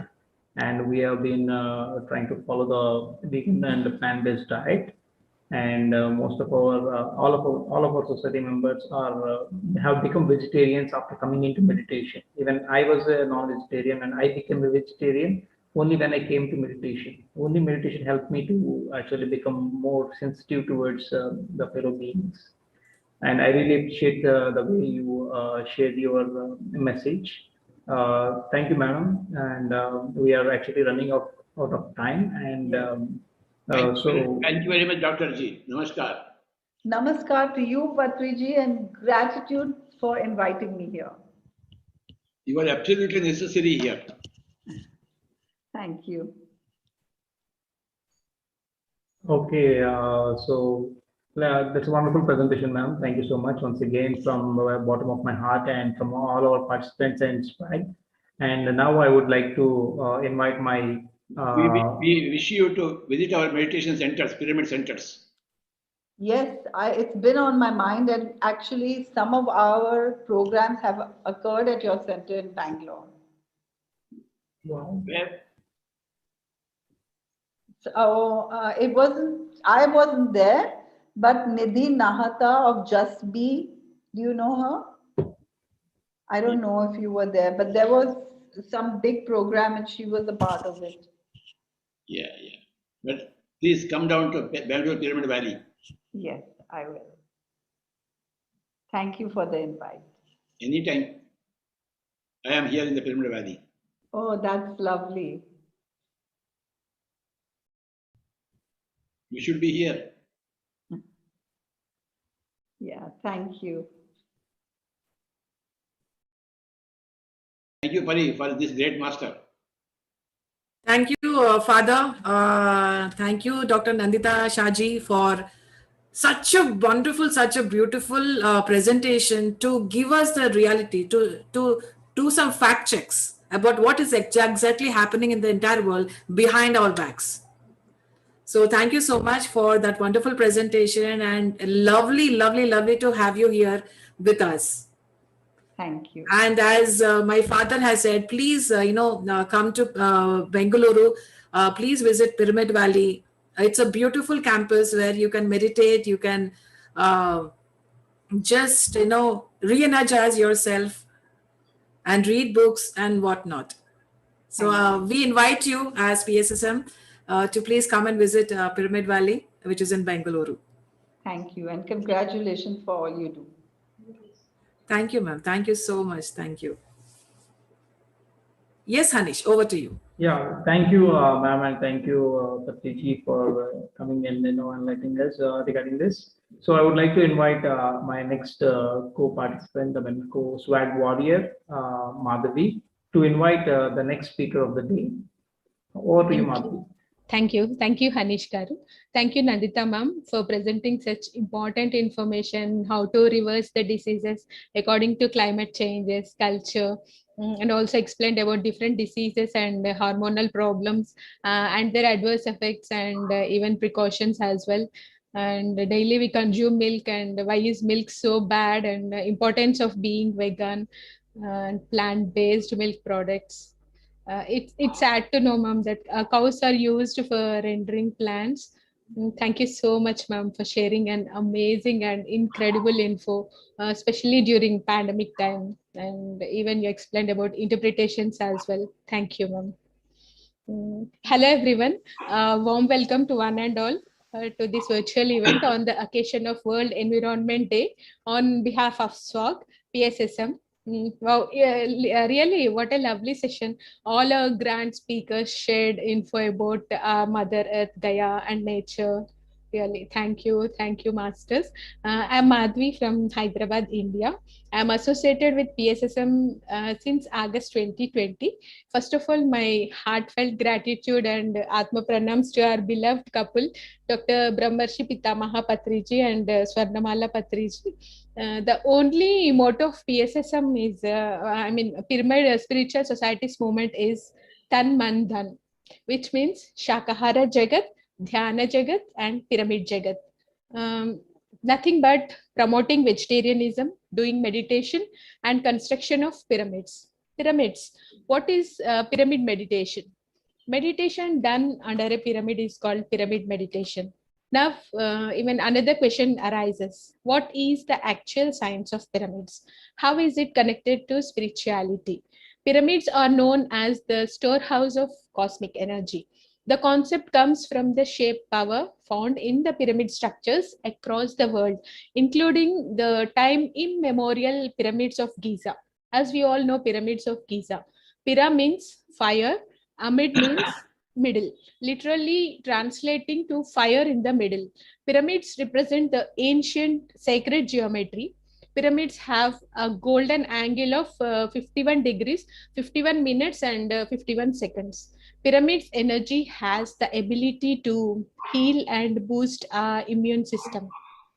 I think now it's time to welcome our next speaker, who is an ecopreneur, socio-hydrologist. She visited Thailand for Go Green Grow, a world's environment program. She conducts so many workshops for upcoming and even for existing entrepreneurs as well, and teaches about many challenges and how to turn a challenger in entrepreneurship irrespective of gender. She is none other than Simar Kohlikar. She is a water conservationist, entrepreneur, and media professional. She has worked in the water sector since 2015, building communities for lake protection, designing awareness programs on water literacy, and curating mixed media art festivals around water sustainability, justice, and equality through a platform she has founded, Lifetide. Her startup that is now operating in 15 states in India was called the coolest startup in India by Business Today and has already treated 12 million liters of sewage to date. Now, I cordially invite Simar Kohli ji to speak on topic Parasparo Pagraho Jivanam. All life is bound together by mutual support and interdependence. Thank you so much, ma'am, for joining today's session. Platform is all yours. Over to you, ma'am. Thank you very much, Madhavi, and thank you, Parinita and Brahmarshi Patri G for such a beautiful event that you've organized and bringing in environmentalists and change makers together. The last talk was wonderful by Dr. Nandita Shah. I can't I've seen when I've gone through a plant-based diet and everything, the way I think and how I feel through the day definitely changes a lot. And my introduction to having a more simple diet was when I was preparing for a ceremony, which was a healing ceremony organized by some people from South America. And while I learned the importance of plant-based diet, also the importance of fasting and giving the body some break from too much activity, and that was also very useful. So today I would like to share with you a concept which I came across when a friend and I were working with a larger team on a film on Jainism, actually, on the history of Jainism philosophy. And that's when I started understanding nature from a very different perspective, because in these Indic texts, there was a vision of the future and where we could head. And there were suggestions for a very simple way of living, which kind of connected to how we looked at everything. And so if you'd allow me to share the screen.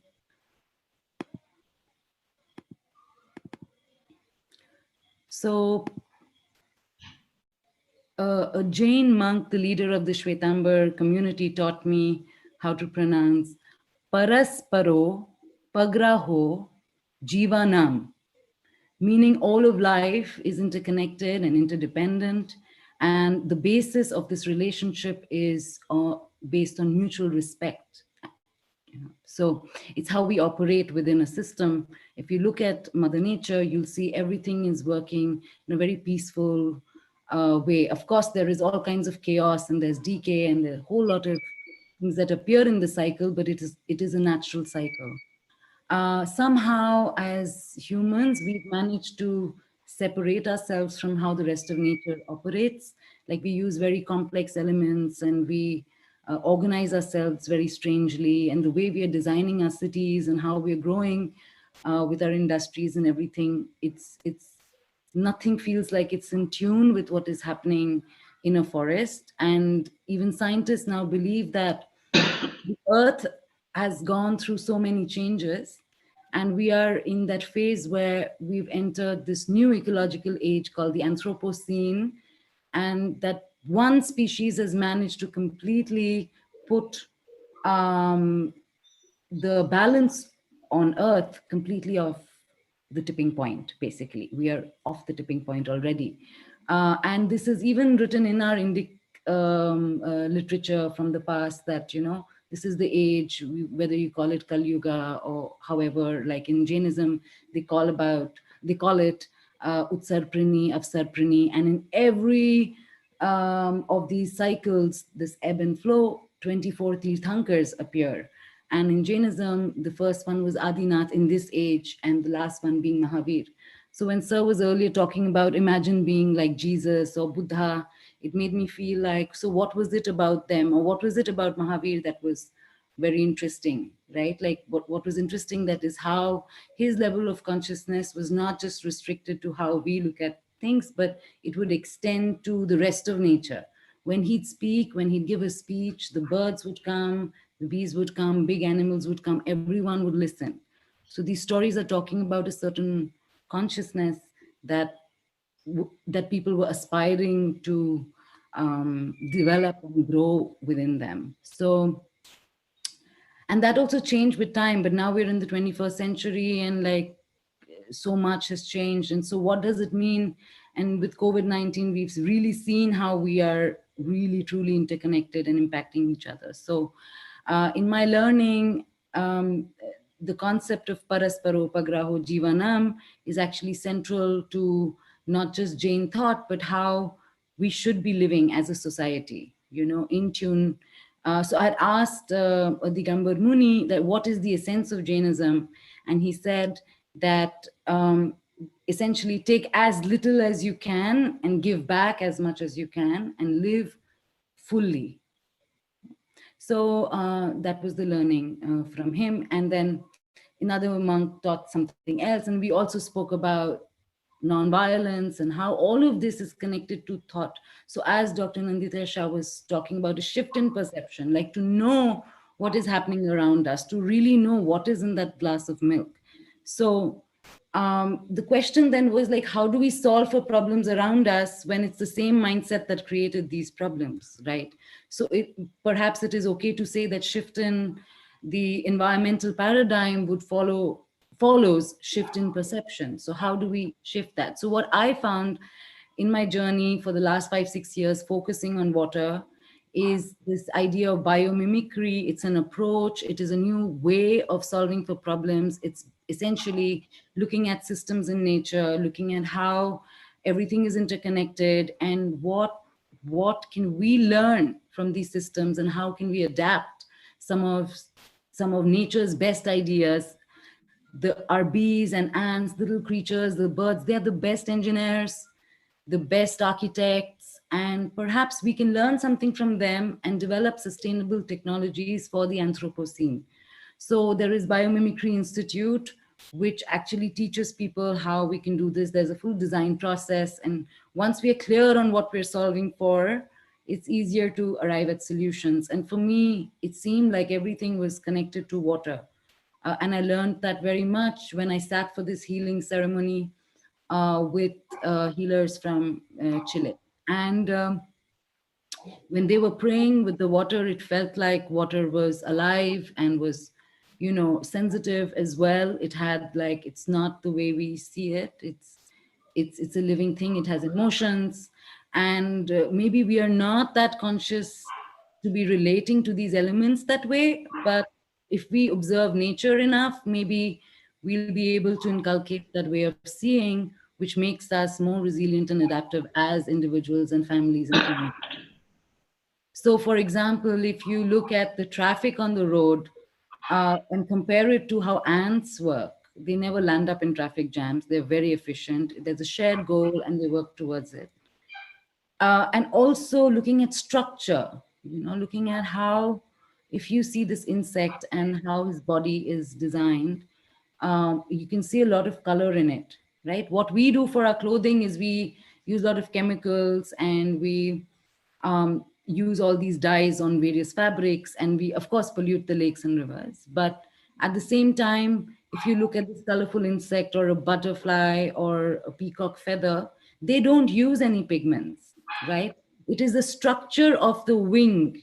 It is the structure of the feather that allows for light to refract in a way that you get the sense of color.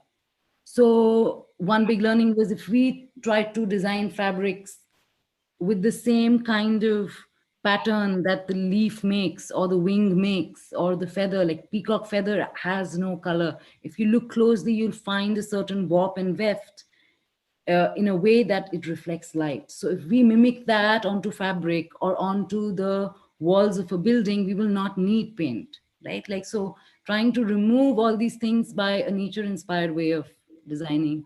And there have been some innovations at big scales. Oh,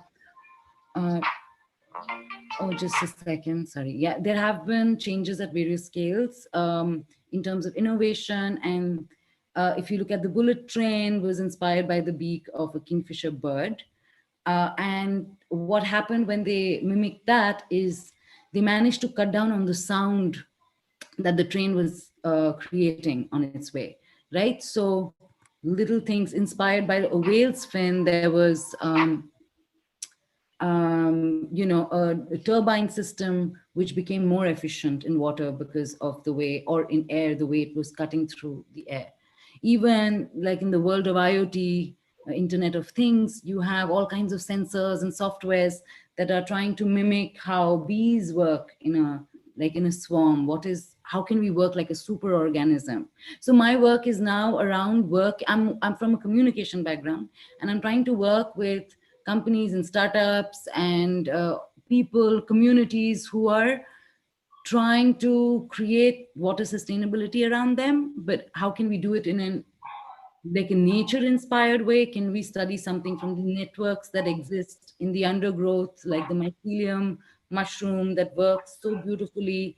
Like one would think, like if we were to engage with the many meditators that your organization has engaged with in 20,000 centers, like can we work as a network of like the fungal network mycelium that has a circulatory system, is running on information, is sharing water and nutrients, and doing key things like breaking things down, or like decomposition, which is very important, decay is important, or even like collaborating, having one tree that connects to so many trees. So there are many ways in which we can design our social systems based on how nature systems work.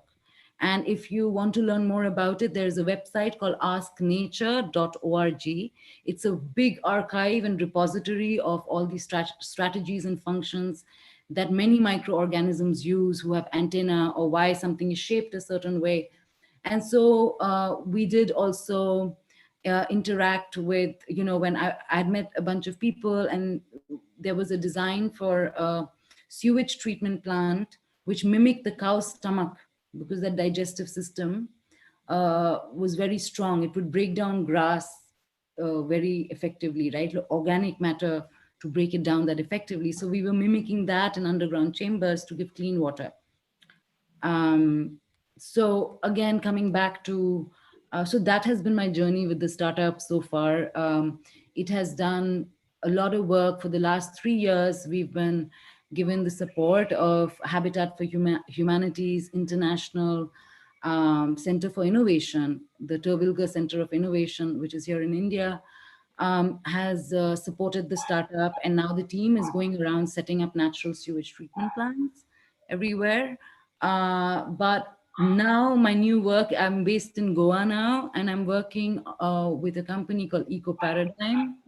And we are really trying to see how we can impact change, and not so much from a for-profit point of view, but really the company's been around for 15 years and have focused on wastewater, natural ways of dealing with waste and wastewater and everything.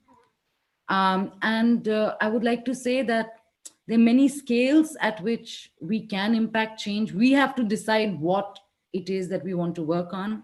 One is basin scale. So when you're looking at a full river rejuvenation or river protection, then you must address deforestation, dam building, the pollutants, the chemicals that are going into our farms, polluting our rivers, the native, non-native trees and fish that are there in our rivers, the disappearing wetlands, which are very important for like the whole system for biodiversity to thrive and for the balance to be met, because wetlands also treat some wastewater and everything.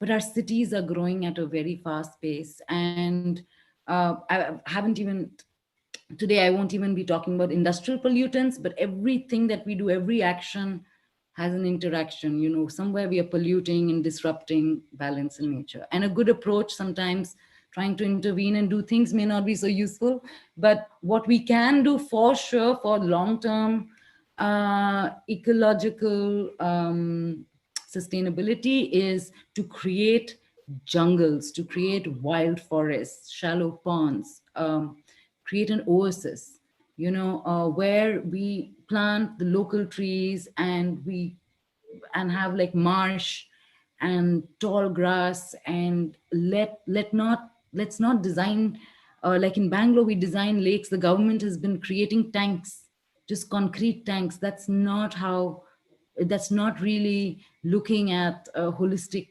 approach to environmental protection. For that we need jungles and forests and green patches that will remain undisturbed. We don't need to do anything. Mother Nature can take care of herself. Like, we just need to create spaces where there are natural, clean water that is available to drink, which I'm sure everyone here will agree is central to our health and wellness. And which is why, like, the work that I'm doing now with Ecoparadigm, the reason why I'm working with this big company now, as opposed to like, it's a big company because of the impact it's making, but it's a very small team.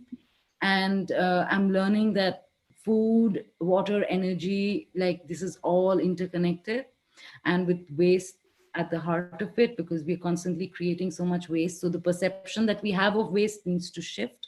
We need to see it as a resource. So from wet waste, we can make, like from solid waste, we can create energy.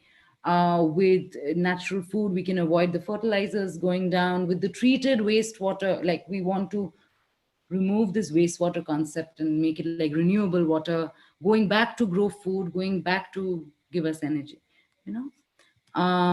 So I would like to actually ask a question at this moment, because just please hold on.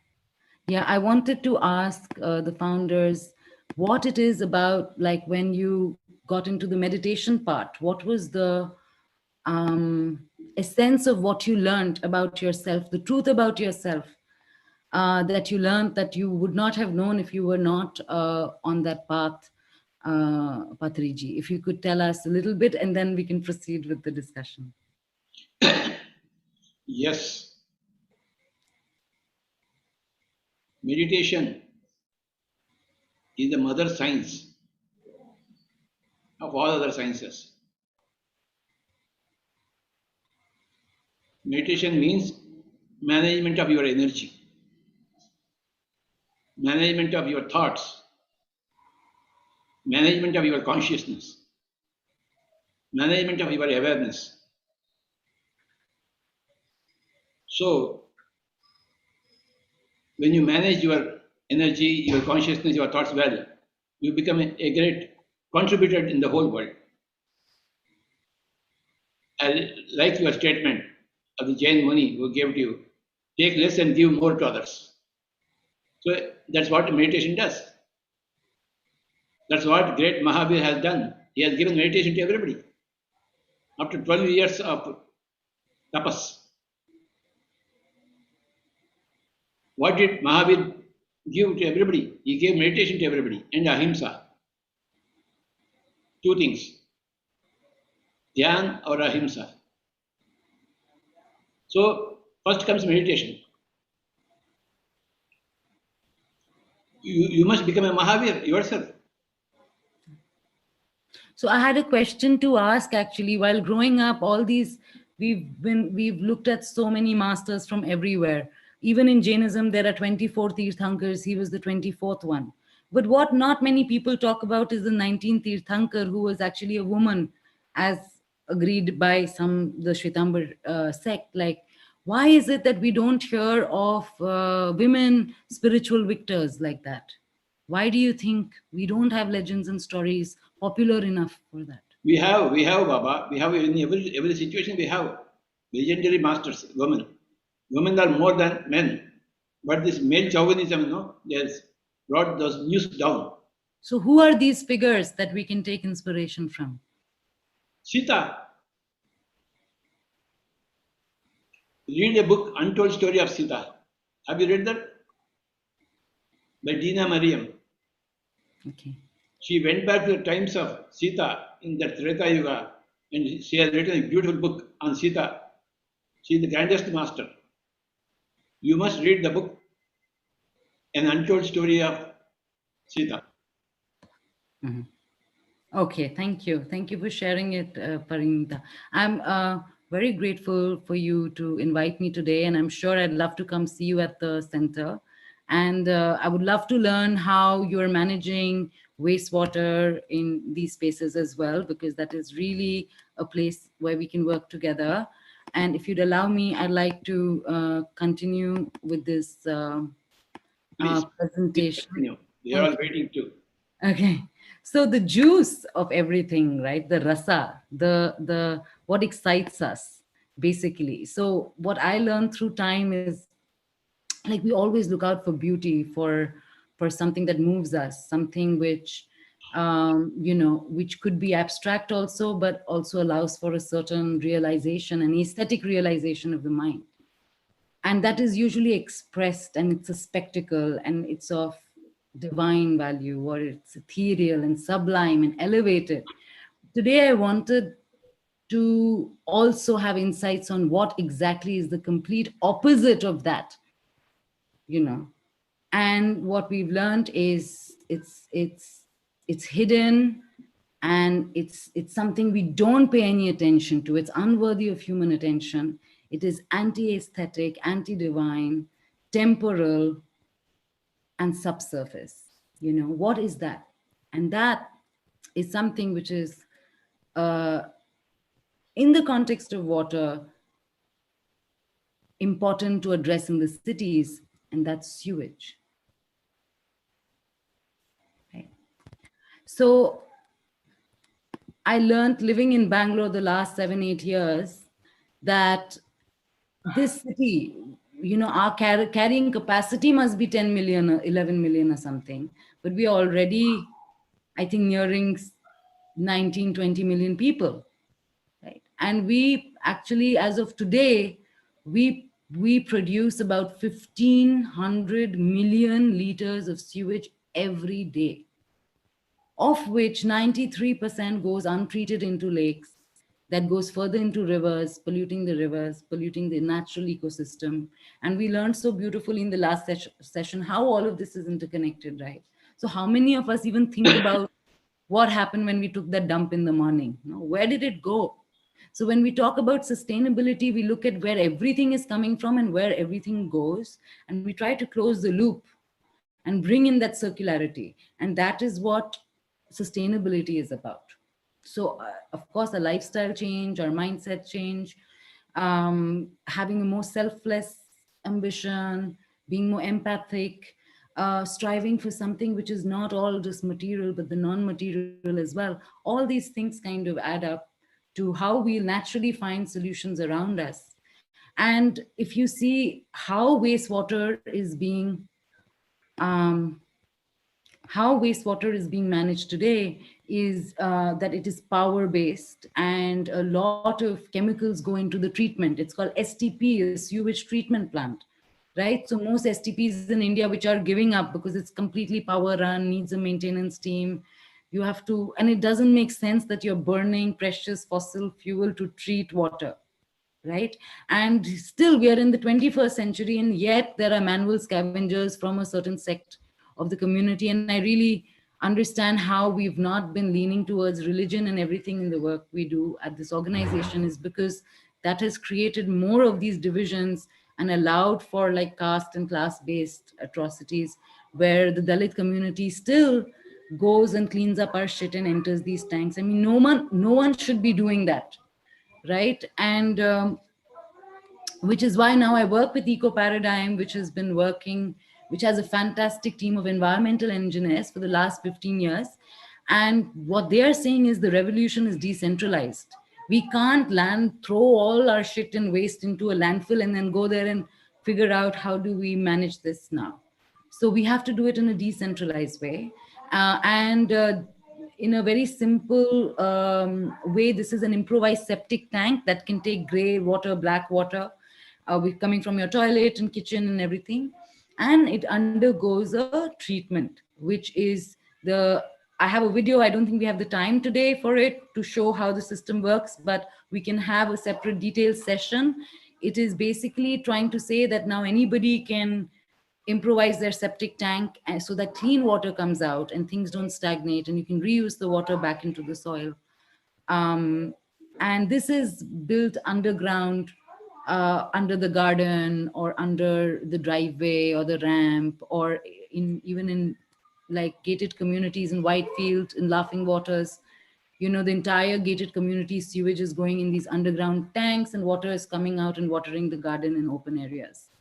In a lake also, you can scale it up to about 1 million liters a day, even more. So all of this, basically all the sewage comes in, flows from one tank to the other on a gravity base, rather than like, you know, using pumps and machinery and things like that, which is not sustainable. So something or the other will give up, and then who's going to run it? So this is like the sewage travels from one tank to the other, then it comes out into a wetland, and then finally goes into the lake. And without going much into what I'm doing now with Lifetide, which is a water collective based in Bangalore, we're trying to push for a kind of a lake system which is designed for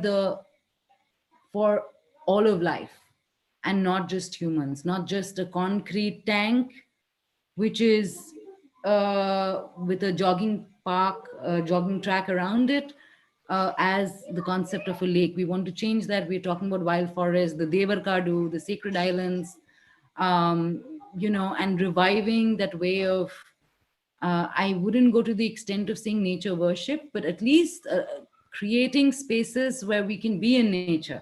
Maybe we can't be a Buddha today or can't be a Mahavir today without a tree, without sitting comfortably under a tree. So something we can all do with everyone who's present here. And I'm happy to leave my email address behind. If you want to work with Lifetide, we want to work with local communities on like water literacy projects, work with children on how we can, look at water quality, look at all of life and how it's interdependent. And with Eco Paradigm, we are really providing solutions on waste management, particularly on wastewater treatment. We are pioneers in wetland systems. We do it for buildings and for lakes and residential, commercial, hospitals, lots of success stories, about 300 projects across India and overseas. And I'd be very happy to get in touch and go in detail about how biomimicry actually could help us organize better, how we could use some of these strategies, use education and technology, like the edutech space to build a future together. So basically the message from today is, unless we begin to collaborate, we cannot be working like nature. So we have to work in a collaborative way, and please feel free to reach out. And that's it from me. Thank you.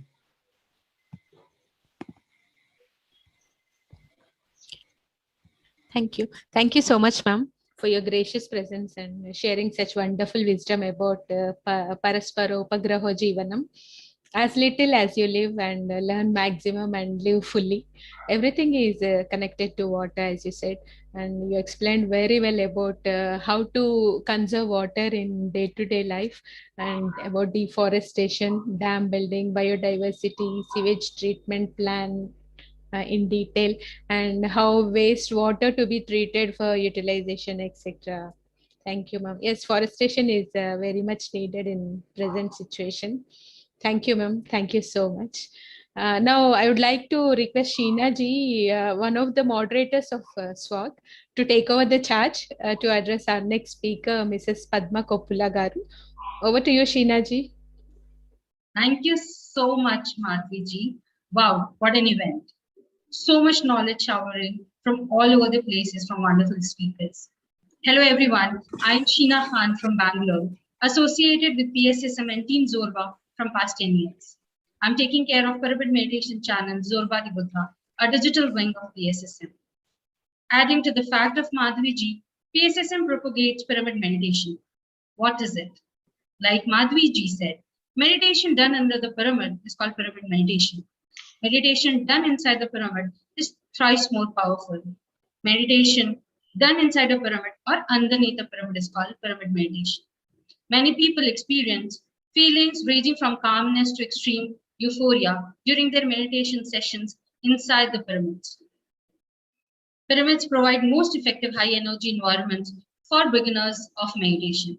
Pyramid help to reduce the level of stress and tension in physical body. Most people have experimented with pyramid meditation, describe themselves as experiencing a total relaxation of their body, followed by the shutting out of unnecessary external stimuli and irrelevant thoughts, and finally achieving an altered state of consciousness, which allows them to concentrate on deeper inner levels. Without much ado, I would like to invite Padma Koppula Ji. I'm very excited, I must tell you.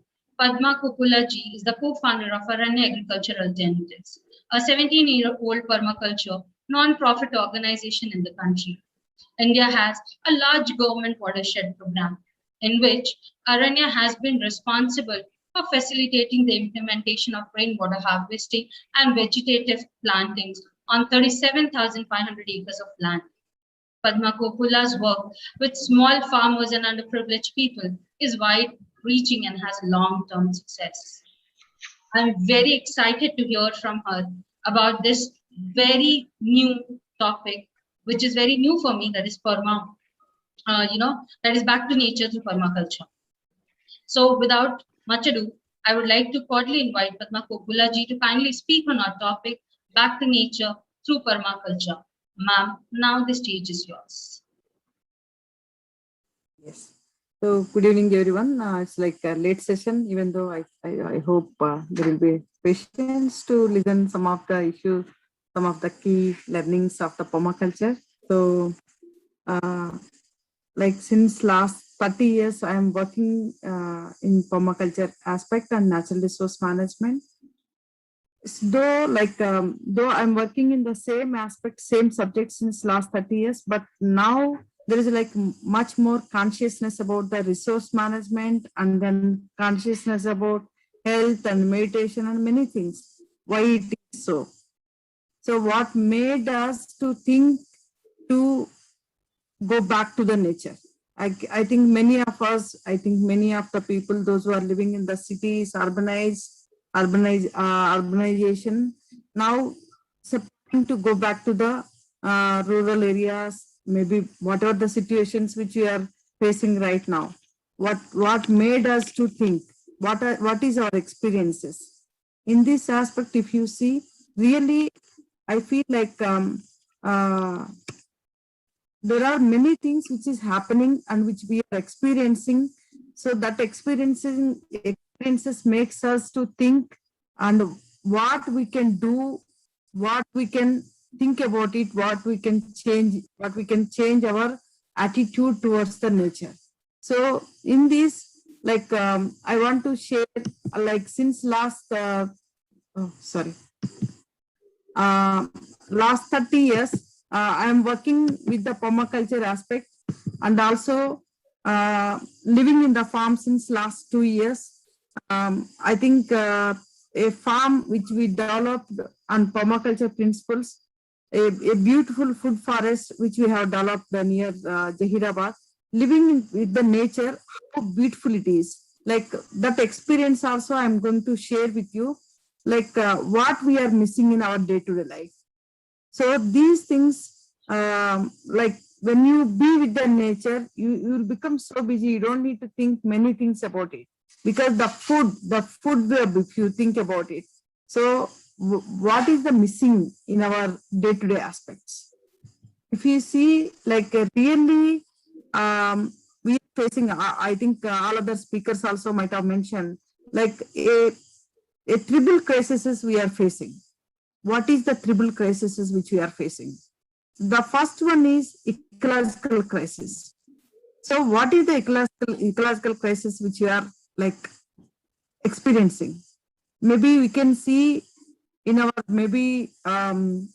generations, if you can see, a disappearance of biodiversity species is happening in the forest ecosystem, agriculture ecosystem, marine ecosystem, any ecosystem. If you see why the species are disappearing. So like, for example, one species, if it is like disappearing, it means to get that species back, how many years it has to take. What are the things which we have to create again? So these things, if you take any forest species, forest ecosystem, you see, there will be so many natural forest systems are there. But now the entire thing is a monoculture system in the even reserve forest areas. Why it is happening? So who made that? Like these things are happening, and these species are happening. The species are like disappearing. Even agriculture ecosystem, take agriculture ecosystem. In that also, why it's a monoculture is happening. Like why all the farmers, everybody wants to have one kind of agriculture system. Why there will be thousands of varieties of rice varieties are there, millet varieties are there, pulses are there, so many beans are there, so many things are there. Why we restricted to very few things? all these things are like, it's like going down. So there is some disconnect, and we are creating, because of our human interventions, like some of the species are disappearing because of that. So there is no food for some of the species. If you don't get the food, what will happen? So similarly, if you think about the climate change, so why the climate change is happening? Why the climate instability is happening? Why climate extremes are happening? Why so much of temperatures, too much of rains, sometimes droughts? So all these things since last 10, 15 years, it's like recurring. We are experiencing. That's why we are worrying about it. Why, what we have to do? Really, if you think that as a human being, if you are living on the planet Earth, so we are in the really a climate chaos. So what is like every human being, if you want to survive on the planet Earth, you need to do something. You need to repair it. You need to revert back. What is that we can do for it? Whatever the damage which we have done, we can repair it. So if, for example, in a ICU, if you have a patient, if you treat them, he or she may survive or not. If you don't treat them, what will happen? He may die, she may die. So we are in that situation. Only one thing which we can do is, only a tree can do, which we cannot do. As a humans, we are living on the planet, our responsibility is plant a trees. A tree can do many things. That's what our responsibility is. We have to plant. We have to plant. That's only the solution which we can see since last 30 years experience. The third thing which we can see, soil erosion is happening. So if you see the last 50 years, 17% of the topsoil is been eroded. Why it is happening? So land degradation is happening, desertification is happening, because we are taking out all the plants. Maybe because of our livelihoods, maybe industrial needs, maybe some other needs. Whatever, knowingly, unknowingly, whatever the things which you have done, because of the results which you are showing. If the soil is happening, why you are suffering any health issues? Your soil health is your health. If your soil is not health, your health is not good. So that is where a biggest problem which you are facing. And other thing, like a previous speakers also spoken about the water. So water depletion and water pollution. Water depletion is happened. So much of groundwater we have taken out. So much of like exploiting, overusing of the resources. And also whatever the resources which we, like industries and other things, this is also creating a lot of pollution. So all these things, like we are into the another kind of crisis which we are facing. And fifth one is spread of the toxins through the food system. Like whoever is listening my talk. So just think about a few minutes what we are eating every day. In a plate, if you see like what fruits we are eating, how it has been grown, what food, what kind of rice it has been grown, how we are eating. Like just spend a few minutes, what is our food, from where it is coming from, how it has been grown. Like while you are selecting many things for your own needs, like we'll spend a lot of time to think about it. While you are eating, please do think about it. That's like a minimum time. If you just think about it, many problems will be solved. How many people will say, yes, I am eating toxic food? Why we are facing all the health issues? Because of the soil, because of the food. All these things are the reasons for whatever we are facing right now. So now a paradigm shift is required for thinking about the future. And also, like everyone is facing many of the health issues. Why it is happening? Whatever the things which is happening in the previous crises, even public health crisis is also happening. Like we are getting the food, 1 kilo of rice we are getting, a tummy full of rice we are getting, tummy full of food we are getting. But think about your nutrition levels.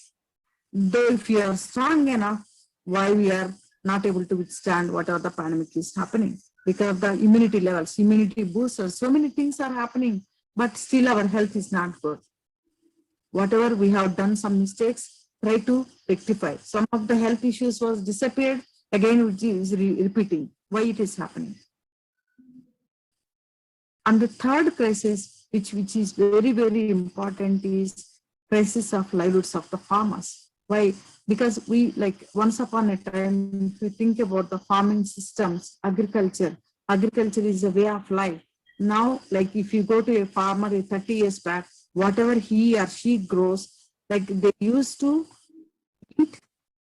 feed the animals, rest of them they used to sell.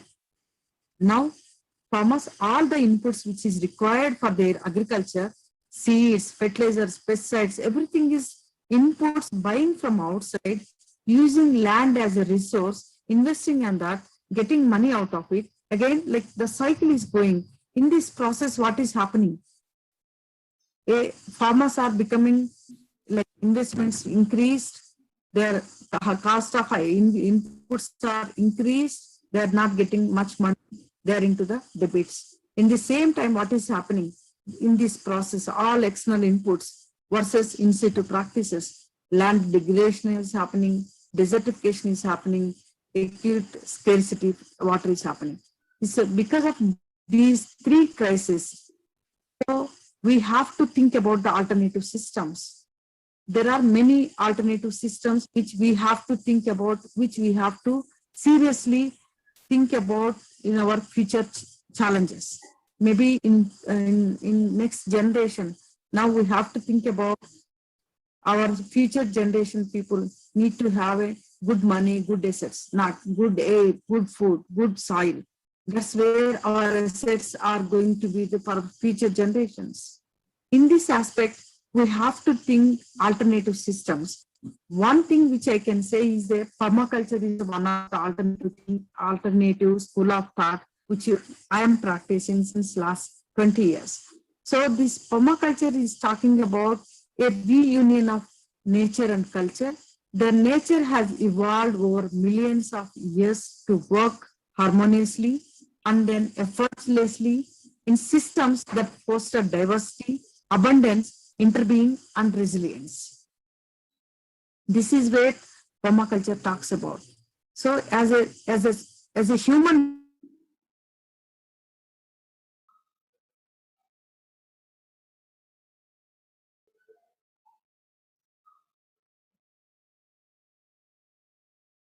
Friends, I guess there is some network issue at her side. So I guess there is some kind of network issue. But Mama is, I guess she's not here with us. Yes, she is here with us. She's reconnecting again. So please be with us.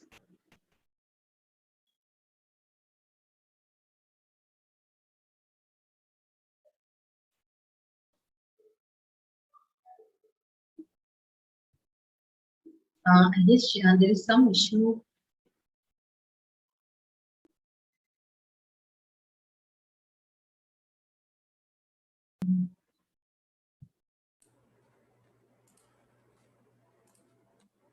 Maybe we can go forward now, and whenever she joins, we can add her in, and we will go for the next speaker.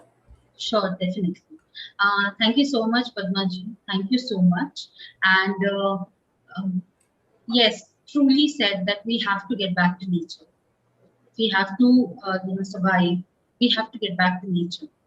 So without taking much of your time, now I would like to call my co-traveler Hanish to take the session forward. Thank you, Sheena. Thank you so much.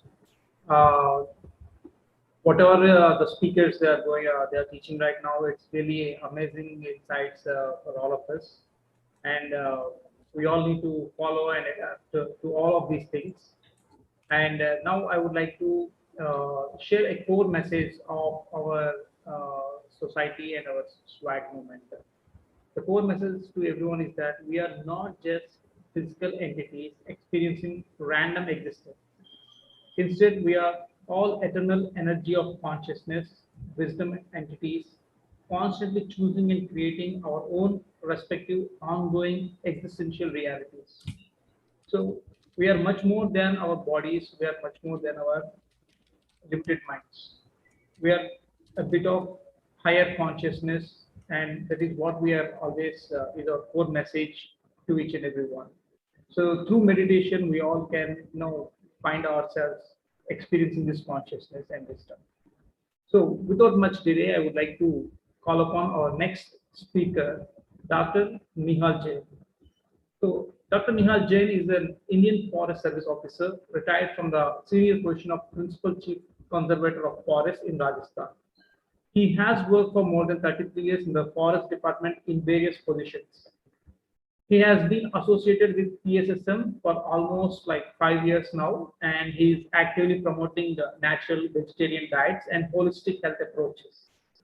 And he has also established Samagram, an active voluntary service organization to promote a holistic approach in all arenas of life. So I cordially invite Dr. Nihal Jain to kindly speak on his topic, Innovation for Greenery. Thank you all friends. It has been great listening since afternoon. And ब्रह्मर्षि पत्री जी को बहुत बहुत प्रणाम, आशीर्वाद आपका स्नेह हमेशा मिलता रहता है और बहुत प्रेरणा मिलती है और जीवन में एक अभूतपूर्व परिवर्तन, विशेष तौर से जब से मैं राजकीय सेवा से निवृत्त हुआ हूं, मैं अपने आप को उस सेवा से भी ज्यादा व्यस्त महसूस कर रहा हूं, ज्यादा इन्वॉल्व महसूस कर रहा हूं, ज्यादा लर्निंग, जबरदस्त जो जीवन की लर्निंग से सीख है वो बहुत गहराई से महसूस कर रहा हूं. Is it okay to use Hindi or I should be in English only? I think a lot of people would not understand. Whatever you feel right. Right. Thank you. प्रणाम सर. तो मैं अपनी बात को शुरू करने से पहले और समय की सीमा को ध्यान रखते हुए I would like to go to my presentation. And just it will take a minute for me to settle down the PPT. Okay, it is here.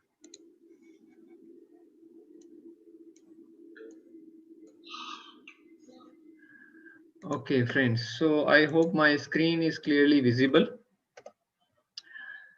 So I would like to start with asking or talking about something which we can change. Innovation is actually reinvention. Mostly things have been innovated or found out, but we are probably reinventing or re-emphasizing, and that would be the right word I would like to use.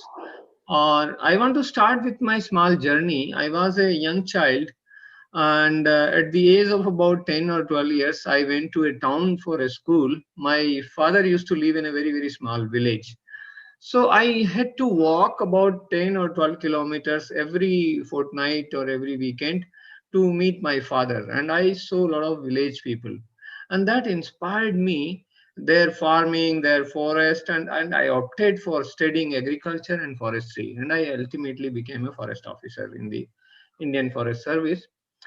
And that continuously inspired me. What is our relationship with nature? What is our relationship with environment? How we are responsible for it? And gradually it imbibed that I've started making my house about 15 years ago. So I planted a lot of pyramids in that house. And I wanted to make house very eco-friendly, natural. Probably I wanted to target, my ambition was to target to come to a life which creates zero carbon footprint. And I wanted to reach somewhere near zero. I'm still targeting to be near zero. But what I have achieved is the 95% of the rainwater which falls on my house is recycled back and recharged into the ground. So that I started right from the beginning. The waste which is generated in the house is totally recycled. So I make home compost, I use reuse everything, and I don't throw anything in the municipal garbage system. The energy wise, I started having solar production in the house. I started using solar cooking. I have all the time I've been using plant-based diet, and I use a lot of raw and all things. So my energy consumption, the cooking gas consumption is very, very low. I mean, I don't use even a 1 gas cylinder in a year. And I grew some plants on the roof. I grew fruit plants, I grew vegetables, I grew herbals. And so whenever Patri sir comes to my house, I offer him a herbal tea. All people coming, we have almost a lot of ingredients produced there. So I was trying to reach to zero carbon footprint, and that motivated me. And I want to say, I wanted to learn that can I reduce my consumption to an extent that it helps in restoration of the environment. And that is the message, that is the motivation with which I have been working all through. So it is commonly said, even if we have 4 planet Earth, that will not be able to meet the demands at which now our consumption rates have grown. So with this background, I'll come to talk about greenery. So my campaign is that we have to have green everywhere. And where I mean is that all places which Earth had originally maintained as green spaces, that is the nature's message, that let me be green everywhere. And I'll come to it shortly. But the principles based on which my whole of the presentation is there is based on 4 or 5 major principles. The first principle is nature has the self-regenerating potential. So a resource which grows by itself, why should we feeling shortage of it? It is only because we are over harvesting, we are unwisely managing, we are using unregulated manner. So that is the first thing as a principle I want to use. The nature says that I am able to grow every year, and if you extract from me that much, as much I am growing every year, then I'll be able to maintain forever in perpetuity. So that is the principle we should use in revival of nature. And that's very clear, that we don't need any kind of inputs, any kind of costs, and we will be able to maintain it. So that is my first principle. Second principle is our previous, just a speaker before had already talked about, is the ecosystem approach. All living beings live in harmony. Parasparo graho jivanam. That principle says that if any species want to override the other species of other rights of other species, the nature will balance it. So in a natural ecosystem, all the species have almost equal rights to survive and live and flourish. So it can be a very minute organism like a virus, or it can be a giantly powerful organism like humans. If they maintain that, then they will be able to sustain forever. So that is the second principle I like to use wherever we interfere. These are the principles I'll apply. Third one is, as humans, we have collective wisdom. So when a group of people are put together to look for a decision, then they will come up with a decision which is in common welfare of the all, provided there is an atmosphere, and we don't forget that is our nature. That is not only human nature, that is even animal nature. So if we rationally, collectively talk, especially we as evolved people, we are spiritual people, we are right thinking people, then all the times collective decision will be better. And that's what is important for the nature. This is the third principle I like to use in my presentation. The fourth one is, with the evolution, we have learned to talk a lot of rubbish. We have learned to talk all beating around bush. We will keep talking and talking and talking and will not come to action. We'll wait until everything, when he says, perishes, and we suffer a lot, till if the pollution level in a city does not rise more than 500 ppm particulate matter, we will not rise to the occasion and try to learn from it and do something. So human action needs a tremendous amount of stimulus, and that is the modern principle. It's not a natural principle. It's not our nature to live like that, but we have become like that. So what we are talking is, Mostly we talk about awareness. Okay, let's become aware. Let's know about it. Let's convince people. So we keep on moving around this awareness business and knowledge business, and we talk and talk and talk. We don't come to action. So that is my urge to you, that let's come to action. It's very simple. Nature says, I'm giving you everything every year as per your need. Just limit your extraction up to the production which I'm giving every year. And nature is saying, I can sustain 10 billion people on this planet. I have enough to provide you everything. So the things to learn is very simple. It's more and more the action which is needed. This is my fourth argument I'm talking about. And I would urge again here, let's not talk about the least. We have to talk about the most. We have to do the most. Importantly, how much we can do best we have to do, not the least. So with this background, I'm coming to the vision that at least let's achieve 50% of the green cover on this planet. And that's the minimum we should get, although Earth had much higher green cover than this when Earth evolved. So we have to at least get back to it. And if we get back to it, it will be assured that we'll get pure air, pure water, pure food, everything, environment, all will be fine. And it's not difficult at all. Now let me come to the second part of the presentation. So where to green? Green everywhere. So I would talk about it that it's to be done all places possible. Let me come to 5 options. I'm talking. I'll come to one by one. One more thing I want to talk about is most people say, okay, let's inspire people. They will do it. It's somebody else's business. People keep running here and there and they feel somebody else will do it for them. I say, if you're breathing, if you are consuming oxygen, it's your duty to produce oxygen. So none of us should escape this responsibility. Now let's come to the options and what is the level of innovation we can do. If a house we live in, what are the old surfaces we can green? We can green even the rooftop, all the balconies, all the open spaces, everything we can green. And nature is saying, you just put a small amount of soil where you have dug out and made a house. You already destroyed that vegetation. So put that soil, little bit of soil on the roof. I'll be happy to grow there. In a smallest quantity of soil, nature says, I'll be able to flourish there and provide you all the fruits to you, all the oxygen to you. We could say, now we are in multi-stories, we don't have any space to grow. Nature says, just put a small container. I'll green your entire building from the roof to everything, even a vertical space. Plants say that we can grow vertically. Just give a small space to us.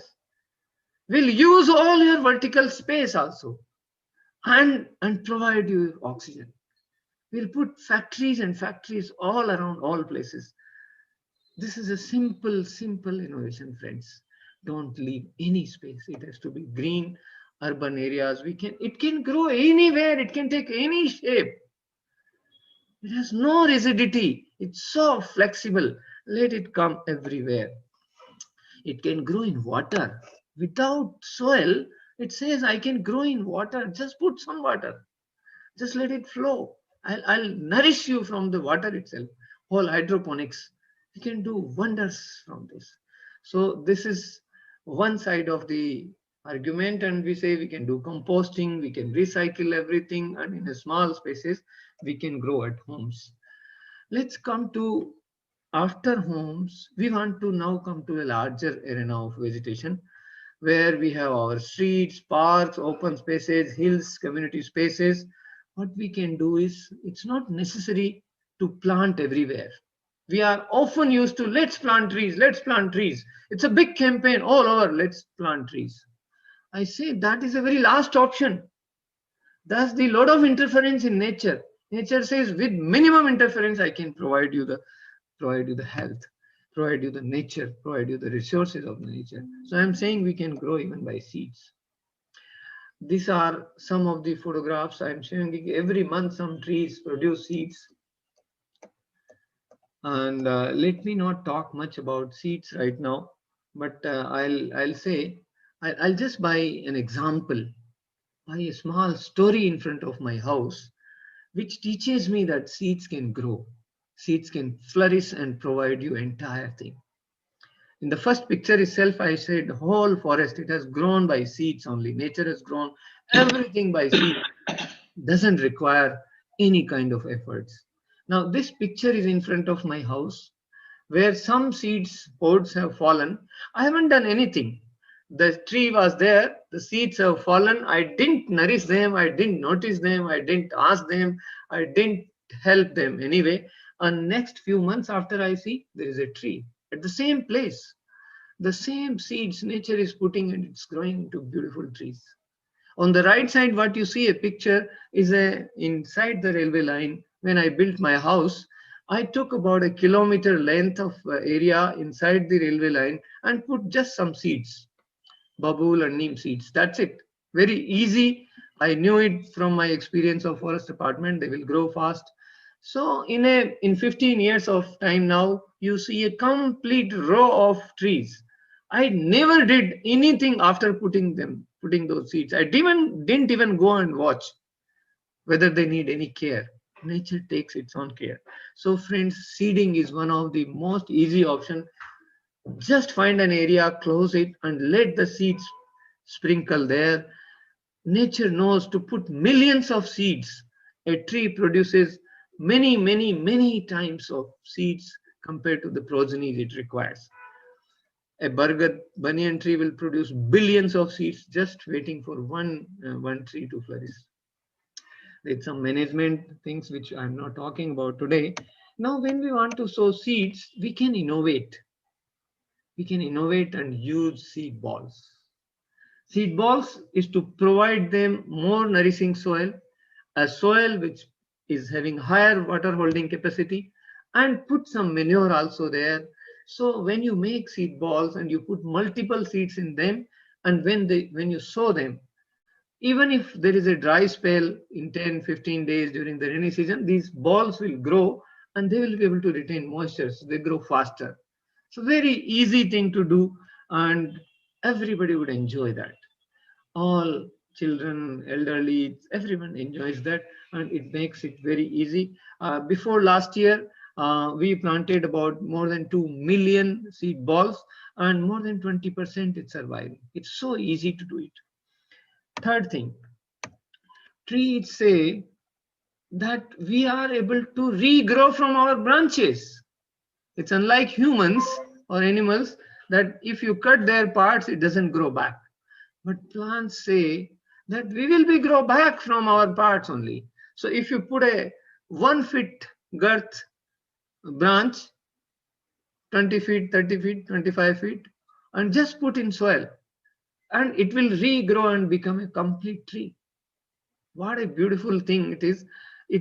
It readily is ready for 10-15-year-old growth is available in just 2-3 months. That will become a tree again. Many of these species, I'm giving you some pictures like banyan, ficus, benjamina, erythrina, delonix, ficus elastica, gliricidias, moringa means angina, plumerias, all champas, they all grow into trees just out of branches, and it becomes very easy to manage. You don't need regards, they are protected. So these are few innovations you can use. Now coming to tree planting. Now if you want to plant trees, there are several things to know about it, but a right quality of seedling should be there. It should not be too tall, too short. Root and shoot where it joins, there the collar should be thick enough to hold the trees. Don't be too tall where it cannot hold. Don't be too small. So there are few things about it. I'll not go into the details of the techniques today, but I'm just touching some points that some aspects are very important when you plant trees. You should have correct choice of species. You know how to plant it, right quality of plant, right to handle it. Then right water management and post-planting care. I'll give few things, I'll give demonstration of few things, but I'm urging here that we are starting a green counseling for anyone who wants help in planning anywhere in the country. We can give them online counseling. I'll come back to that point in a while. I'm doing a detailed workshop starting from tomorrow for a week, where in detail I'll discuss everything in 1 hour, 9 to 10 p.m. every day. Anyone who wants to do greening anywhere in the country, please, they are invited to join. If they have additional knowledge, please share. Otherwise, we as forest officers, our team of people will share the knowledge every day in total nitty-gritty, so that we have highest success in greening. I would use again and again greening, not tree planting. So that offer we are giving, and we'll cover all kinds of these things: seed, seedling, seed ball, stump planting, how to take care of the species, what species to choose, how to manage water. Everything will cover in these few days. Another thing we are offering now is a green counseling. So anywhere you want to plant trees, you have an industrial area, you have a waste area, you have a dump site, you have some campus to manage, you want to plant in a park, you have an open area. I went to Quantum Life University last February, and we offered that service, and we discussed in detail there. Dr. Newton, Dr. Lakshmi, everyone appreciated. So we gave a complete campus plan, and that plan would help the whole recharging of water in the campus, regreening with the native local ecosystem species, and total plan we give. Some people from Karnataka are already asking us, some people from Gujarat are already consulting. So we are ready to serve, and we have officials all over the country who will help. So this is another service I'm offering from a team of our people here. And this is an email on which anybody can write, we need help, and we'll contact them, we'll give a right appointment, and we'll discuss online and advise that. Whatever we know our best. Details of the old technologies, whatever we have learned in last 33 years of job, and feeling what can make it successful, that all we'll be happy to share. Let's come to some topics about correct choice of species. I think, keeping the time in view, I should not go in much detail, but I'll give just one example. If you choose a wrong species in a street, in front of your house, in a park, which is putting up a lot of, it's a what we call a deciduous species which shades its leaf during summers, and those leaves will clutter the whole area, it will dump into the houses, and people will be puzzled with this cleaning everywhere. So deciduous species should not be planted in streets and areas. That's a small clue I'm hinting you while choosing this species. Here I'm giving you pictures of some of the trees which we can use, have variety of colors of seeds. These are some yellow color flowers, these are some white color flowers, these are cream color, these are red color, these are pink color, these are violet color, and there are some trees which provide flowers all through the year. So we can choose a mix of these species, any street, any park, any railway line, any place, to make the whole area all the year blooming. So you have some flower somewhere during the some time, and then you will feel the nice greenery impact of it. Similar, there are several things to understand which we'll be covering in our workshop. Let me come to a couple of more before I stop. Is the right quality of seedlings we should use, right? Then I'll just give example of some water management thing, how we should manage water while we are planting, and that's the one of the most important message I want to convey today. In this picture, this boy is showing that there is a small pit which is made in front of the tree planted. This pit can hold about 50, 60, 70 liters of water. And when rains come, the water will fill in the pit. And as rains continue, the water will percolate down. So within a period of 2, 3, 4 hours of rain, you would have probably supplied 1,000, 2,000 liters of water in the root zone of that plant. If you don't make this pit, the water will flow and it will not percolate down for the tree. And this is the most important mistake we are making. Another thing we do is before we want to plant, we dig a big pit, 2 feet by 2 feet by 2 feet, big pit, which can hold about 200 liters of water, 150 to 200 liters of water. And when rains come, whatsoever, in whole of the country, anywhere you do it, wherever there are few rains, even 4, 5, 6 rains happen in a rainy season, 3-4 hours of rain, this will be enough for trees to survive because they are deep rooters. And when deep rooters are there, they will penetrate down as the surface dries. The wet soil attracts the roots below, and once the roots have reached deeper, then trees will be able to survive without any artificial watering. So what a wonderful technique. We keep hearing, let's nourish the tree, take care of the tree, adopt a tree, and so many things we say. Tree says, I don't need anything. You just let me have some water and I'll grow by myself. Just don't damage me. Just don't graze me. Don't cut me. That's all, 2 things. Trees will grow by itself. Every area will become green. So this is another thing I wanted to highlight. Fencing thing I'm not talking today. One small thing here is very emotional, and it's very emotional for me that we grow trees, we plant trees, and we don't leave any space for water to penetrate around the tree. We will cement everything. What a nasty thing we are doing. The tree grows. It requires water. It requires some air in the root zone. And we are so, even you see, you notice even a smallest space which was left after digging the bricks, that smallest space was also cemented. Now that's a very, very inhuman approach to trees. Here, one more principle I'll talk and then I'll stop, is that nature says, in this picture, there is a front area which is having some grass. It's not a very clear picture, but the hills behind had good vegetation, and the front area we just closed, and it starts reviving. In a small amount of time, the whole landscape becomes totally green without doing anything. So in this approach, what we are doing is, we are doing minimal interference. We are not doing anything. We are just letting the nature to operate and regulate our entry, that we don't extract, we don't disturb. And when it has come to the potential, it provides us every year for perpetuity. So that is the thing we have to do. Now I have 2 more small messages to give.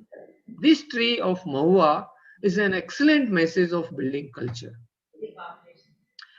This is the highest thing which we require to do, is build cultures of doing things in a way. So if we have to leave an area, then we have to build a culture that people respect. Our traditional communities, our tribal communities have built so many such cultures. I'll give you examples of 2 cultures. One culture is that they sprinkle the saffron water all around an area which they want it should be left intact without disturbing. So in Hindi they call it Kesar Chhata. So those communities will take up, say, 100 hectare, 50 hectare, whatever area they want to close. They will sprinkle some water around and convey to whole community that this area is now closed. And they have spread beliefs like, if now somebody enters and cuts the trees there or removes any material from there, either he will be bitten by a snake, or God will be, deity will be annoyed, the family will be sick, somebody will die, or things like that. Now, whatever kind of belief it is, but look at the intelligence of those elderlies who created a system of belief where people start conserving and protecting. See the value of that, see the wisdom of that, see the utility of that. Whatever way they have done, they have created a culture. This tree is a Mahua tree. The culture of Mahua tree all over the country is that none of the people will pluck even the leaves, even the branches, because this provides them flowers, seeds, very useful things for tribals. So this is a culture they have spread. Now they don't need to regulate it. No police is required. No criminal business is required. Nobody will violate. Even a smallest child would understand right from the childhood. So I'm saying, let's create culture. Let's create a system in which everybody follows. Only simple things we have to follow. So if we do mass mobilization, we do glamorization. I'll give you a counter example. A Valentine Day, like a thing which nobody knew 20 years before in the country, in India, it's spreading like fast and becomes a culture. Now, if such a thing can become a culture, can we not make some nature reverence and protecting the nature is a culture? We have to be wisely using some strategies of mass mobilization, glamorizing. Let's invite anybody who is a glamoral hero. Our Patri sir is a great hero. Even if we request him that let's declare PSSM's Green Day somewhere in July, that all PSSM lovers will plant 10 trees, 20 trees. Wherever they are, will have achieved millions of trees. Millions of trees we will be able to. Just we have to put it in our culture. We have to glamorize. Let's invite Amitabh Bachchan. Okay, now you become an ambassador and you will do it. A Coca-Cola can sell in whole country. Glamorizing this. Let's learn how can we glamorize. And this is, friends, my last message, that let's mobilize. When people are collectively deciding something, they will able to grow everything. This is my example of working in more than 1,000 villages, where 200 villages I could mobilize, and they protected their area. Some of them have been awarded nationally. So these are few approaches. I want to stop here. And some of the tips I have shared here which can be followed, and I invite people who are interested in learning more about it to join my series from tomorrow 9 p.m. onwards. I have given the links, I think, or otherwise I'll provide the link for circulation. My YouTube channel is Samagram. Samagram is SAMAGRAM. Just type that and that will be live on that. Otherwise we use Zoom also. So with these few words, I want to thank Patri sir and Parinita for taking this great initiative. This is a great motivation to work with the whole PSSM team, all our nation and probably global community to work for saving our environment. And if some of my views are helpful to anyone, it helps, I'll be highly obliged. Thank you, thank you, thank you, thank you. Namaskar. Thank you so much, sir. We are looking forward to work with you. Swag initiative and Samagram, both of us will work hand in hand for the next future to work for the environment. And we are always going to have more people like you on our platform. And also we would like to invite you for our webinars to enlighten many people who would like to know more about this environment, who are environmental conscious. And it's amazing, sir, the way you presented about the trees and how simply we can actually care for the trees and how trees they themselves can be growing with their own innate abilities. Even though they are we are as a man we are giving them a lot of destruction and we are providing them with very less support, but still the trees are helping us and they are our lungs. And thank you so much, sir. And the way you articulated about the consciousness, it's all about we are connected. The super intelligence that created this year, it definitely made us interdependent. Definitely the way we exhale carbon dioxide and the tree inhales carbon dioxide and gives us oxygen. It's nothing sort of a random event. It is definitely a great intelligence behind this design. So we are all here to respect this design and move forward and to work along with the environment. So now I would like to invite our founder. I would like to request Patri G to speak a few words, please. Dr. Nihal Jain is our foremost master. He's not only a great forest officer, not only a great environmental, but he's a great Jain Muni. He's a great Jain master and a great pyramid master. We totally committed to all 18 principles of PSSM. Swamiji, my pranams to you. You are a multifaceted man.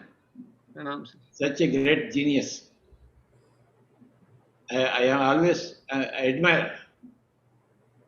Thank you sir, thank you sir, thank you. आपकी प्रेरणा से बहुत काम करने को motivation मिलता है sir. और जो नेचर ने जो बैलेंस हमको दिया है, वो उसको समझने में आपकी प्रेरणा से मुझे बहुत कुछ सीखने को मिला है सर. जैसे ही हम सांसों के साथ अंदर जाते हैं, उस विराट सत्ता की जो शिक्षा है, वो प्रकृति जो दे रही है, वो हमें और अच्छे से समझने को मौका मिलता है सर. और वही प्रेरणा का स्रोत है. Thank you sir. Absolutely marvelous, Swamiji. धन्यवाद. You are present here today. Sir, आपकी तरफ से एक घोषणा हो जाए, एक दिन जिस दिन सब लोग PSSM को लवर्स जो है पेड़ लगाएंगे सर. जुलाई का एक दिन तय करेंगे सर. तो उस दिन मास मूवमेंट चाहिए सर. बस इतना सा रिक्वेस्ट करेंगे sir. Thank you sir. You propose the date. I'll do it sir. I'll find out a date where we'll link it up with other जो फेस्टिवल होता है सर, वन महोत्सव होता है साल भर में. I'll just find out the date and I'll be in touch with you and Parinita and all. Not only date, the time also. Time also, sir. Thank you, sir. I'll do it, sir. Time of the day. Right. 1 hour slot, so that the same 1 hour all pyramid masters will plant trees. Thank you, sir. Thank you. Great, sir. It's a great achievement for me, sir. Your blessings, your message is very motivating, sir. Very motivating. Thank you, sir. I think we'll create seed balls and throw them in the forest. Yes. Yes, sir. We'll do it, sir. I'll share all the videos and how to do it and the whole series. I'll be making it available. And Parinita, you manage the whole thing. Definitely. One day with the year mark. Okay. Yeah. In the next couple of months before the rainy season is out. Yes. Sure. We'll go into the forest and throw all the seed balls. Definitely. Let all of PSSM come together in this project. Let all of us plant trees together. Let all of us create forests and homes for animals and birds. Throw seed balls. Yes. Yes. Right. So that's a very effective way of doing it. Parinita, you will manage the whole thing. Definitely. Okay. Yes. Thank you, Sanjay. Thank you. Thank you so much, Dr. Nihal Jain, for coming over and sharing with us your wisdom. Truly, planting trees is one of the most vital aspects in our life, because that is the way to give back to nature. Right. We have taken so much from nature, and then it is time for us to give back to nature, and this is the only way to do it. Thank you so much for coming over and sharing with us all the knowledge. Thank you so much. Thank you. Thank you. Thank you. Thank you. And now I would like to share the vote of thanks to everyone, my dear friends. I would like to request everyone to please switch on your videos to celebrate today, the World Environment Day. Let us come together and applause. Give a huge round of applause. I would like to unmute everyone. You can unmute please. Let us clap for today. Let us clap for Patri G. Let us clap for Karthikeyan Ji. Let us clap for all the esteemed speakers who have come today and shared their knowledge and wisdom with all of us. Big applause.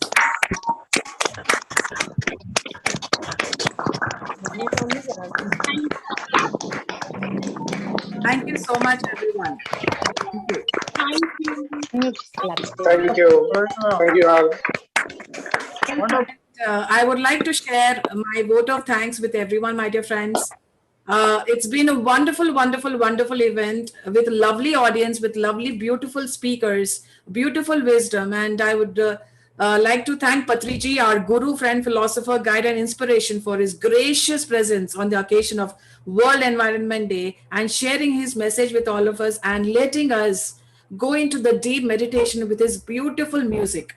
We always love his flute music, and I would give anything for that. just to listen to him play that flute music and I go into meditation. That's all we want.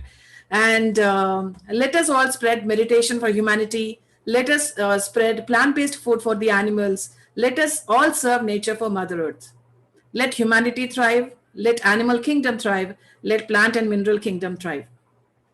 Pyramid Spiritual Society's movement and SWAG would like to thank our very own SWAG ambassador, Dr. D.R. Karthikeyan Ji, for all the service that he has been rendering towards Mother Nature and humanity.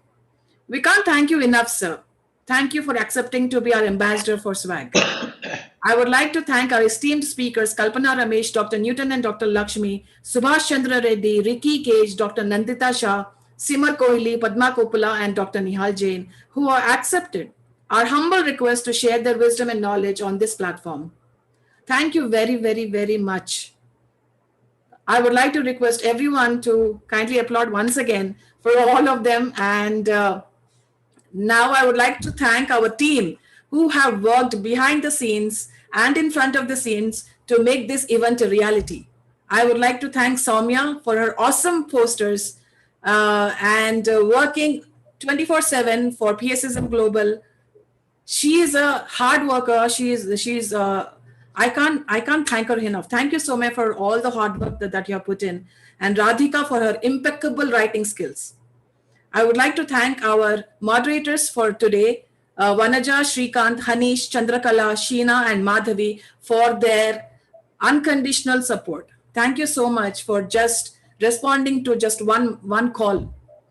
I thank PMC Pyramid Meditation Channel team who work 24/7 to bring spirituality to each and every person's mobile, tabs, televisions, etc. for streaming this event online for all our viewers who are unable to join the live event. A big thanks, a big thanks to the lovely audience. You have been really amazing today. Thank you very much for making this happen. Forever grateful and to each and everyone. This is Parinita Patri signing off, my dear friends. And before I sign off, I would like to ask my lovely father and my lovely mother to speak a few words. You are doing a great job. I am very proud of you. Thank you, Mom. Yeah. Hanish and everybody have seen him as a kid. Now see how he is working. Really. And Jain ji, Nihal Jain ji, namaskar. सबको नमस्कार. I would like to hear from Sushil Jain ji. आप थोड़ा बात करें स्वामी जी.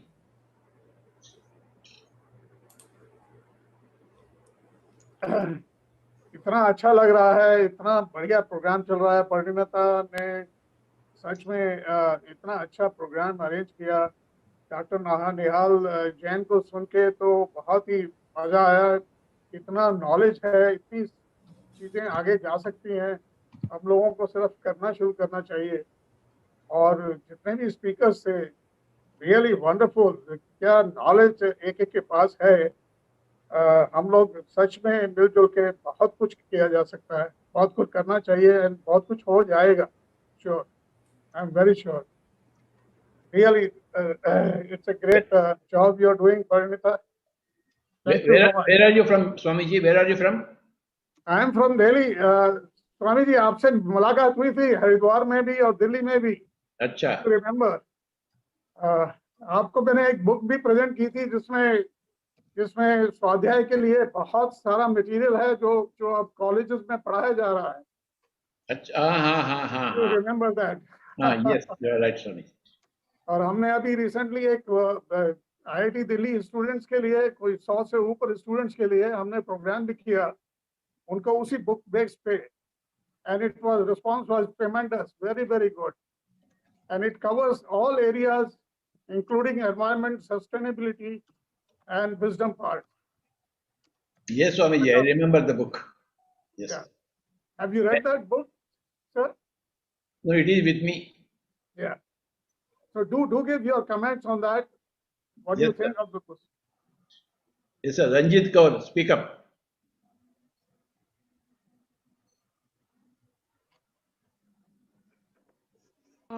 नमस्कार sir, मैंने कभी आपको मिली नहीं हूँ, बट मैं निहाल सर से जुड़ी हुई समागम से, मैं उनके थ्रू मेडिटेशन करती है। जो आपने बताया है वो बताते हैं, हम करते हैं। आपका फ्लूट म्यूजिक मैंने बहुत बार सुना है, बहुत ही ऐसा लगता है कि दूसरी दुनिया में ही पहुंच जाते हैं हम उसको अगर सुन के मेडिटेशन में बैठते हैं। सर आज पहली बार मैंने आपका दर्शन किया है, बहुत बहुत अच्छा लग रहा है ये प्रोग्राम देख के, पूरा देख के। Thanks to Nihal Jain sir, क्योंकि उनके थ्रू ही मैं आपको देख पाई हूँ या आपसे जुड़ पाई हूँ। मैं कहाँ चंडीगढ़ में, कहाँ आप साउथ में, कहाँ सर जयपुर में, पता नहीं कैसे ये लिंक बना, but I really thank God for everything. नमस्कार सर, बहुत अच्छा प्रोग्राम था आपका, मेरा प्रणाम सर। थैंक यू बाबा। थैंक यू बाबा। उदय कुमार जी नमस्कार। नमस्कार। रंजीत हमारे पर्यावरण और इकोलॉजी की बहुत बड़ी अच्छी जानकार है सर, और she is a very good supporter. Yes sir. Yes Uday Kumar ji. Sir, it was indeed a great program, and Jain Saab ka jo presentation tha, I've been inspired, and I got so many tips from that. I'm going to plant something like 7,000 trees in the coming 1 or 2 months in a place called Varadanaikanahalli in Nelamangala. Right now I'm in Belgaum because of lockdown, and well, I have visited quite a number of times Pyramid Valley. Whoever comes to Bangalore, I take them to Pyramid Valley. And first time I got also an opportunity to see you, and I'm eager to listen to your flute also. I would like to meet you sometimes when I am in Bangalore, depending upon your availability, Swamiji. And it's been a great event on June 5th to mark this day. Wonderful experiences. I must thank Simran who connected me to join this program. Thank you, Swamiji. Yeah. Harish Bitla.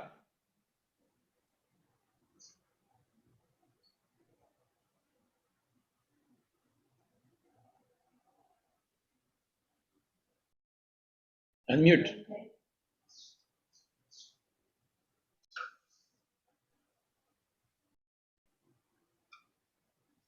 Hello. Yes, sir. Sir, good evening, sir. Good evening, all. Hi, Parnita Akka. Hi. Recently, I have completed Reinvent 40-day program, sir, by Parimala Akka, and I have just known about this program and that session. I'm really very happy to meet these two guys, sisters, Parinita Akka and Parimala Akka, and Radhika Akka too. I'm really very blessed that I'm working with these guys. I'm practicing meditation from past 1.5 years only. Actually started that when I met you in Bodhan, sir. I came to your birthday celebration on November 5th, 2020. From that day, you just called me, and I was standing up there in the crowd, and you just called me that, come here, Ra. I don't know, I'm that scared why you're calling me. And you వచ్చి ఇలా కాళ్ళు పట్టరా అన్నారు.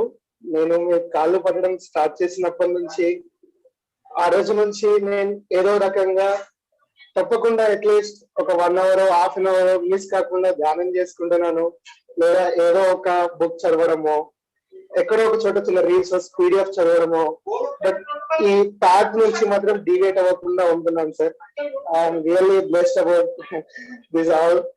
నాకు ఈ ఆత్మజ్ఞానం అందించిన మా గురువు గారు, నాకు ఫస్ట్ ఇదంతా చెప్పిన మా బావ గారు చంద్రశేఖర్ గారు, Kamareddy Markandeya pyramid meditation centre మీకు ఆల్రెడీ తెలుసు సార్.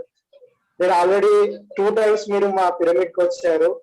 అక్కడ కూడా ఫుడ్ అంతా కూడా నేనే ప్రిపేర్ చేసి మీకు అందించాను. Okay sir, okay sir. ఈ ఎన్వైరన్మెంట్ అంతా కూడా చాలా బాగుంటుంది సార్. నేను ప్రకృతికి మీకు బాగా ప్రేమిస్తాను సార్. ఇంటి దగ్గర కూడా చాలా చెట్లు నాటుతా ఉంటాను. Okay okay okay okay. Ashish Tiwari ma'am.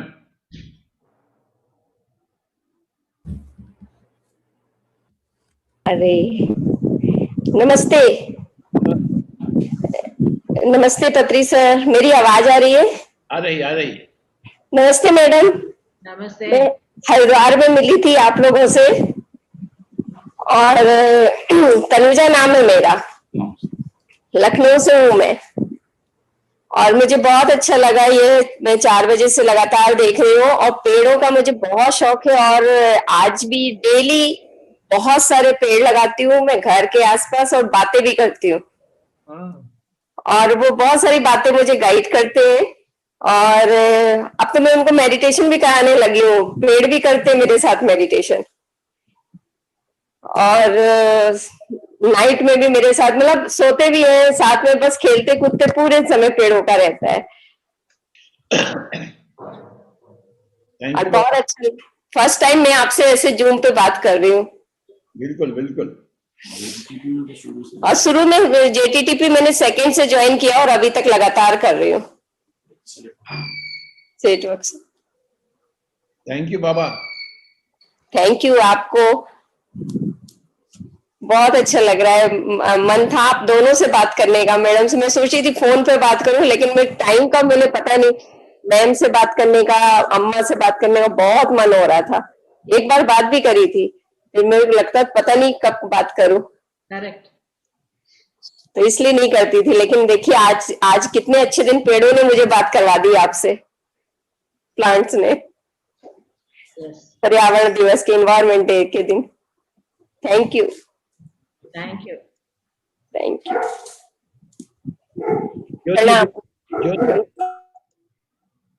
ज्योति पुत्रा।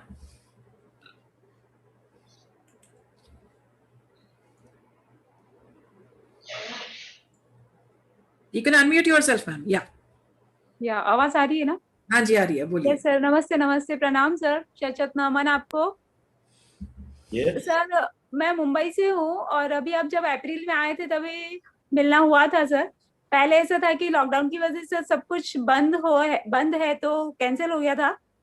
फिर बहुत इच्छा थी कि जाना तो है, सर से मिलना तो है, तो सेकंड डे कॉल आ गया कि आप आ सकते हैं। तो सर बहुत अच्छा लगा, आपके जस्ट सामने बैठ के हमने मेडिटेशन किया सर।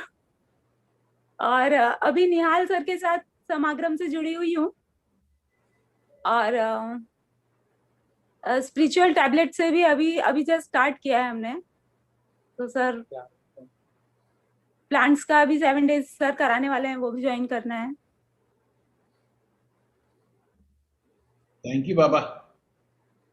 सर बहुत अच्छा लग रहा है आपसे मिलके। मैम नमस्ते। नमस्ते।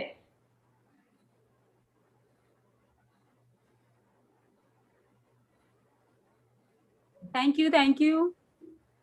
ओके, पाइमा जसवंत।